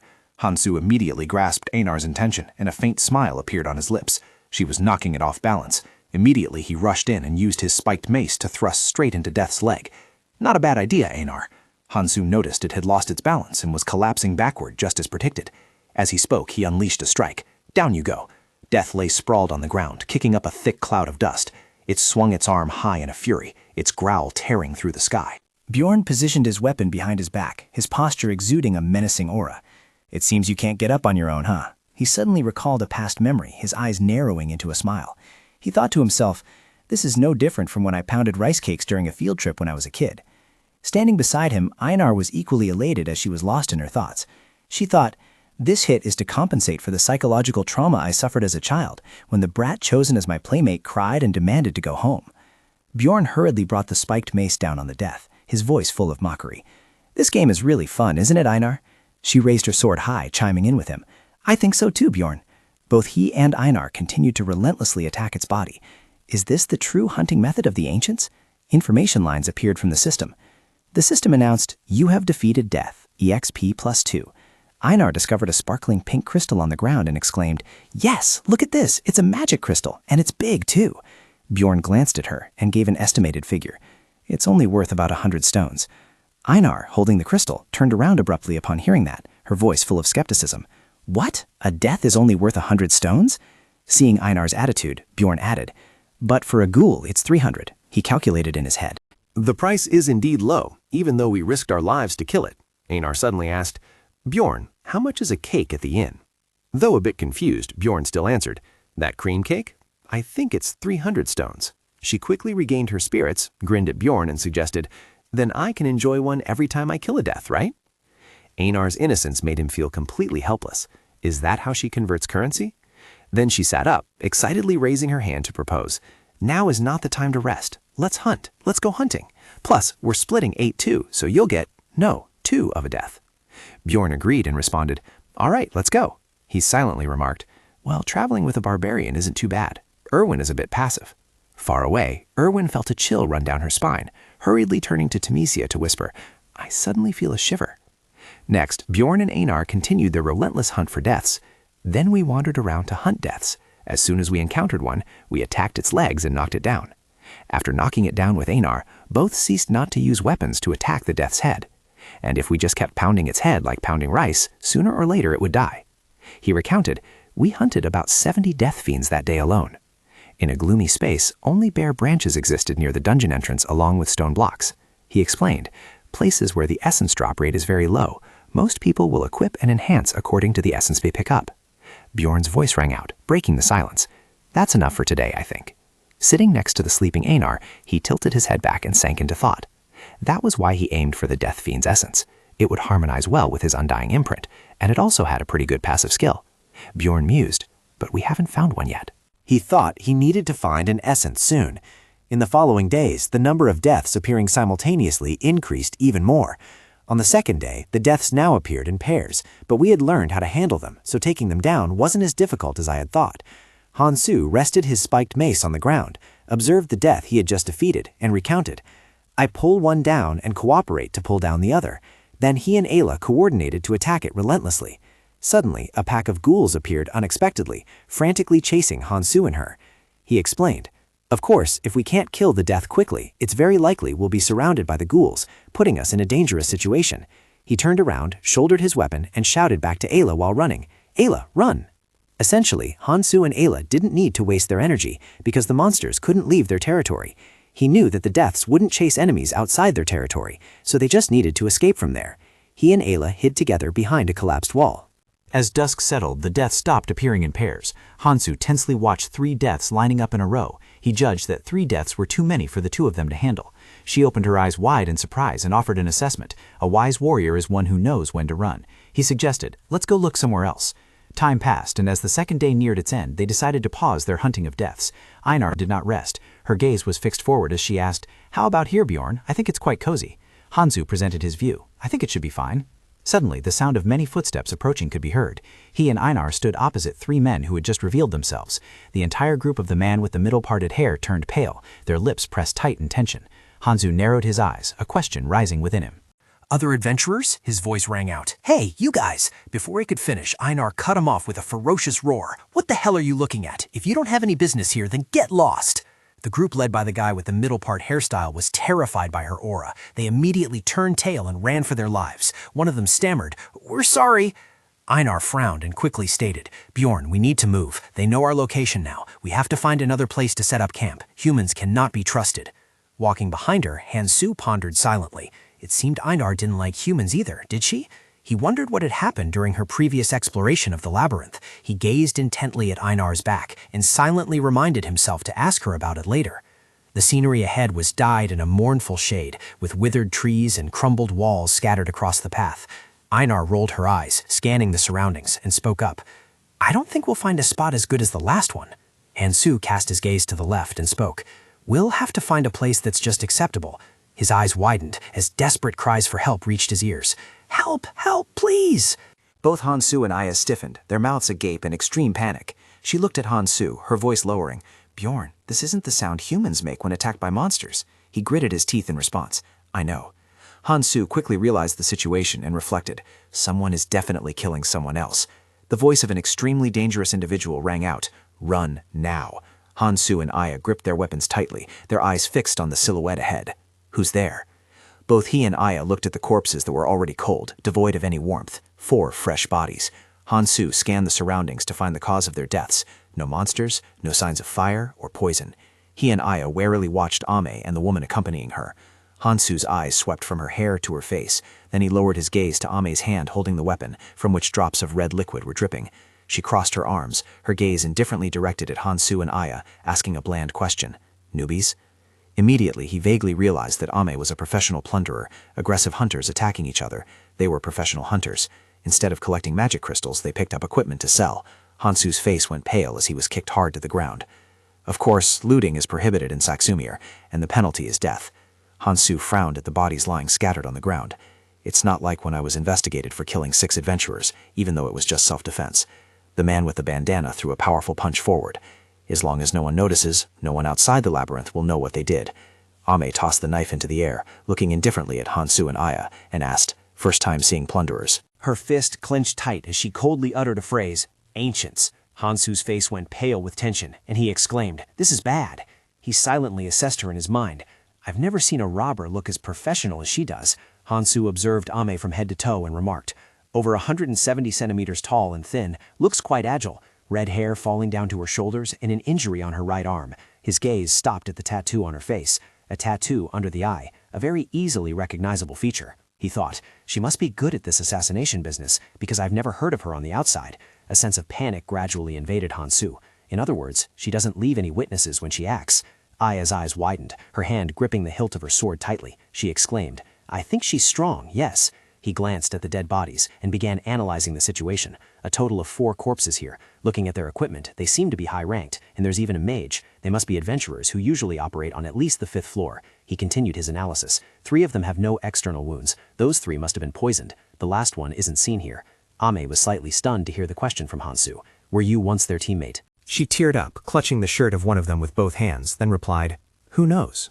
Ame pointed towards the weapon on the man's hip and added, "I guess they thought so too." Hansu didn't miss a single movement of hers, observing silently in deep thought. She turned her back and started looting. I guess she thinks 2 apprentice barbarians aren't a match for her, so she's quite complacent. He was astonished to see Ame put the great sword into her bag. For such a large sword to fit inside, it must be an expensive spatial bag. A sense of unease kept rising in Hansu's heart. I can't even imagine how strong she is. Ame suddenly spoke up, confusing both him and Einar. Ancients? His brows furrowed tightly, trying to find an escape route. The only way to survive in this situation is... Einar turned to ask Hansu with a puzzled look. Are we going to fight? Hansu spun around, dashing off while shouting back. No, run as fast as you can. At this moment, the only thought existing in his mind was to flee. Ame stood silent, her eyes fixed on the retreating backs of him and Einar. Hansu looked into the distance. Both he and Einar ran with all their might, without daring to stop. We bought a little time, but there was no telling when she would give chase. Hansu's face was drenched in sweat. He turned his head back to check the situation. The X mark he had carved on the tree trunk struck his eyes. I'm starting to find the marks I carved on the trees to identify the path. Hansu gritted his teeth, focusing on making a decision in his mind. We will follow these marks and reach the portal down to the first floor. His eyes suddenly widened in sheer shock. Hansu and Aya froze as they faced the highwayman. He sank into his thoughts in bewilderment. 4 human adventurers. The bald man tightened his grip on the knife handle, his voice ringing out coldly. A barbarian, huh? Hansu raised an eyebrow, looking at the highwayman with a wary gaze, calculating. Humans are very hard to trust, but we have no other choice. As he hesitated to speak, a drop of sweat quietly trickled down from his temple. We are being chased by highwaymen. We need help. The bald man glanced sideways at Hansu and retorted. What guarantee is there that you guys aren't highwaymen? His mouth gaped open, but he replied decisively. I swear on the honor of a warrior that I am telling the truth. The bald man placed his hands on his hips, looking arrogantly at Hansu, then spoke in a deep voice. If you say so, he thought to himself. The Thunder God Warrior really is like a cheat code in the game. His face turned serious as he made a request. If we take down the highwayman, we get to keep all the rewards, right? Hansu agreed without hesitation. Fine by me. The bald guy raised his hand slightly and proposed. Great, you guys go this way first. I'll use a gnome skill to hide here. He knelt, placing his hand on the ground to activate the magic, saying, no one will notice if I use this. The system displayed information related to the gnome skill. In an instant, a gloomy magical aura enveloped the bald guy, transforming him into a gnome. The system provided an explanation. The skill assimilates the user with the surrounding environment within a 3-meter radius. It was an extremely powerful long-range stealth skill. Hansu watched him vanish right before his eyes, his heart heavy with thought. The downside was the inability to move, but with it one could avoid all unnecessary battles. He felt somewhat relieved, telling himself, we got lucky. Hansu's train of thought was interrupted by the bald guy's malicious voice. So lucky indeed. He glared, his mouth wide open in an arrogant laugh as he shouted, 2 barbarians walking right into our trap. Immediately after the system notification appeared, both Hansu and Einar fell into an immobile state. The characters had been hit with a crowd control status. The bald guy looked at the pale faces of him and Einar, then spoke. Surprised? Can't move, huh, barbarians? Oh, right. How could you answer? Hansu cursed silently in his mind. Damn it, we were tricked. These bastards are highwaymen too. At that moment, his eyes widened, sweat pouring down like a stream as a horrifying truth flashed through his mind. The essence he possessed had tempted them to rob him. That was a gnome's active skill, crowd control. I need to take damage. Just a little longer and this crowd control effect will be dispelled. The hat-wearing guy approached Hansu, rummaging through him while mocking. You must have gained a lot in these past 2 days, huh? Well, it's all ours now. Another guy lifted Aya's chin with his hand, clicking his tongue. Shh, what a shame. We need women to sell as slaves, but this one turns out to be an ancient. What a pain. The black-haired guy curled his lips, hands on hips, and asked, That's even better. Don't you know how much an ancient's heart is worth? A disgusting thought surged in Hansu's mind. I can feel their repulsive lust. Indeed, the hat-wearing guy looked at Aya, his voice full of mockery. Glaring at me like that won't do you any good. No matter what you do, you can't escape this control skill. The guy standing next to him urged impatiently. Finish them off already, or it'll be trouble. He raised his sharp knife, retorting. Don't worry, have I ever made such a stupid mistake? Facing imminent danger, Hansu bit his lip tightly, asking himself, Are we really going to die like this? The hat-wearing guy didn't say more, aggressively pointing his sword at him and hissing, Goodbye, ancient. Hansu grew increasingly anxious as his weapon drew closer. No, I just need to. The sword tip quickly pressed against his throat. Just take one hit. Hansu was stabbed, causing fresh blood to splatter everywhere. He jerked his neck back violently to the utter astonishment of the guy in the hat. It is movable. I will pull my head back to avoid fatal damage. Hansu stood motionless, his body feeling light as he saw everything unfolding exactly as predicted. The plan was a success. The guy in the hat turned pale, staring at his burning head, his hand reaching back to grab the spiked mace as he screamed, What? How can you?" Before he could finish his sentence, he took Hansu's weapon full in the face. The black-haired guy stiffened, his voice stuttering as he ordered, "Not good! Hold him back! Quick!" Right then, Hansu quickly pulled the dagger lodged in his neck out. He threw the dagger towards Aya and shouted loudly, "Aya!" She frowned, glancing at her shoulder where the dagger had struck, causing blood to gush out. Hansu struggled to maintain his defensive stance, his mind gradually becoming hazy, telling himself, "I'll leave the rest to you."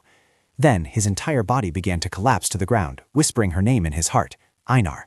Just released from the suppression, Einar clenched her fist and raised it. Her eyes flared with light, and she decisively swung her sword at the man in the brown robe. Next, she dug her feet firmly into the ground to steady herself. The black-haired man lay sprawled on the ground, looking up at Einar and pleaded, "White, spare me." Not bothering to let him finish, she slashed her sword straight into him. Then, Einar glared back behind her. Witnessing the scene, the bald man immediately screamed in terror and turned to flee. She gritted her teeth, growling word by word, "Bastard." Having dealt with everything, Einar was stunned to see Hansu lying in a pool of red blood. "Bjorn, you're bleeding too much. Don't die, Bjorn." She screamed out in anguish. Bjorn was dying, his whole body trembling violently, struggling to say to Einar, "Potion." Einar sobbed uncontrollably, ignoring Hansu's whisper. "Those bastards killed Bjorn. All right, I'll avenge you. Don't worry." He still tried to repeat, "Potion." Information appeared on the system board. Achievement complete. Condition: vitality fell below 0.1%. The system continued to display information. Reward: spirit permanently increased by 3. Einar looked at the glass bottle rolling on the ground and spoke. "This?" She gently touched the wound on Hansu's neck and assessed. "This will probably leave a scar." He breathed a sigh of relief. The good news was that he had received the undying imprint which activated at that moment. He would have definitely died if not for it. Einar half closed her eyes, letting out a teasing laugh. "Great. Bjorn, you're the only barbarian with a scar on his neck." Hansu was completely helpless at her words. Does she consider this an achievement? He put his hand to his head, forming a hypothesis. He thought, well, I guess there aren't many barbarians in here. Being able to survive with a throat scar, even if they are as tanky as an orc. Without a moment's hesitation, Hansu immediately suggested, "If you've looted all the equipment, let's chase after that guy. He hasn't gone far." In the blink of an eye, the bald guy was caught by Einar and began to beg, "Don't kill me." Hansu hurriedly stopped her. "Einar, let him go." He explained, "We need his stealth skill to hide from that highway assassin woman." Suddenly, a sharp weapon flew in from the distance. Almost instantly, it pierced straight into the bald guy's neck. Both Hansu and Einar widened their eyes as they watched him collapse to the ground, dead before he hit the floor. A poison dart. Amaryllis, still holding her throwing stance, made a casual remark. "Hey, you barbarians, that fight just now was pretty good." Hansu's face went pale, panic rising within him, along with the question, has she been watching this whole time? He shouted to signal. Einar. Einar's brows furrowed. Her tension was no less than his. She understood Hansu's intention. No longer hesitating, she gripped her sword tightly and rushed straight towards Amaya. "If we can't run anymore, then we have to fight." He felt a bit uneasy seeing her just standing there, making no move at all. Hansu and Aya simultaneously raised their weapons high, striking down hard at Amaya's position. Both Hansu and Aya charged at the opponent with their weapons. "We'll have to fight her." She unleashed an attack, but Amaya quickly ducked to dodge. Aya glared at Amaya with full vigilance. Right at that moment, Hansu also rushed in, swinging his spiked mace to attack Amaya. He observed Amaya's arm blocking his attack and exclaimed in surprise, "She's really strong. Just how many essences does she have?" Hansu suddenly let go of the spiked mace, an idea creeping into his mind. There was no other way, he had to take her down. Amaya turned around in shock as she realized he was spreading his arms to grapple her. "I thought I could push," Hansu frowned, putting all his strength into holding Amelia tight and roaring, "Einar!" Just then, his body suddenly lost all strength. His knees slammed heavily onto the ground. Hansu was shocked to feel a sharp, stinging pain rising from his spine. Why is my whole body suddenly exhausted? Did she pierce through my armor and stab my ribs with a dagger? How? He only silently realized it when facing Amelia's murderous face. Is she an aura user? Then we have no chance of winning. At some point, Einar had moved behind her, intending to launch a sneak attack. Quick as lightning, Amelia slashed her dagger across her body. Einar's face went pale, her eyes looking down at her mouth, where fresh blood was oozing out. Hansu frowned, gritting his teeth in fury as he watched the scene before him. "Damn it! Einar!" Amelia indifferently threw the knife in her hand to the ground, looked at him and said, Give up. The basilisk paralysis poison has already permeated your body. Hansu was sweating profusely, his breath ragged as he assessed her strength. She was far superior to him in strength, speed, and every other aspect. Damn it, he asked himself. Am I really going to die in a place like this? Amelia suddenly pointed the sharp blade at his chin, but her expression became serious as she emphasized every word of her offer. If you swear not to tell anyone what happened today, I will let you live. Hansu was slightly surprised by the request from Amelia. What? He asked in confusion. What? Amelia kept her blade at Hansu's chin and replied, I intended to do that anyway. I really don't want to kill a barbarian at all. Her brows furrowed as she explained, I owe them a debt. At this moment, Hansu vaguely understood the situation and fell into thought. So that's why she just stood there watching us get attacked earlier. That way she wouldn't have to kill us herself if that group killed us first.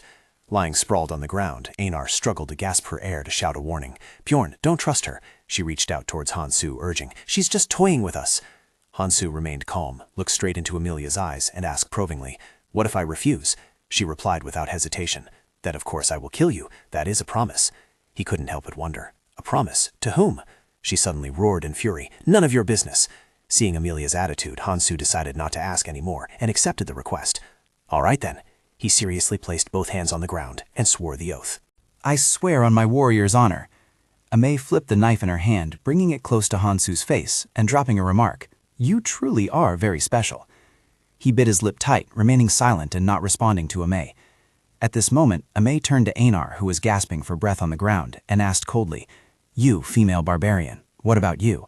She gave her answer decisively. I refuse.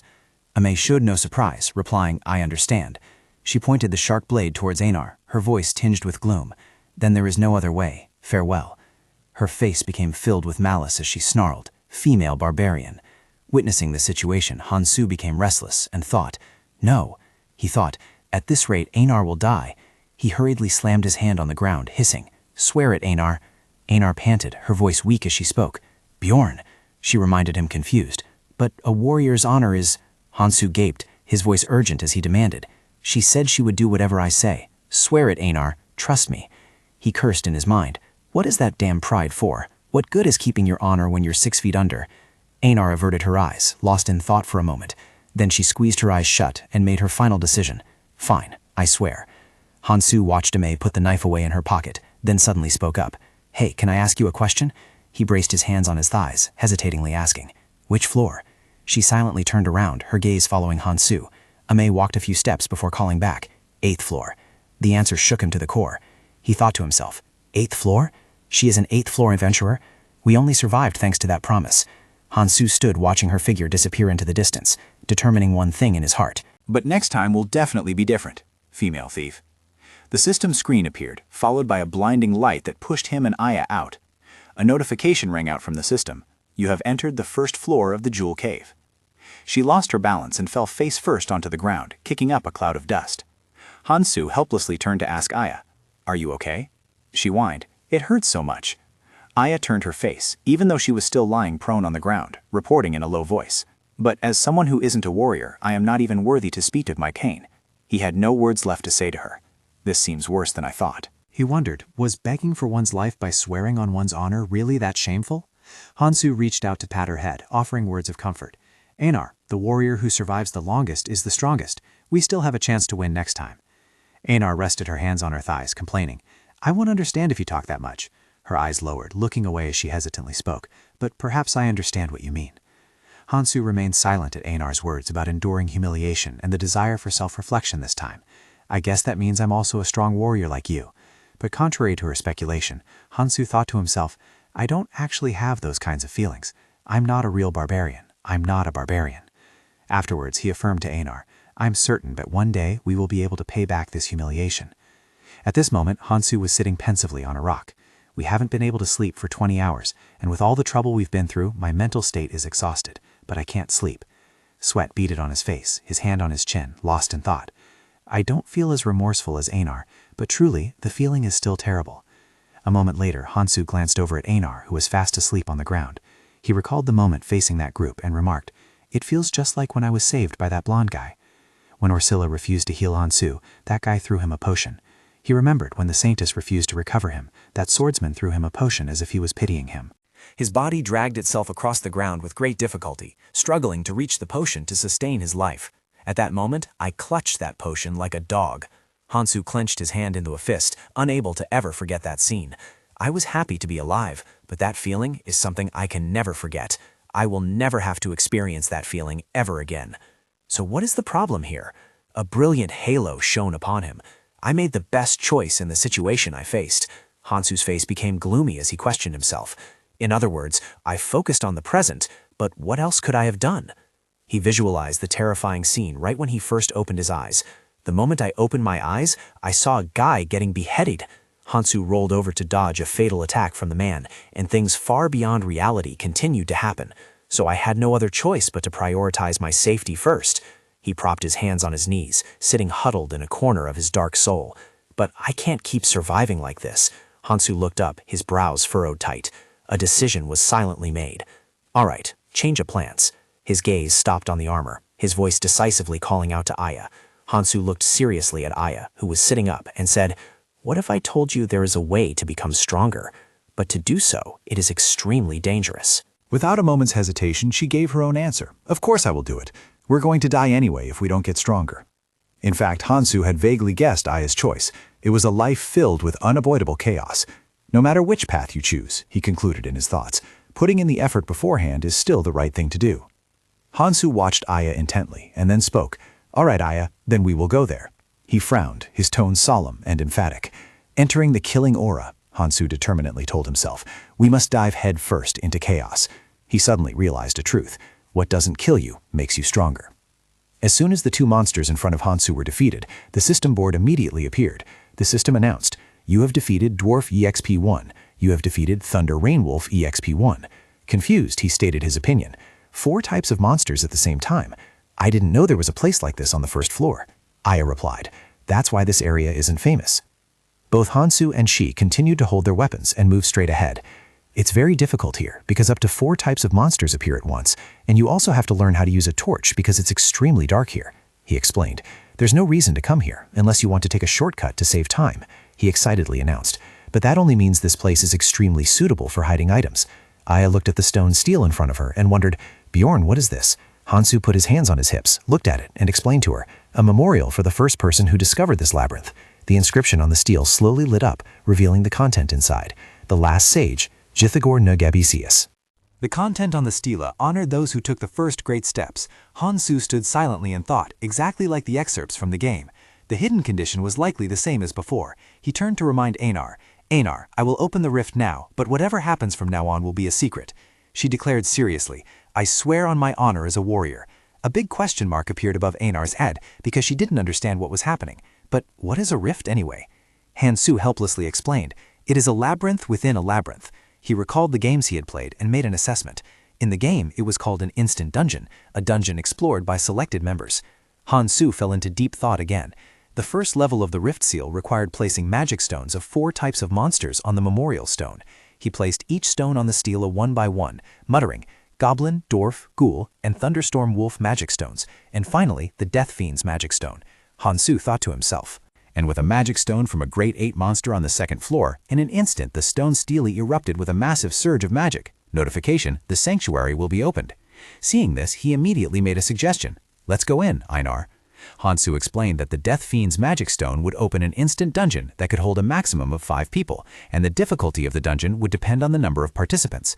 He felt both anxious and expectant, wondering what would happen now and what awaited him. The system board displayed the information. Character has entered the 1st floor of the sanctuary. Images of each floor of the labyrinth began to appear. A rift is a labyrinth nested within another labyrinth. He explained that in the game, they are called individual dungeons, a new realm that opens randomly on each floor, a water wall revealing a stream of blazing red magic.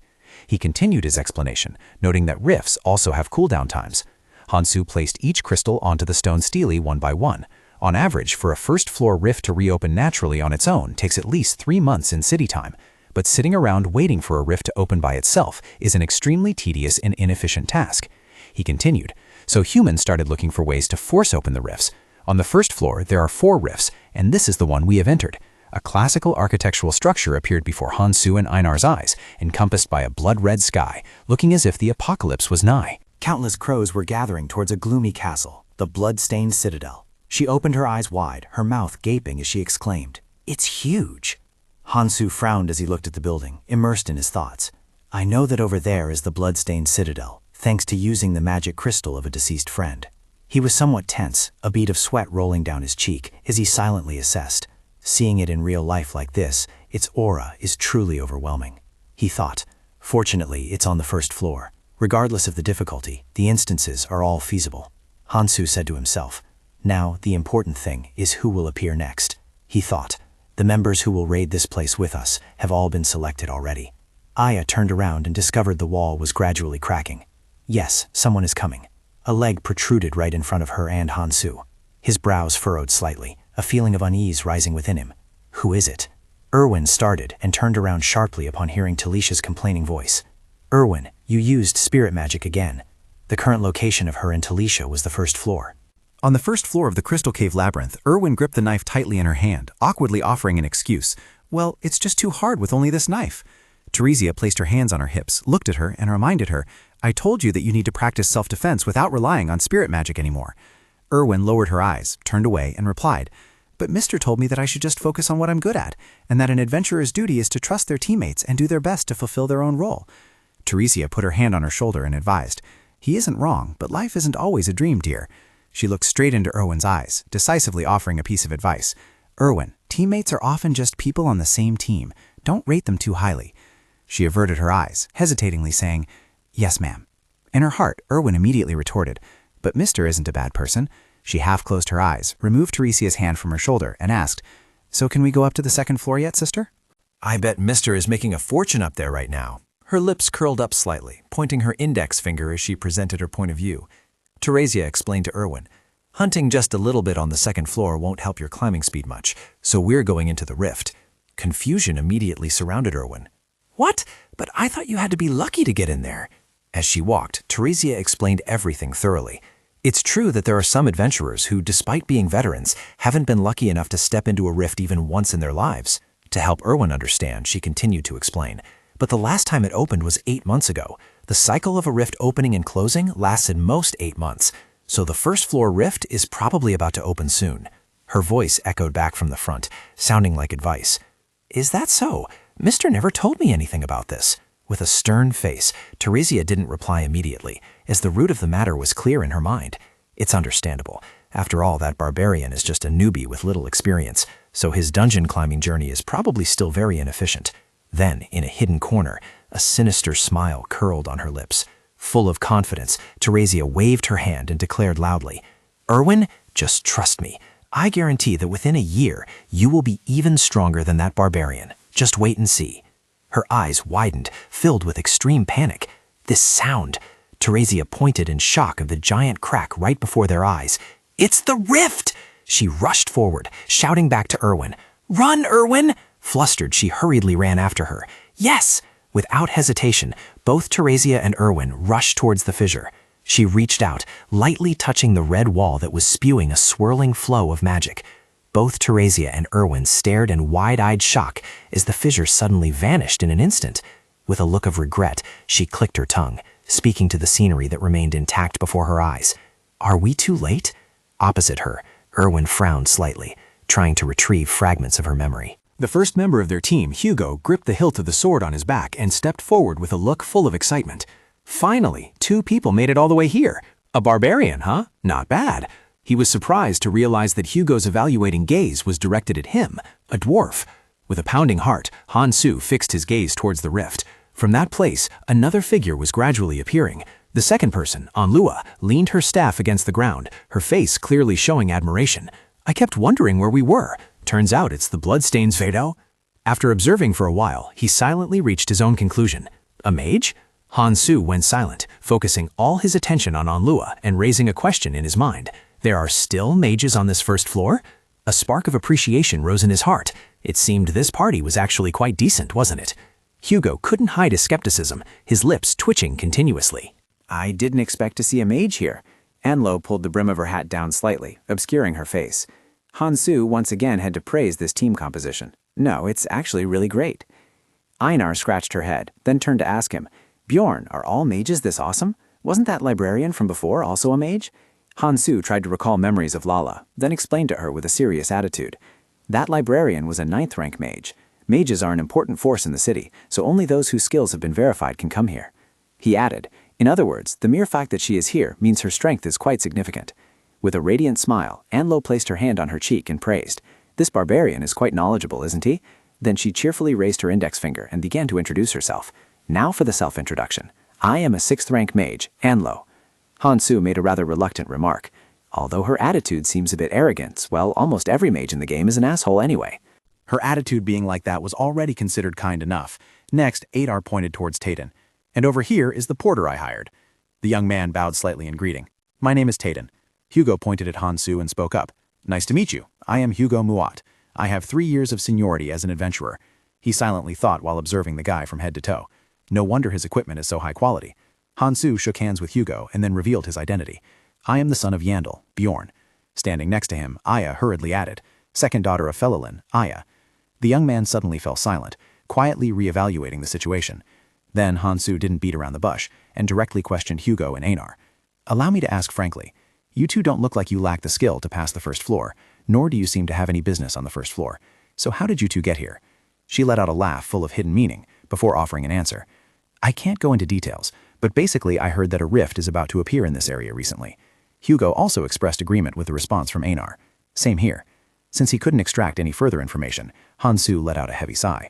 He thought to himself, so they won't reveal the method of entry and exit, huh? I guess this is what they call keeping trade secrets to themselves. Just then, Einar went straight to the point with a proposal tinged with arrogance. The money earned after this job will be split equally among everyone except me, on the condition that you guys must listen to me. Hugh looked at her and immediately agreed. Of course, following a mage's orders is an unwritten rule in the labyrinth. Hearing that, Anna laughed with satisfaction and replied, "I'm very happy to hear that." Hansu began calculating in his mind. Since there was a mage in the team, he had to obey her. After all, mages were recognized by the royal family and had the merits of eradicating evil spirits. He half closed his eyes reluctantly and responded, "I agree." Aya lowered her face, clenching her hands to show her resistance. "I disagree." Her somewhat agitated reaction left Hansu astonished. "Aya." Anger made Aya unable to speak a complete sentence. I.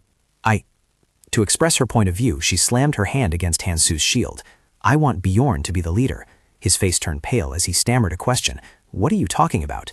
Aya opened her mouth wide and continued speaking in a loud, clear voice. "He is not a normal person, you know. He is a warrior, wiser than anyone else." Her words made Hansu more and more panicked, cold sweat pouring down like a bath. He stammered, cutting her off. "Miss, please, I beg you to shut your trap."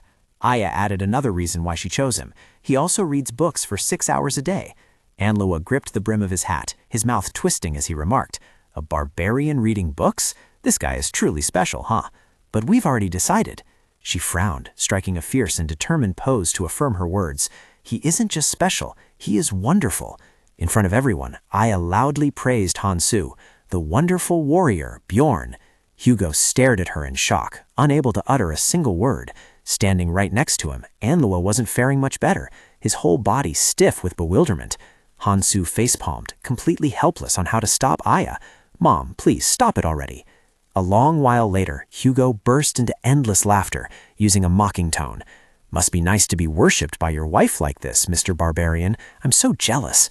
Aya jumped, then retorted, "What wife? I haven't married anyone." The guy didn't stop teasing. "Come on, no need to be shy." Aya grumpily replied, "Good heavens, I told you it's not like that." Anloa, witnessing the back-and-forth argument between Hugo and her, intervened. "Stop arguing, let's go." Realizing the topic had shifted at just the right moment, Hansu breathed a sigh of relief. He thought to himself, "Thank you, Uncle Dwarf, for changing the subject in time. Luckily, Anloa doesn't seem to mind much." Anloa stepped forward, then turned back to drop a reminder. "We'll have to investigate quite a bit." He prayed silently in his heart, hoping that from now until the end she would never pay attention to him. Witnessing Anlua's haste to depart, Hugo immediately suggested, "Hold on, are we leaving right now? We only know each other's names. What about introducing skills?" She refused. "Not necessary." Anlua pointed behind her, announcing in a serious tone, "The monsters in the bloodstained citadel are all rank 7 or lower, so just me and Talon are enough." Her arrogance made Hugo grind his teeth. Anlua narrowed her eyes, stating the decision she had made. "Oh, and also, I'll be taking the guardian fees as well. I need it to conduct my research." His whole body shook with resentment as he repeated the question. "You want to take all the earnings meant for the guardians?" Hansu was not surprised to witness this scene. Disputes like this in the dungeon happened as often as daily meals. Anger flaring up violently, Hugo roared, "Do I look like an idiot who can be led by the nose so easily, Miss Mage?" In an atmosphere taut as a bowstring, he and Anlua stood facing each other. Hansu pondered the root cause of these disputes, and the reason for such conflicts was 100% money. Both Hansu and Erwin showed confusion at the situation between Hugo and the girl. The escort fee was the commission in suture. He continued his analysis. For a financially stable mage, research is the top priority, but for an adventurer, their greatest priority is money. Anne Luong tightened her grip on the staff in her hand and retorted, "But I already said I would give you all the magic crystals in suture, didn't I?" Hansu observed her and silently contemplated. Anne Luong had just ignited the fuse for a dispute over money. Hugo furrowed his brows tightly and declared with a firm voice, "Saying that is no different from telling us to eat the leftovers and dregs, is it? I won't let you run wild like this." Not wanting to be outdone, Anne Luong snapped back. "But isn't that fair, though? There's no guarantee we'll get money or not, right?" Hansu looked at her lips, pressed tight in defiance, and sank back into his thoughts. She looked quite surprised. Perhaps she didn't expect to be retorted like that. Is she really that naive? Finally, Anne Luong gritted her teeth and made a decisive statement. "Fine then, I'll leave the items to you, but the protection essence must definitely be mine." Hugo had to temporarily accept. Fine, let's consider the two of us even for now. As for the grade 9 magic crystal this time, it's up to luck. The act of intentionally excluding himself and Einar from the calculations of that Kai and Amaryllis made Hansu extremely annoyed. Oh, just the two of us? So they didn't even bother to include us? He couldn't suppress it and roared out immediately. Wait, Hansu silently pondered in his mind. Why would I ever agree to leave empty-handed? He pointed his thumb at his face and declared boldly, "I don't care about essences or items, but I will take the grade 9 magic crystal." Hansu added, "Just that alone is enough." Amaryllis shot him a look sharp as a knife and spoke in a voice full of disdain. "Stop being so greedy. You think this team desperately needs 2 barbarians?" Hyo complained about the demand from Hansu. Demanding the grade 9 magic crystal is too greedy. He cursed silently. Damn it, it didn't work. Just a moment ago she was still pretending to be a nice person. A sense of helplessness washed over Hansu. Whatever, I was just testing the waters anyway. Next, he held up 2 fingers and made a proposal. "Fine, then I won't take it anymore. Leave us 2 essences that are not from the Guardians." Amaryllis and Hyo exchanged glances. She immediately changed her attitude and agreed. "Fine, I agree with both hands and feet." Haivo also voiced his approval. So did I. A gloomy aura radiated from Hansu. He told himself that this was probably all they could squeeze out of them. And considering their levels, it was true that there was no essence worth taking here anyway. Anlo waved her hand cheerfully and said, "Then it's a deal." Haivo reminded her coldly, "Remember to keep your word." A trace of contempt rose in his heart for the two in front of him. Just now they were laughing and talking as if nothing had happened. She spoke up excitedly. "Shall we go now?" Hivo replied with excitement, "I'm ready. My hands are itching for a fight." Hansu gritted his teeth, trying to suppress the rage threatening to explode. Damn it, these people flip faster than flipping a pancake. After witnessing Anlo and Haivo's act, he became even more convinced of a truth. He suddenly realized a profound truth. Today, once again, he deeply realized that he must become stronger. Hansu tried to compose himself, letting out a long sigh. Screw those ungrateful bastards.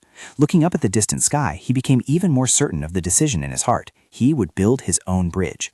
A system notification appeared, indicating that the character had just entered the blood-stained citadel, and before them lay a bridge leading straight to an ancient castle. System description. The Blood Citadel is divided into 4 parts. A drawbridge at the castle entrance. The entire citadel is submerged under a sky dyed in an eerie demonic red. The system continues. Ramparts outside the walls. A massive prison with every corridor lit by flames, and an underground dungeon inside the walls. In the middle of a vast chamber, a demon statue is worshipped, manifesting the worship of the evil god in the Lord's Heart. Hansu's party slowly enters the castle, officially beginning their journey. It is a gargoyle statue. Along the way, he observes a dragon-tailed demon statue, a grade 8 gargoyle monster. He tries to recall the characteristics of this creature. Usually, they remain like statues, possessing special traits. Hansu's group stops, looking up to admire the giant demon statue before them. However, as soon as an enemy enters their line of sight, the dragon-tailed demon's eyes flash with a malicious light, pinning Hansu down. They will attack instantly, which is why they are quite difficult to deal with. Feeling his legs gradually turning to stone, he grits his teeth. Its main skill is petrification. Hansu silently makes his calculations. If the tanker takes this petrification skill, the others must kill the monster to lift the curse. Usually Ava did the case, but Aya calls out anxiously and tries to run towards him but is held back by Anlu. Bion, with a faint smile on her lips, pulls her hood down low, her eyes revealing a calculating look. With a mage present, it's a different story. Anlu raises the staff high, pointing straight at Hansu's legs and begins to chant, Atavier. Hansu watches in shock as his legs are enveloped by a stream of magic. He recognized the curse-dispelling magic. He glanced at the dragon-tailed demon that was aggressively spreading its wings and flying towards Aya. A gargoyle could not petrify its enemies. Immediately after, Hansu and the girl rushed in with their weapons to attack it, but it had no effect. Just as Hansu's train of thought ended, Hickrod shouted loudly, "There's one left!" He wielded his hammer, leaping into the air, ready for a thunderous strike. At that exact moment, a large section of the dragon-tailed demon's leg began to crack. Hickrod seized the opportunity, swinging his weapon as he lunged towards it. The dragon-tailed demon stood frozen, its eyes reflecting the image of the hammer hurtling towards it. The system announced, "You have defeated the gargoyle statue. Experience +1. With just that single attack, Hickrod had wiped out all the enemies. He covered his mouth, letting out a hearty laugh after the skirmish. "You guys are pretty good." Hansu silently observed Hickrod and made his own assessment. The dwarf clan is indeed as skilled as I thought. The way he destroyed it was truly like a real man. Suddenly, a glowing red crystal appeared in midair. Aya looked confused as the crystal automatically flew into Talon's back. "Bjorn, the essence is moving on its own." Alua put her hands on her hips and explained, "That is a magic retrieval essence. From now on, I will keep this stone and distribute shares to everyone occasionally." Seeing no objections, Hickrod made a suggestion. Fair enough. Shall we keep going then? He used the hammer in his hand to strike a powerful blow against the door in front of them. Afterward, Hugo led the group inside.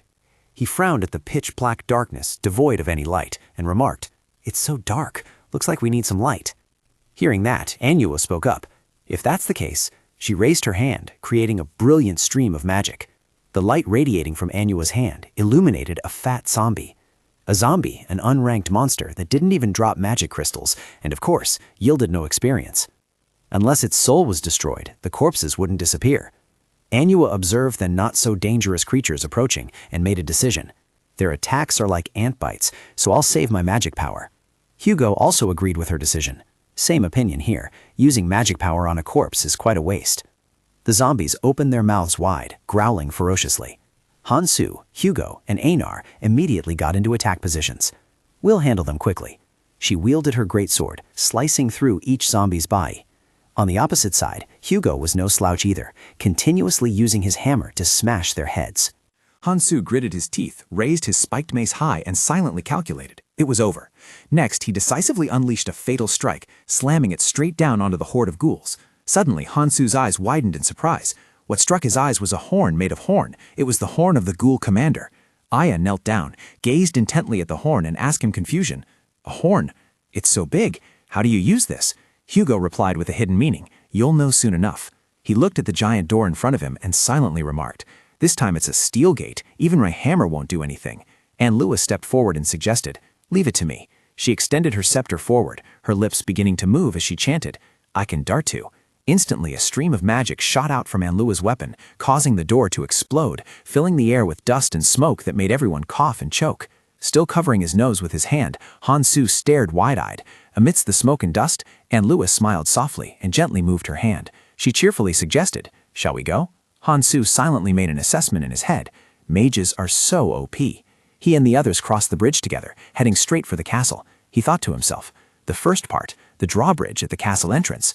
Anne Lewis stopped when the path was blocked. She spoke up, "I knew it. The drawbridge is cut off right in front of the castle entrance." She turned around and quietly signaled to Einar, "Einar, blow the horn now." She immediately understood the intent. Got it. Immediately, Einar picked up the horn, took a deep breath to prepare. She quickly threw her head back, and the sound of the horn instantly echoed throughout the space. He thought to himself, the dormant water magic circle had been awakened. Einar frowned in surprise, stammering voicelessly, "What is this?" She realized with horror that the bridge leading to the castle was slowly lowering. "The bridge is lowering." Einar unconsciously looked down and jumped in shock. Confusion was evident on her face as she witnessed the bright red water rising. Blood was rising from below. The situation became even more tense when Einar discovered countless hands rising from the water surface. Wait, there's something under the water. Hansu thought to himself. The name of this place was just as people said, red water and a crimson sky. That was the reason this place was called the Blood Citadel. Anlua used a calm voice to reassure them. They are zombies, so don't be afraid.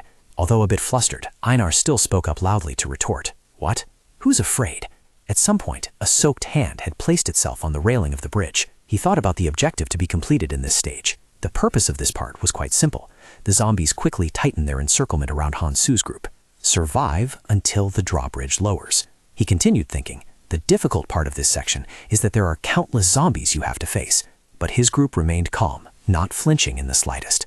That case only applies to a normal party. Anluwa spoke slowly. I predicted this would happen, so I have already prepared magic. She waved her hand, boldly giving the order. Everyone, move towards me. Everyone immediately retreated towards Anluwa. He continued his train of thought. The difficulty would drop drastically with a mage capable of using wide-area magic. Without hesitating for a second, she solemnly raised her staff and cast a spell, Wituitus. In an instant, a stream of magic from Anluwa swept past Bjorn's group, crashing straight into the horde of zombies. In just a moment, they all fell to the ground and vanished.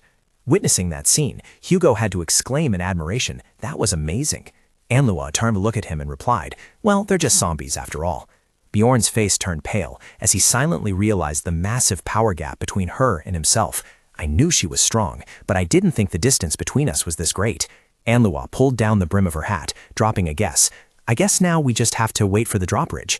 He was momentarily surprised by his own train of thought. Who would have thought we'd finish and then just sit and rest? A long while later, the bridge leading into the castle had lowered completely. Anluwa took the lead, and the group slowly moved forward. "Now, let's enter the castle." Thus, Bjorn's group quickly ended the battle at this location. He concluded, "So the first part of the Blood Citadel is complete." He fell silent for a moment, his face sinking into thought. Bjorn watched the backs of his teammates, uttering a faint remark. Ridiculously simple. Bjorn's group crossed the bridge without much difficulty, venturing deep into the castle. Anluwa spoke up. "We successfully crossed the drawbridge to enter the outer city area. Normally, we should have faced countless enemies here."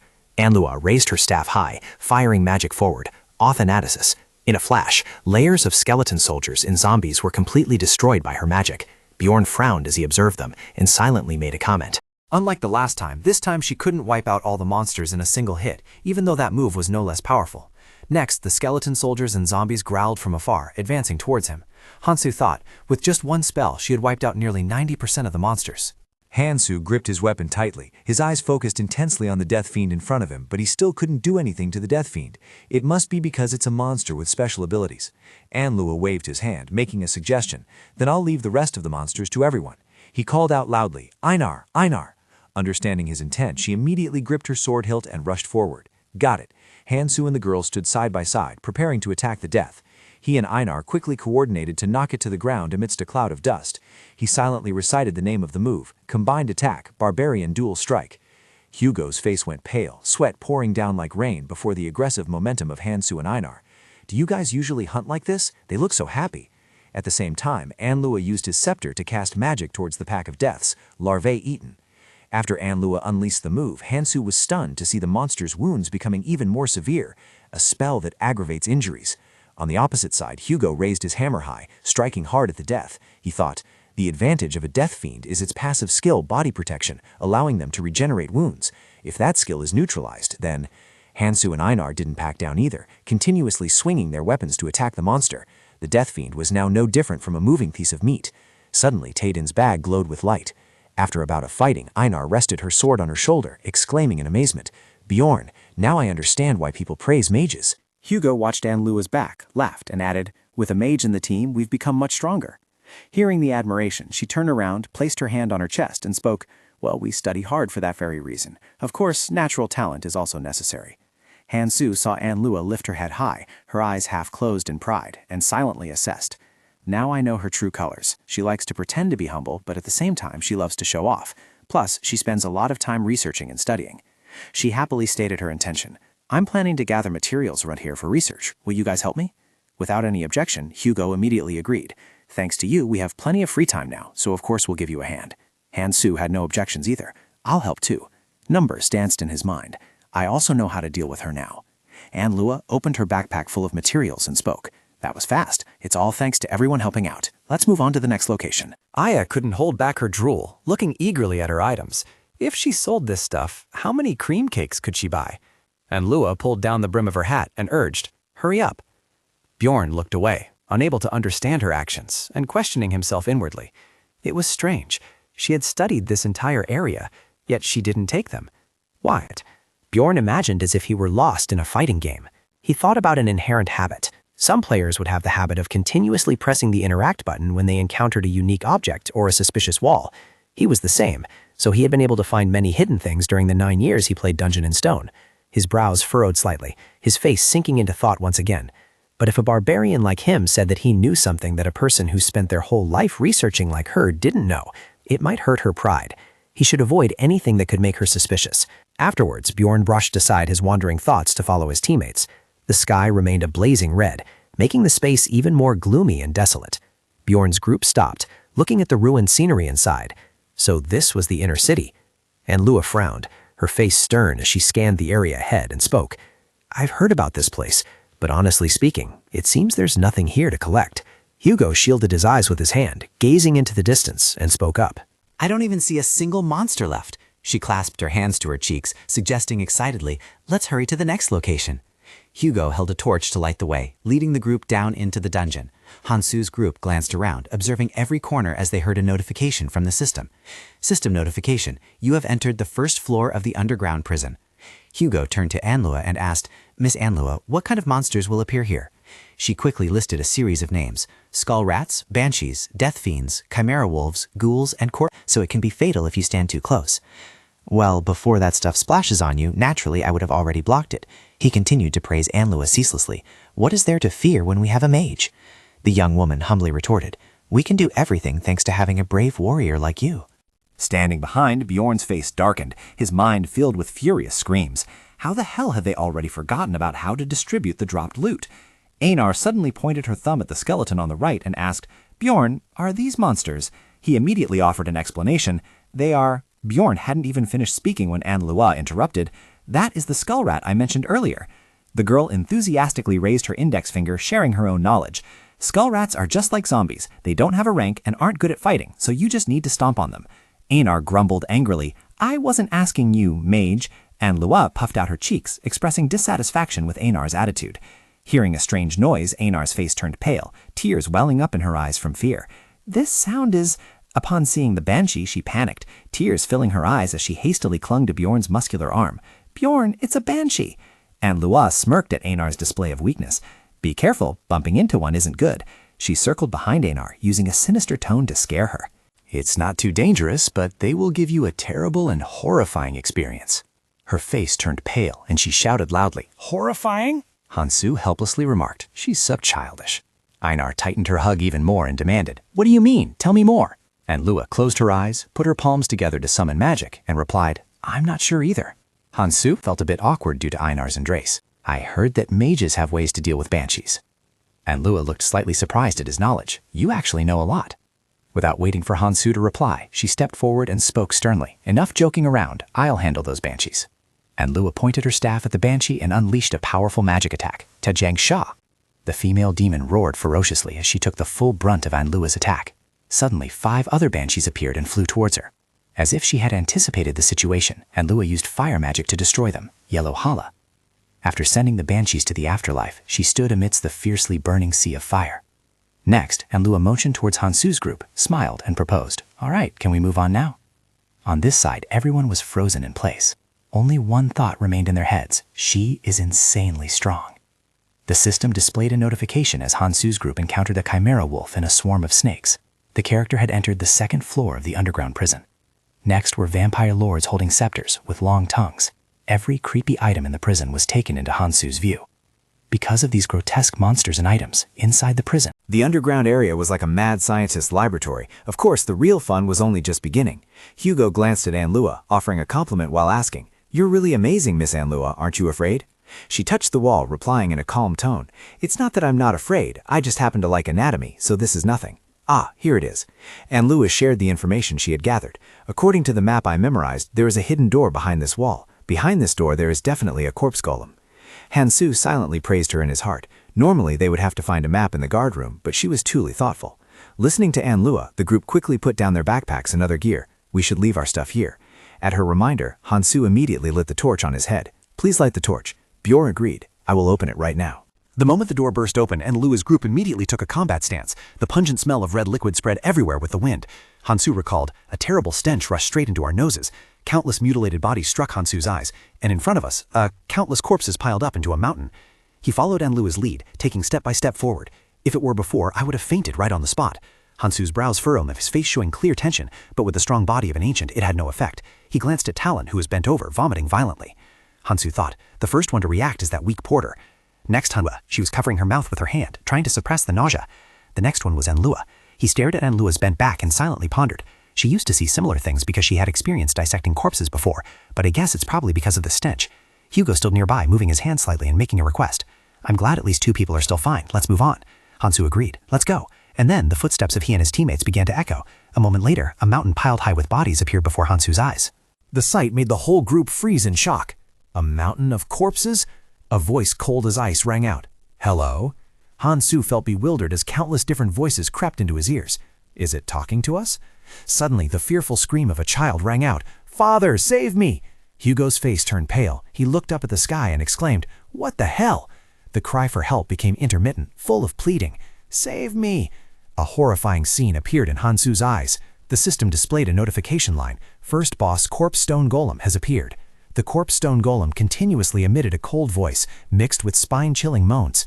It hurts. It hurts so much. Pain. Hurts. It hurts so much. Just kill me already. He was slightly surprised and couldn't help but curse inwardly. Damn it, in the game, didn't these things not make any sound? It didn't stop screaming. Save me, father! Hansu's face darkened. Black lines appeared clearly on his forehead, and he thought to himself, can't waste any more time. He turned to Hugo, speaking calmly to reassure him. Everyone, calm down. Hansu looked helplessly at the guy trembling violently and thought, damn it, this damned dwarf, he's so scared he's frozen stiff. The Corpse Stone Golem opened its mouth wide, uttering a ghostly voice. Where is this? It hurts so much. Father, father, I hurt. It hurts so much. It hurts. It hurts. It hurts. It hurts. It hurts. Hansu looked at Anlua, who had her face buried, and made an indifferent remark. These bastards only act tough. Next, he turned back to Hugo, who was paralyzed with shock. Hansu frowned, his teeth clenched tight. Guess they won't be of any help here now. The Corpse Stone Golem followed him with his eyes and wailed resentfully. Die! Die! Hansu quickly came to a decision in his mind. I have to rely on myself. A game is displayed on the computer screen. Dungeon & Stone is the pinnacle of gaming, targeting a small niche of players, but it also has features that satisfy many people. The terrifying image of a corpse golem appears. One of the game's features is vivid and realistic graphics that look like photographs. Its appearance is often well received by people, used for amusement. Those images are often used as memes, so many people recognize the meme even if they don't know the game. Bjorn tightened his grip on the spiked mace, gritting his teeth as he stared at the corpse golem, and he realized that no matter how realistic the graphics were, staring at it unblinkingly for even a second was nothing compared to seeing it in real life. The corpse golem's entire body ceaselessly emitted a mixture of sounds. Save me, it hurts, it hurts. On the opposite side, Anlua couldn't take it anymore. She collapsed to the ground, tears welling up. He thought the mage was supposed to be good at killing. Hugo's entire body trembled violently, stiffening upon seeing the corpse golem. The dwarf had encountered countless types of monsters during 3 years of exploration. Next was Talon, his face pale, gripping the hilt of his sword tightly after a bout of vomiting. He looked quite strong, even if he was just a big guy. Tightening his grip on the spiked mace, Bjorn coldly calculated in his head. They treated me and Einar like trash just because we are newbies, but now the only ones they can rely on are Einar and me, the barbarians. Facing the corpse golem, Einar and he immediately got into a ready stance. Her brows furrowed slightly as her gaze swept over Anlua and Hugo's expressions. With a hardened expression, Aya shouted a warning. What are you doing? Run! While Hansu stepped back slightly to observe the charging corpse golem, Aya gritted her teeth and raised her weapon, deciding to rescue Hickrod as she saw it heading straight for the dwarf. As the emerald green liquid sprayed directly towards him, Hickrod's eyes widened in horror. He hurriedly covered his face with his hands and howled in agony. My eyes! Hickrod's entire reaction fell into Hansu's view. The dwarf had lost his combat capability in an instant. He wondered if the mage, who had always appeared reliable, would fare any better. He glanced at Anlua, who was covering her mouth and retching violently, pondering as he saw she hadn't recovered yet. Then Hansu raised his voice to order, Einar, take the dwarf to the back and protect the witch. He cursed silently in his mind. Damn it, I have to end this quickly. If I don't act immediately, the whole team will die here. Quick as a flash, Hansu gripped his spiked mace tightly and rushed straight at the corpse golem. With his agility, he raised his shield to block the attack from the corpse golem. The attack pattern of the corpse golems was quite monotonous. They would launch corpse bombs at enemies from a distance. It reached its giant arm toward Hansu. For enemies that approached too closely, countless corpses seemed ready to reach out and drag him inside. They would grab the prey and tear them into pieces. Hansu lowered his center of gravity and began to analyze the situation. so I must not get too close to the corpse golems. He silently immersed himself in his thoughts. If I get too close, the corpse golems will switch targets to the witch instead of me. Since the female mage hasn't fully recovered yet, this is truly the worst-case scenario. Hansu sprang up, using his shield to block each of its attacks exactly as predicted. Until the mage calms down, I have to maintain my distance from it. He leaned back slightly, his brain working to find a way to lure the golem toward him to buy time. On the opposite side, Anlua was still in a state of terror, her breathing ragged and heavy. Cold sweat streamed down her face. A moment later, having stabilized her spirit, Anlua pointed her staff at the corpse golem and unleashed a massive fireball. A sumo haina. Both Hansu and Einar stared in shock, mouths agape at the power of her attack. He wondered if this was the true power of a mage, as the corpse golem was engulfed by the blazing fire and began to scream in agony. "It's so hot! Father! Father, it's so hot!" He stared in awe at the scene unfolding before his eyes. Usually, to destroy the first form of a corpse golem, one would have to spend a lot of time using torches to burn it. Yet now it was taken down by a single spell. The outer body of the golem had completely lost its vitality, and then a bony hand suddenly reached out from the midst of the flames. Bjorn observed the skeletal form of the corpse golem, stripped bare to the bone, and silently pondered. The second phase, bone golem. Immediately, he planted his feet firmly on the ground and shouted, "It's not over yet. Aya, come here." Bjorn and she rushed forward simultaneously, aiming straight for its chest. He glanced at the corpse golem reaching out towards him and made an observation. The corpse golem was a grade 7 monster. With soaring fighting spirit, Bjorn and Aya charged toward the monster together. But if its outer shell was gone, he believed that just 2 barbarians were more than enough to take it down. A system panel suddenly appeared the moment he and Aya simultaneously dealt the fatal blow to the corpse golem. "You have defeated the corpse golem. EXP +1. After the battle, Bjorn's breathing became ragged and his brows furrowed slightly. Aya spoke in amazement as she admired the brilliant flow of magic gathering before her eyes. "Bjorn, isn't this—" Bjorn looked at the newly formed crystal with excitement and replied, Yes, this is the essence of a corpse golem. The image of the corpse golem appeared on a record page. Beside it were equipment items sparkling with light. Basically, the Guardian was like a mobile treasure trove.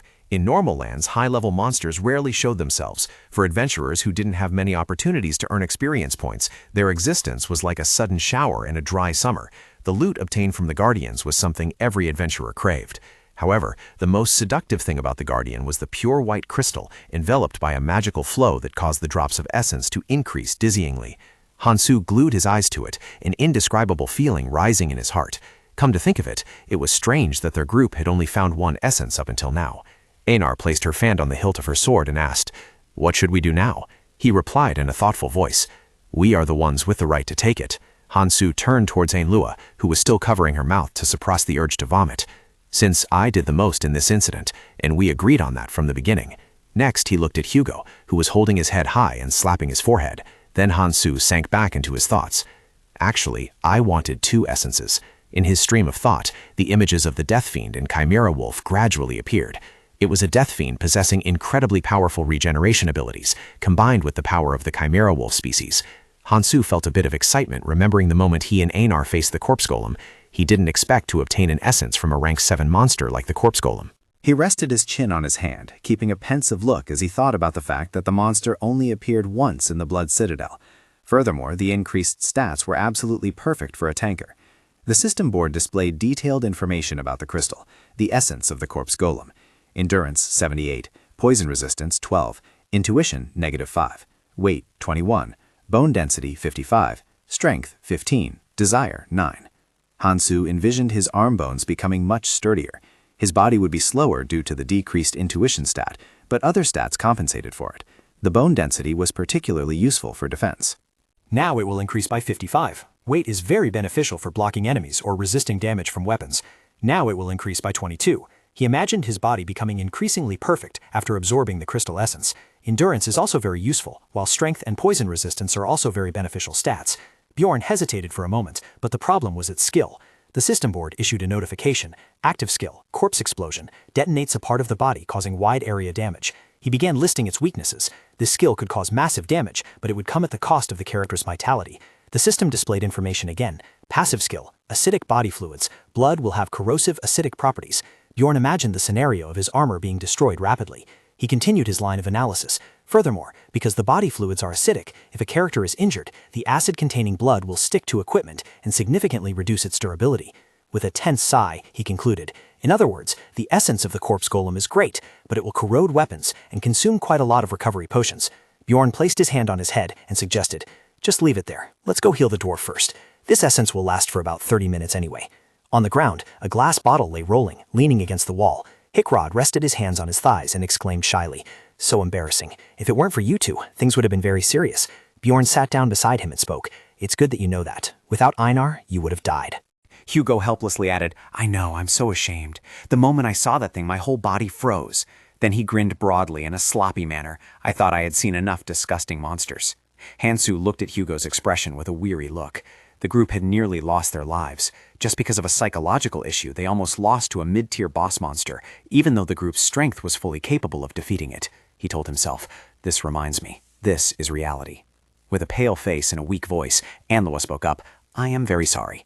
Hansu glanced at her and thought to himself, is she back to normal?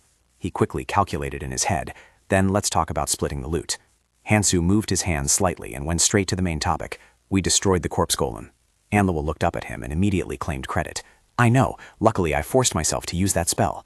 Hansu silently cursed. These adventurers are bastards. Instead of a word of thanks, the first thing she uttered was listing her merits. He had somewhat guessed Anlua's intention. If he didn't say anything, he wouldn't get a single coin. In a low voice, Hansu asked, we saved you people.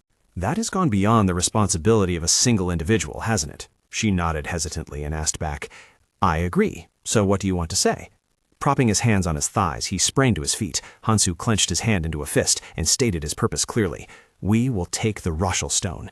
As soon as he finished speaking, the space instantly fell into silence. Hugo covered his mouth and coughed once, breaking that atmosphere. Then he grinned broadly and gave a thumbs up towards Aya to show his approval. I agree. If it weren't for this female barbarian, I would have died. Anlua held the brim of her hat and stated her point of view. I disagree. But then she offered another condition. If we really get a Roshel Stone, I will be fair with you. Hansu placed his hands on his hips, temporarily agreeing to Anlua's proposal. That works? He suddenly remembered something, then spoke in a nonchalant tone. Then and also. Both she and Hugo were stunned, their mouths agape at Hansu's declaration. The corpse golem left behind an essence. He thought pensively. How about this? Anlua covered her mouth in astonishment and exclaimed, the corpse golem's essence? That is even rarer than the guardian's essence. I heard there aren't many of those. Even the Adventurers Guild doesn't clearly know its uses. With a face full of ambition, she lightly bit her fingernail and said, but having obtained it, if I can research its properties. Facing Anlua's demeanor, Hansu smiled meaningfully. I knew she would react like that. Now is the real negotiation. Pointing at Anlua, he started the negotiation seriously. Anlua, I have a proposal. If you want, I will give you this corpse golem's essence. She seemed somewhat hesitant at Hansu's offer. But if we obtain the guardian's essence, then I will take it. Anlua furrowed her brows, placing her hand on her chest after the question he put forth. What do you think? Looking at Hansu, Anlua raised a question with a pensive look. You want to exchange the corpse golem essence for the guardian's essence? With a slightly confused look, she pressed on, even though it's not certain if the guardian essence will drop. Hansu watched Anlua's expression closely, then answered seriously, I will take full responsibility. At this, her expression relaxed. She clapped her hands excitedly and exclaimed, if that's the case, then fine. The corpse golem is much more interesting than the guardians. Hansu smirked, turned away, and secretly smiled triumphantly. What a bargain. Hugo looked at Anlua's retreating figure and asked, Miss Anlua, are you going to give the essence to the porter? I heard mages can't use it, right? She immediately held up a test tube and replied, No, I'm going to research it. Hansu couldn't help but be astonished. A test tube? He was somewhat surprised to see that object in Anlua's hand, as it was so precious that no one would dare use it for an essence below grade 6. Hugo stared wide-eyed at the test tube and exclaimed in admiration, It's so expensive, yet you have one? She cheerfully announced, I only have this one tube. The essence of the corpse golem was quickly poured into the test tube by Anlua. She was using her only test tube to contain a grade 7 essence. It seemed she highly valued the corpse golem's essence, but perhaps it was only due to its rarity. This exchange would be a huge bargain if I could secure the guardian essence. After finishing, she turned back and said, All right. With an excited expression, Anlua raised her staff high and suggested, Now let's get out of here. Leading the group forward, Hugo spoke up. I was just waiting for you to say that. Hansu whispered a prayer. Guardian essence, you better show up. A moment later, the team stopped in front of 2 statues. Looking up to observe them, Hugo remarked, They don't look like gargoyle statues. What are these? After sensing for a while, Anlua spoke. I don't sense any mana. They're probably just ordinary statues. She suddenly reached out to touch the statue and speculated. Perhaps the boss room is located above. If it hasn't collapsed yet, we will go investigate. Suddenly, a noise rang out. From above, a book fell right into Anlua's hands. Hugo rested his chin on his hand, looking at her with admiring eyes. How did you do that? Anlua closed her eyes slightly and answered smugly, Books are treasures of knowledge. Hansu grumbled in his head. Just say you read it in a book and be done with it. She flipped open the book. It was the Necronomicon, an incredibly expensive dark magic book. Hansu watched it intently and couldn't stop grumbling. I was planning to come back and get that later. His anger hadn't subsided yet. She must have known beforehand. Now I have to watch her hoard everything. Anlua immediately made a suggestion. I found it, so I'll take it, okay? Hugo waved his hand and agreed instantly. Take it. We don't have spatial magic, so we can't bring it out anyway. Seeing her beaming smile, a storm rose in Hansu's heart. Look at that punchable smile. She must know its value too. The Necronomicon is counted as an item, so you can bring it out even without spatial magic. He suddenly felt confused, remembering the moment Anlua walked past the statue at the fountain. But why didn't she know about the thing hidden behind the fountain? Her suggestion cut off Hansu's train of thought as she raised her staff high. Shall we keep going? Following that was the scene of Aya, Hugo, and him wielding their weapons, continuously smashing through obstacles on the path. We then went around the room and leisurely hunted monsters. Amidst the thick dust and smoke, gargoyles, chimeras, and starving skeletons gradually revealed themselves. That was the second mini-boss, the Skeleton Knight. Standing from behind, Anlua pulled down the brim of her hat and cheered excitedly. So lucky, not only did we get corpse golem essence, but we also encountered a Skeleton Knight. Hansu frowned, feeling a bit suspicious about his own luck. This is strange. How can I be this lucky?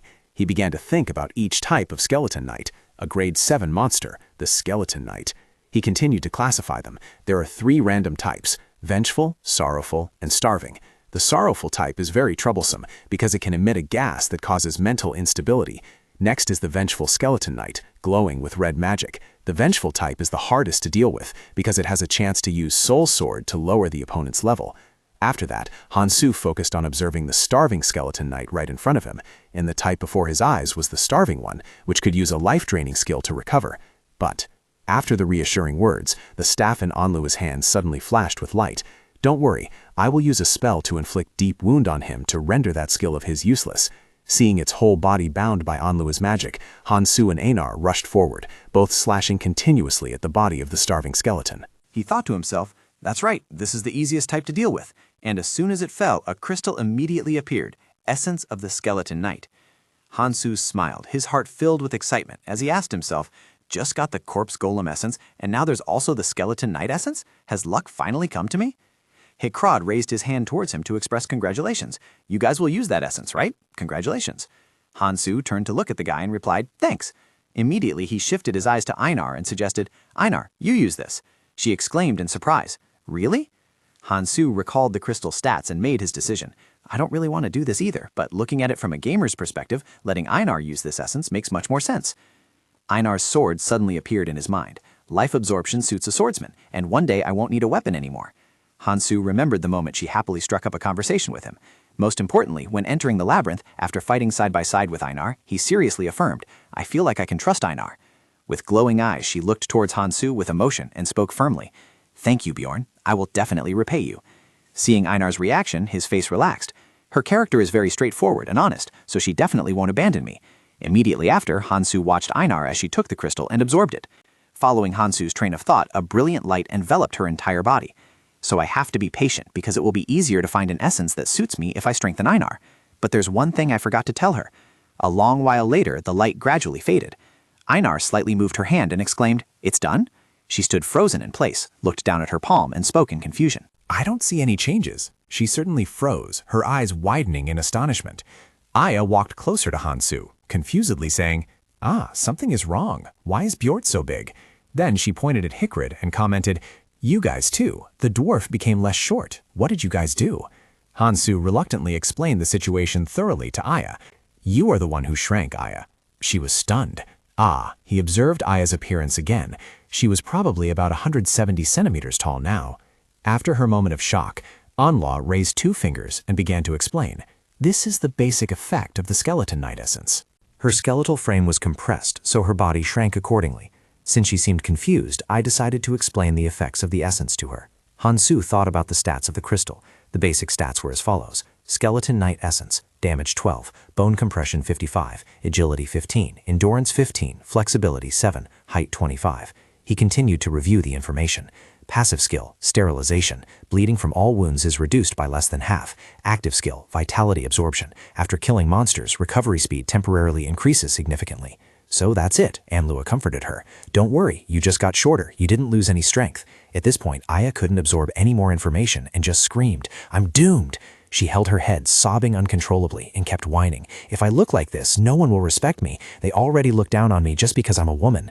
Anlua approached Aya and praised her tone, but you're much prettier now. She examined Aya's face and commented, is it because your face looks smaller? You could even be used for a honey trap.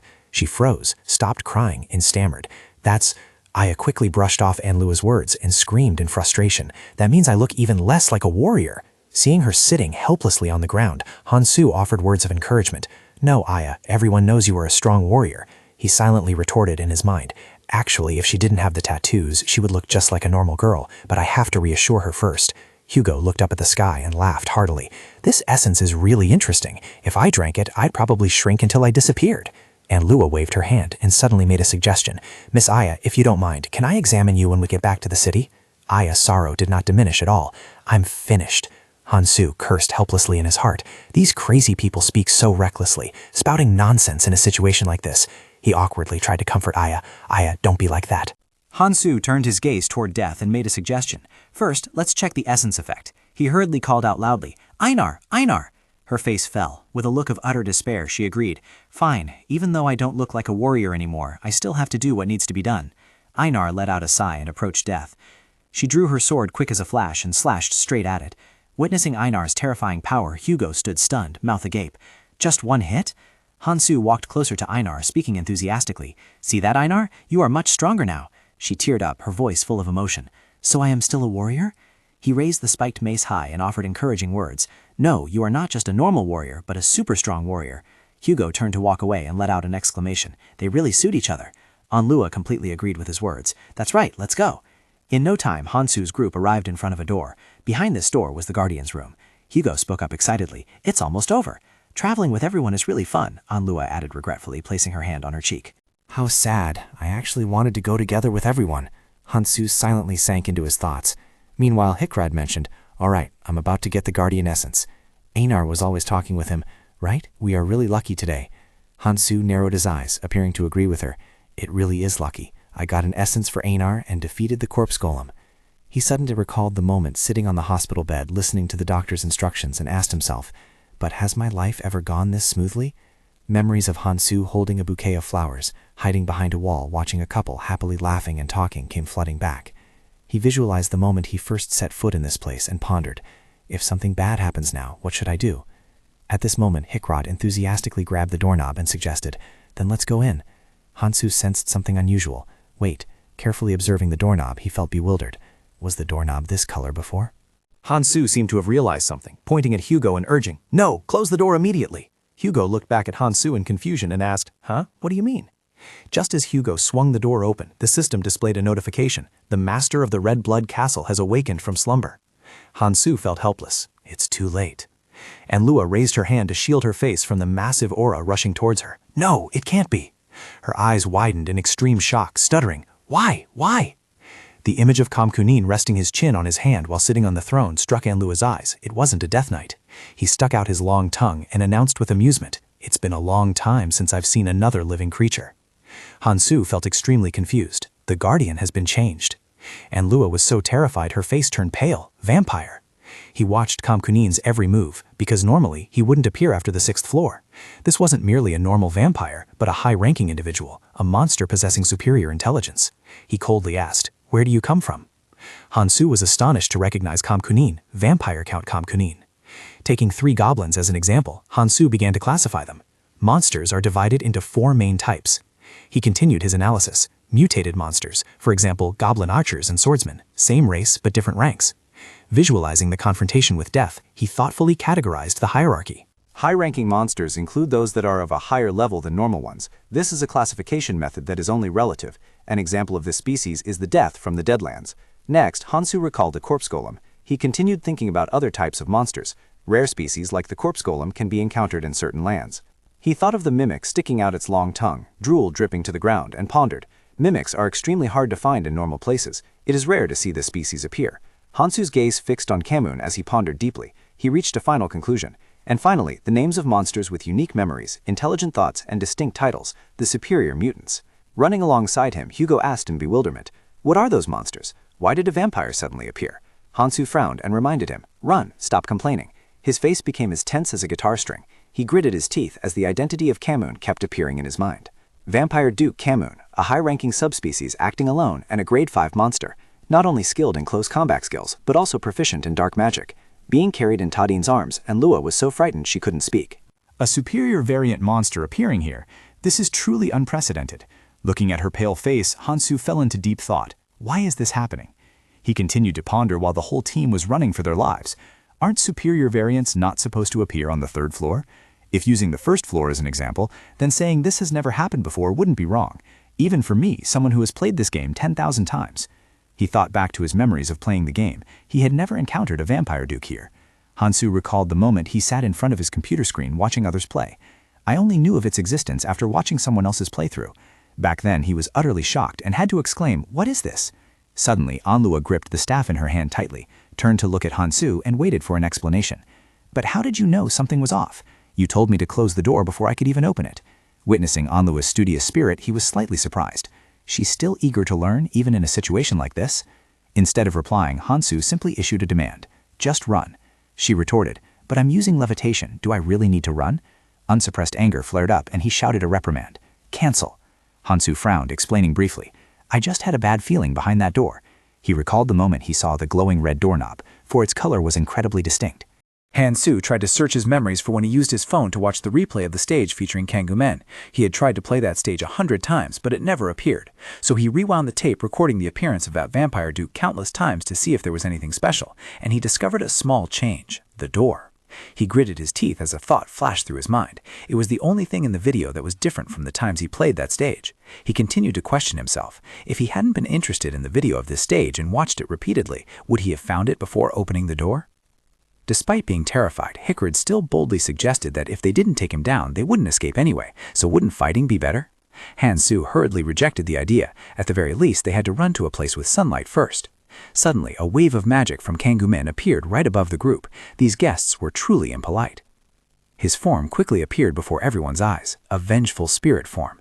Hansu thought helplessly. This was exactly why he hated magic-using monsters. His physical strength was useless against him in spirit form, so he shouted Anlua's name. With a face already pale as a sheet, Anlua thrust her staff forward and cast magic. "Everyone, close your eyes!" A blinding light erupted from Anlua's weapon. Demonic fire explosion. With a hint of anxiety, Hansu squeezed his eyes shut and waited. A long moment later, he opened his eyes to observe the surroundings. It was gone. Einar gaped at the black spot dissipating in front of her and said, "The vampire disappeared." In just an instant, the Count reappeared, completely unharmed and without a single scratch. The vengeful spirit form was one of the types of magic that vampires often used. It allowed them to move extremely fast, but their main body could not leave its original position. Instead, when needed, it could swap the position of the main body to where the vengeful spirit currently existed. Staring at his emotionless face, Hansu pondered. Dealing with it is relatively difficult, but fortunately the maid broke that spirit form in time, preventing him from swapping his body over here. "We've bought ourselves another 3 minutes." He darted his eyes around. He must have awakened by now after that hit. Aya screamed in horror. "Bjorn, the maid, she's been attacked!" Hansu was stunned and shouted, "What?" Looking at her unconscious in his arms, Tadine cried out in panic, "Miss Anlua!" Anlua's brows furrowed slightly, and a stream of dark red liquid flowed from the corner of her lips. His eyes widened, realizing in shock, is she suffering from internal injuries? He reviewed the information he knew. As far as he knew, vampire magic didn't have such long-range attack effects. Was it a backlash or an attack from another magic he didn't know about? On the game screen, the image of a fallen character appeared, along with the text, "You died. Press A to retry. Delete game." Hansu became flustered, thoughts overlapping in his mind. He recalled that video. Even in the recorded gameplay video, they died before they could do anything. I also don't know if this vampire duke has any other magic. Then he made a judgment. I've considered all possibilities, but we have to get out of here first. Hansu waved his hand, hurriedly proposing, "Let's get out first." Facing this situation, Hugo also appeared extremely decisive. What do we do now? The mage knows the way, but she's fainted. Hansu approached him, speaking hurriedly. Don't worry, I know the way out of here. Startled by his decisive attitude, Hugo exclaimed, What? Isn't this your first time entering the Blood Citadel? Hansu hesitated before explaining, I still remember the path. Follow me. At this moment, unconcerned with anything else, he had only one desire, to escape this place. Damn it, even if he's treated as a bizarre barbarian for being smart, he has to survive and get out of here first. Running at the front, Hansu led the way for the team. Relying on his memories, he rushed forward. That's right, I still remember the way. Observing the paths emerging in the distance, Hansu silently calculated. How could I not remember this path when I have traversed this corridor hundreds of times in the game? In an instant, Hugo spotted the exit ahead and exclaimed in amazement, There's the exit! Do you actually remember the way? Hansu's eyes widened as he checked the situation behind them. Immediately he saw Kamguman still relentlessly chasing them and hurriedly urged, Damn it, it's following us again. Hurry up, get to the exit. Climbing the stairs quickly, Hansu ran straight outside. Just then, Kamguman also accelerated the chase. Aya seemed to have slowed down compared to the others and was momentarily left behind by Hansu. With a tense expression, Aya gaped in horror as she looked at Kamguman getting closer and closer. Suddenly, the sunlight shone down, causing it to dissipate.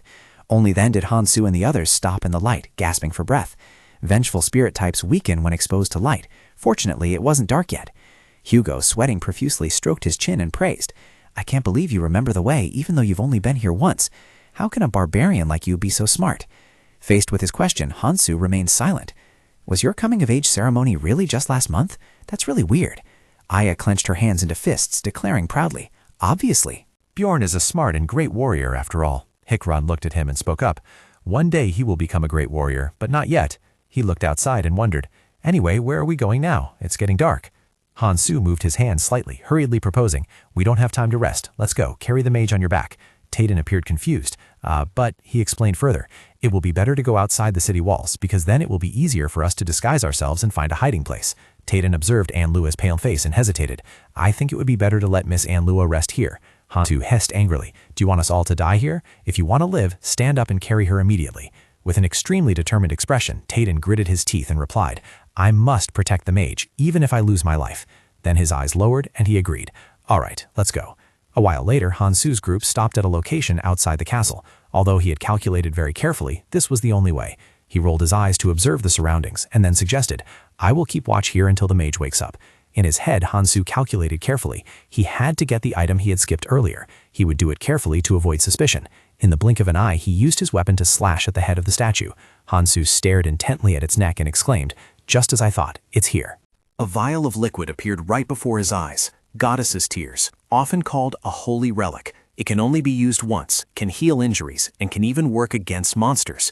A notification appeared. Your character has obtained Goddess's tears. As soon as Hansi turned around, he saw Anlua waking up.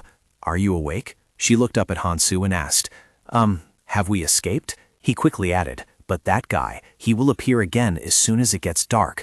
Anlua immediately understood the issue. Is that so? Hansu frowned, voicing his query. What kind of magic were you affected by? She hesitated before offering her guess. I'm not sure, but probably pain sharing. He reflected in astonishment. Pain sharing. Luckily, she has the spirit of a grade 8 monster helping to withstand that damage. But, Hansu continued asking, how long will it take for you to recover? Anlua responded, 20 minutes. After that time, I can use about 5 grade 7 attack spells. He couldn't help but feel a bit anxious. 20 minutes, that's trouble. Hansu seriously probed. Can you use any other fire magic spells? Anlua looked unhappy and retorted annoyedly. Do you know that asking a mage about the spells they know is very rude? Paying no mind, Hansu used his pinky to pick his nose. I knew that because I had already read all the tutorials for this game, but was that question so hard for her to answer? He curled his lips, smiling cunningly and justifying himself. I am a species that acts rudely to everyone. She knows that. The pinnacle of rudeness, that is a barbarian. Anlua's face darkened, her mouth gaping at Hansu's rude behavior. With a look of helplessness, she half closed her eyes and replied, Forget it. It's useless talking to you. I suppose I can use that light orb magic. In Hansu's mind, the image of a mage raising a staff to cast magic appeared. It was the solar light orb, looking similar to a fireball, but was a grade 6 magic with characteristics as hot as the sun. He waved his hand, throwing out another question. Can you use any other buff spells besides strength enhancement magic? Anlua calmly stood up to reply. Yes, if I have more mana. Give me about 10 minutes to recover more magic power. Then Hansu tightened his grip on the spiked mace and outlined the plan of action. 30 minutes. I will try to hold them off until then, so try to recover the mana you need to cast your magic. And Lua widened her eyes in surprise and nodded in agreement. All right, I will. Only then did she feel something was amiss. But wait, why is he the leader now? I have to listen to your orders now? Hansu asked back, do you have any other suggestions? I am very willing to consult your opinion. And Lua can only click her tongue and accept.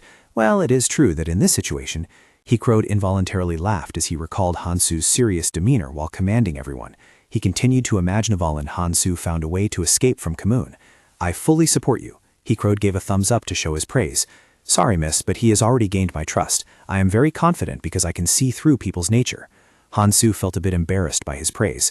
Thank you for everyone's support. Soon after, the sunset faded, giving way to the quiet night. Kamun suddenly appeared, baring his sharp teeth and speaking. Strange, very strange. Floating in midair, he expressed his desire. When I see you, there is an urge to drain all your blood that I cannot stop. Kamun stuck out his long tongue, drool dripping down. Do you know why? Hansu could not help but feel tense facing him. It's coming. The group immediately raised their weapons to chest level, ready to execute the planned strategy. The spell needs another 30 minutes to complete. We must hold him off at all costs. Kamun landed on his feet. He raised his hand, revealing sharp claws. Kamun looked up to the sky, opened his mouth wide, and let out a roar that echoed through the heavens. Seeing him flap his wings and take flight, Hansu hurriedly turned to Talon and said, "Get Anlua out of here quickly." Hansu's gaze was now fixed straight at Kamun, heavy with pressure, just like their previous encounter. The discussion had reached a dead end, no matter how hard they tried to find a countermeasure. Hansu watched him rush in with terrifying speed and blurted out, "Here he comes." Kamun raised his hand high, exposing sharp claws ready for a pounce. Hickrod immediately raised his shield to block the incoming attack. The man began to make arrogant remarks. You actually have some skill. Hansu couldn't help but admire as he witnessed from behind how Hickrod resiliently withstood Kamun's storm-like attacks. Dwarves, even when attacked, do not retreat. Their endurance is exceptional.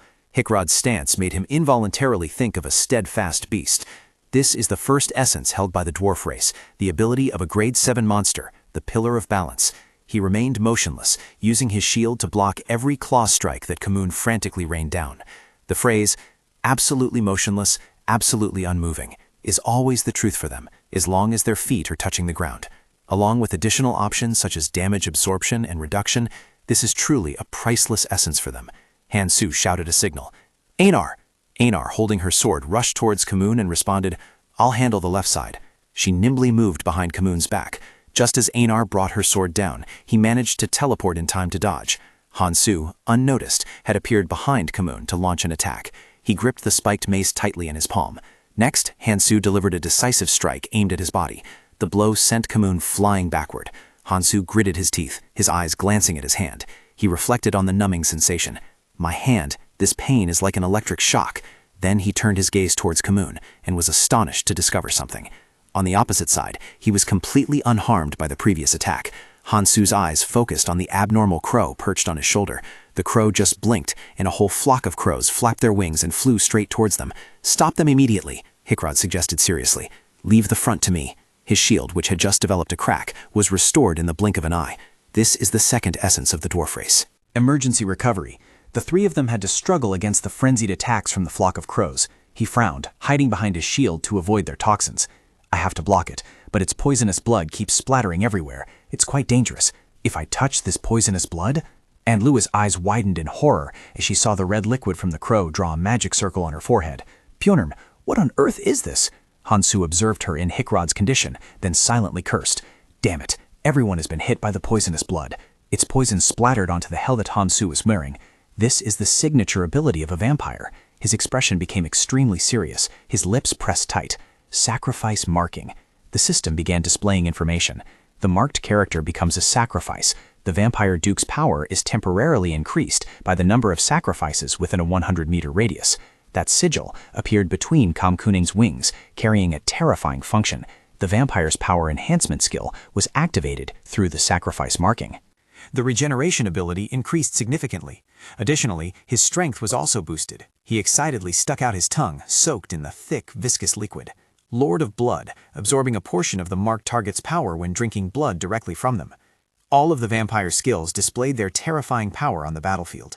Hansu swung his sword to attack the flock of crows under Kamakunen's command. The problem was, besides the listed skills, they could also use dark magic. They had the ability to turn into black smoke to dodge sword strikes, or they could create black crows that would rush in and explode right next to the opponent. Countless monsters were summoned at his call. Not only that, he could also summon monsters from the blood spilled on the battlefield. All of these things showed the cunning and combat capability of a high-ranking monster. Hugo was flung far away, letting out a cry of agony. Einar pressed her back against Hansu and exclaimed, "Bjorn, Hugo has been hit!" He tried to maintain his concentration and voiced a reminder, "Don't get distracted." Hansu raised his shield to take the attack from Kamakunen. Damn it, at this rate, it's impossible to resist this vampire. Is the game going to end here? Anlua? How much cool time is left for the magic? Anlua's transmission suddenly rang out. Can everyone hold on for another 5 minutes? He looked back at Hickrod lying motionless, anxiety rising in his heart. The plan they had outlined was starting to veer off track. 5 minutes? In this battle, the dwarf who plays the tank role and shares damage with me has been defeated. Both Einar and I are heavily injured. If that's the case, there's only one way. Bjorn hesitated no longer and immediately issued a command. Einar, get the dwarf out of here quickly. Einar gripped the hilt of her sword tightly, her voice filled with confusion. But he frowned, showing determination in his decision, and urged, I will block him and buy time. Hurry up. Einar didn't hesitate a second, hoisting Hickrod onto her shoulder and quickly departing. I got it. Bjorn watched Kamun rushing towards him and silently calculated. No need to pay attention to anything else anymore. Sweat ran down his face. He grinned at the idea that had just popped up. From now on, what I intend to do isn't just defending. Bjorn growled, cursing. Come here, you bastard. Hearing that, Kamun flew into a rage, immediately raining down countless attacks on him. A glint of astonishment flashed in his eyes. Bjorn pulled out a potion bottle and drank it all in one breath. Just keep stabbing me. Kamun used his claws to tear at his helmet. Anlua looked at Bjorn's back with a gaze full of confusion. Her face paled, asking a horrified question. What on earth is he doing? Anlua observed Bjorn's entire body trembling violently and asked herself, can he really withstand continuous damage just by drinking potions? He opened his mouth wide, roaring in pain. I've never heard of this way of fighting. Red liquid splattered from Bjorn's body in a horrifying manner. By all logic, no one could have done it. The pain from his punches was beyond imagination. Kamun still did not stop raining blows upon him. The level of agony became increasingly severe, depending on the scope and the location of the wounds. The bottle that was in Hansu's hand earlier was now rolling on the ground. At this moment, Anlua, with a body full of injuries, lowered her head, gritting her teeth to endure the pain. That man's body was covered in overlapping wounds, fresh blood flowing ceaselessly. In this condition, it wouldn't be strange if he died from shock or excessive blood loss. Anlua couldn't help but be astonished to see Hansu still standing firm, blocking every blow from Kamun, despite his unstable condition. How could he block the attacks of a vampire count in that state? He frantically swung his claws at Hansu's shield in a rage. He couldn't even move, let alone counterattack. Kamun's sharp eyes glared, pinning him down. Anlua was stunned by Hansu's resilient will, even though he couldn't block all the strikes and his whole body was covered in lacerations. He had to struggle to withstand countless attacks from Kamun. Every strike from the vampire count was critical, aiming for the vital points on his body. His claws dug into Bjorn's iron armor, but most were blocked by him with precision. His eyes flashed with a glinted light, silently realizing his own power. I recalled the documents I had read long ago. The true value of a barbarian is not superior strength, but mental fortitude. Anula gripped the staff in her hand tightly, bowed her head, and spoke. Now I understand that saying. Tayden felt a bit moved by Bjorn's resilient appearance. But Miss Anula, the current situation is too dangerous. How much longer can he hold out? Seeing Bjorn at a disadvantage against Kamun, he immediately made a suggestion. Wouldn't it be better if we ran away from here now? Tayden turned to Anula and added, with his body suffering countless wounds like that, how long can he stay conscious? She raised a voice of helpless rebuttal. Run where? There is nowhere to escape to. There is only one way in this situation. Anula's face darkened. She frowned at the actions caused by herself, destroying the guarding monsters and attacking various points of the vampire count. What am I doing right now? She seemed to be drifting in her own world. Even for a barbarian who had just completed the coming-of-age ceremony, the decisive image of Bjorn suddenly appeared in Anula's mind.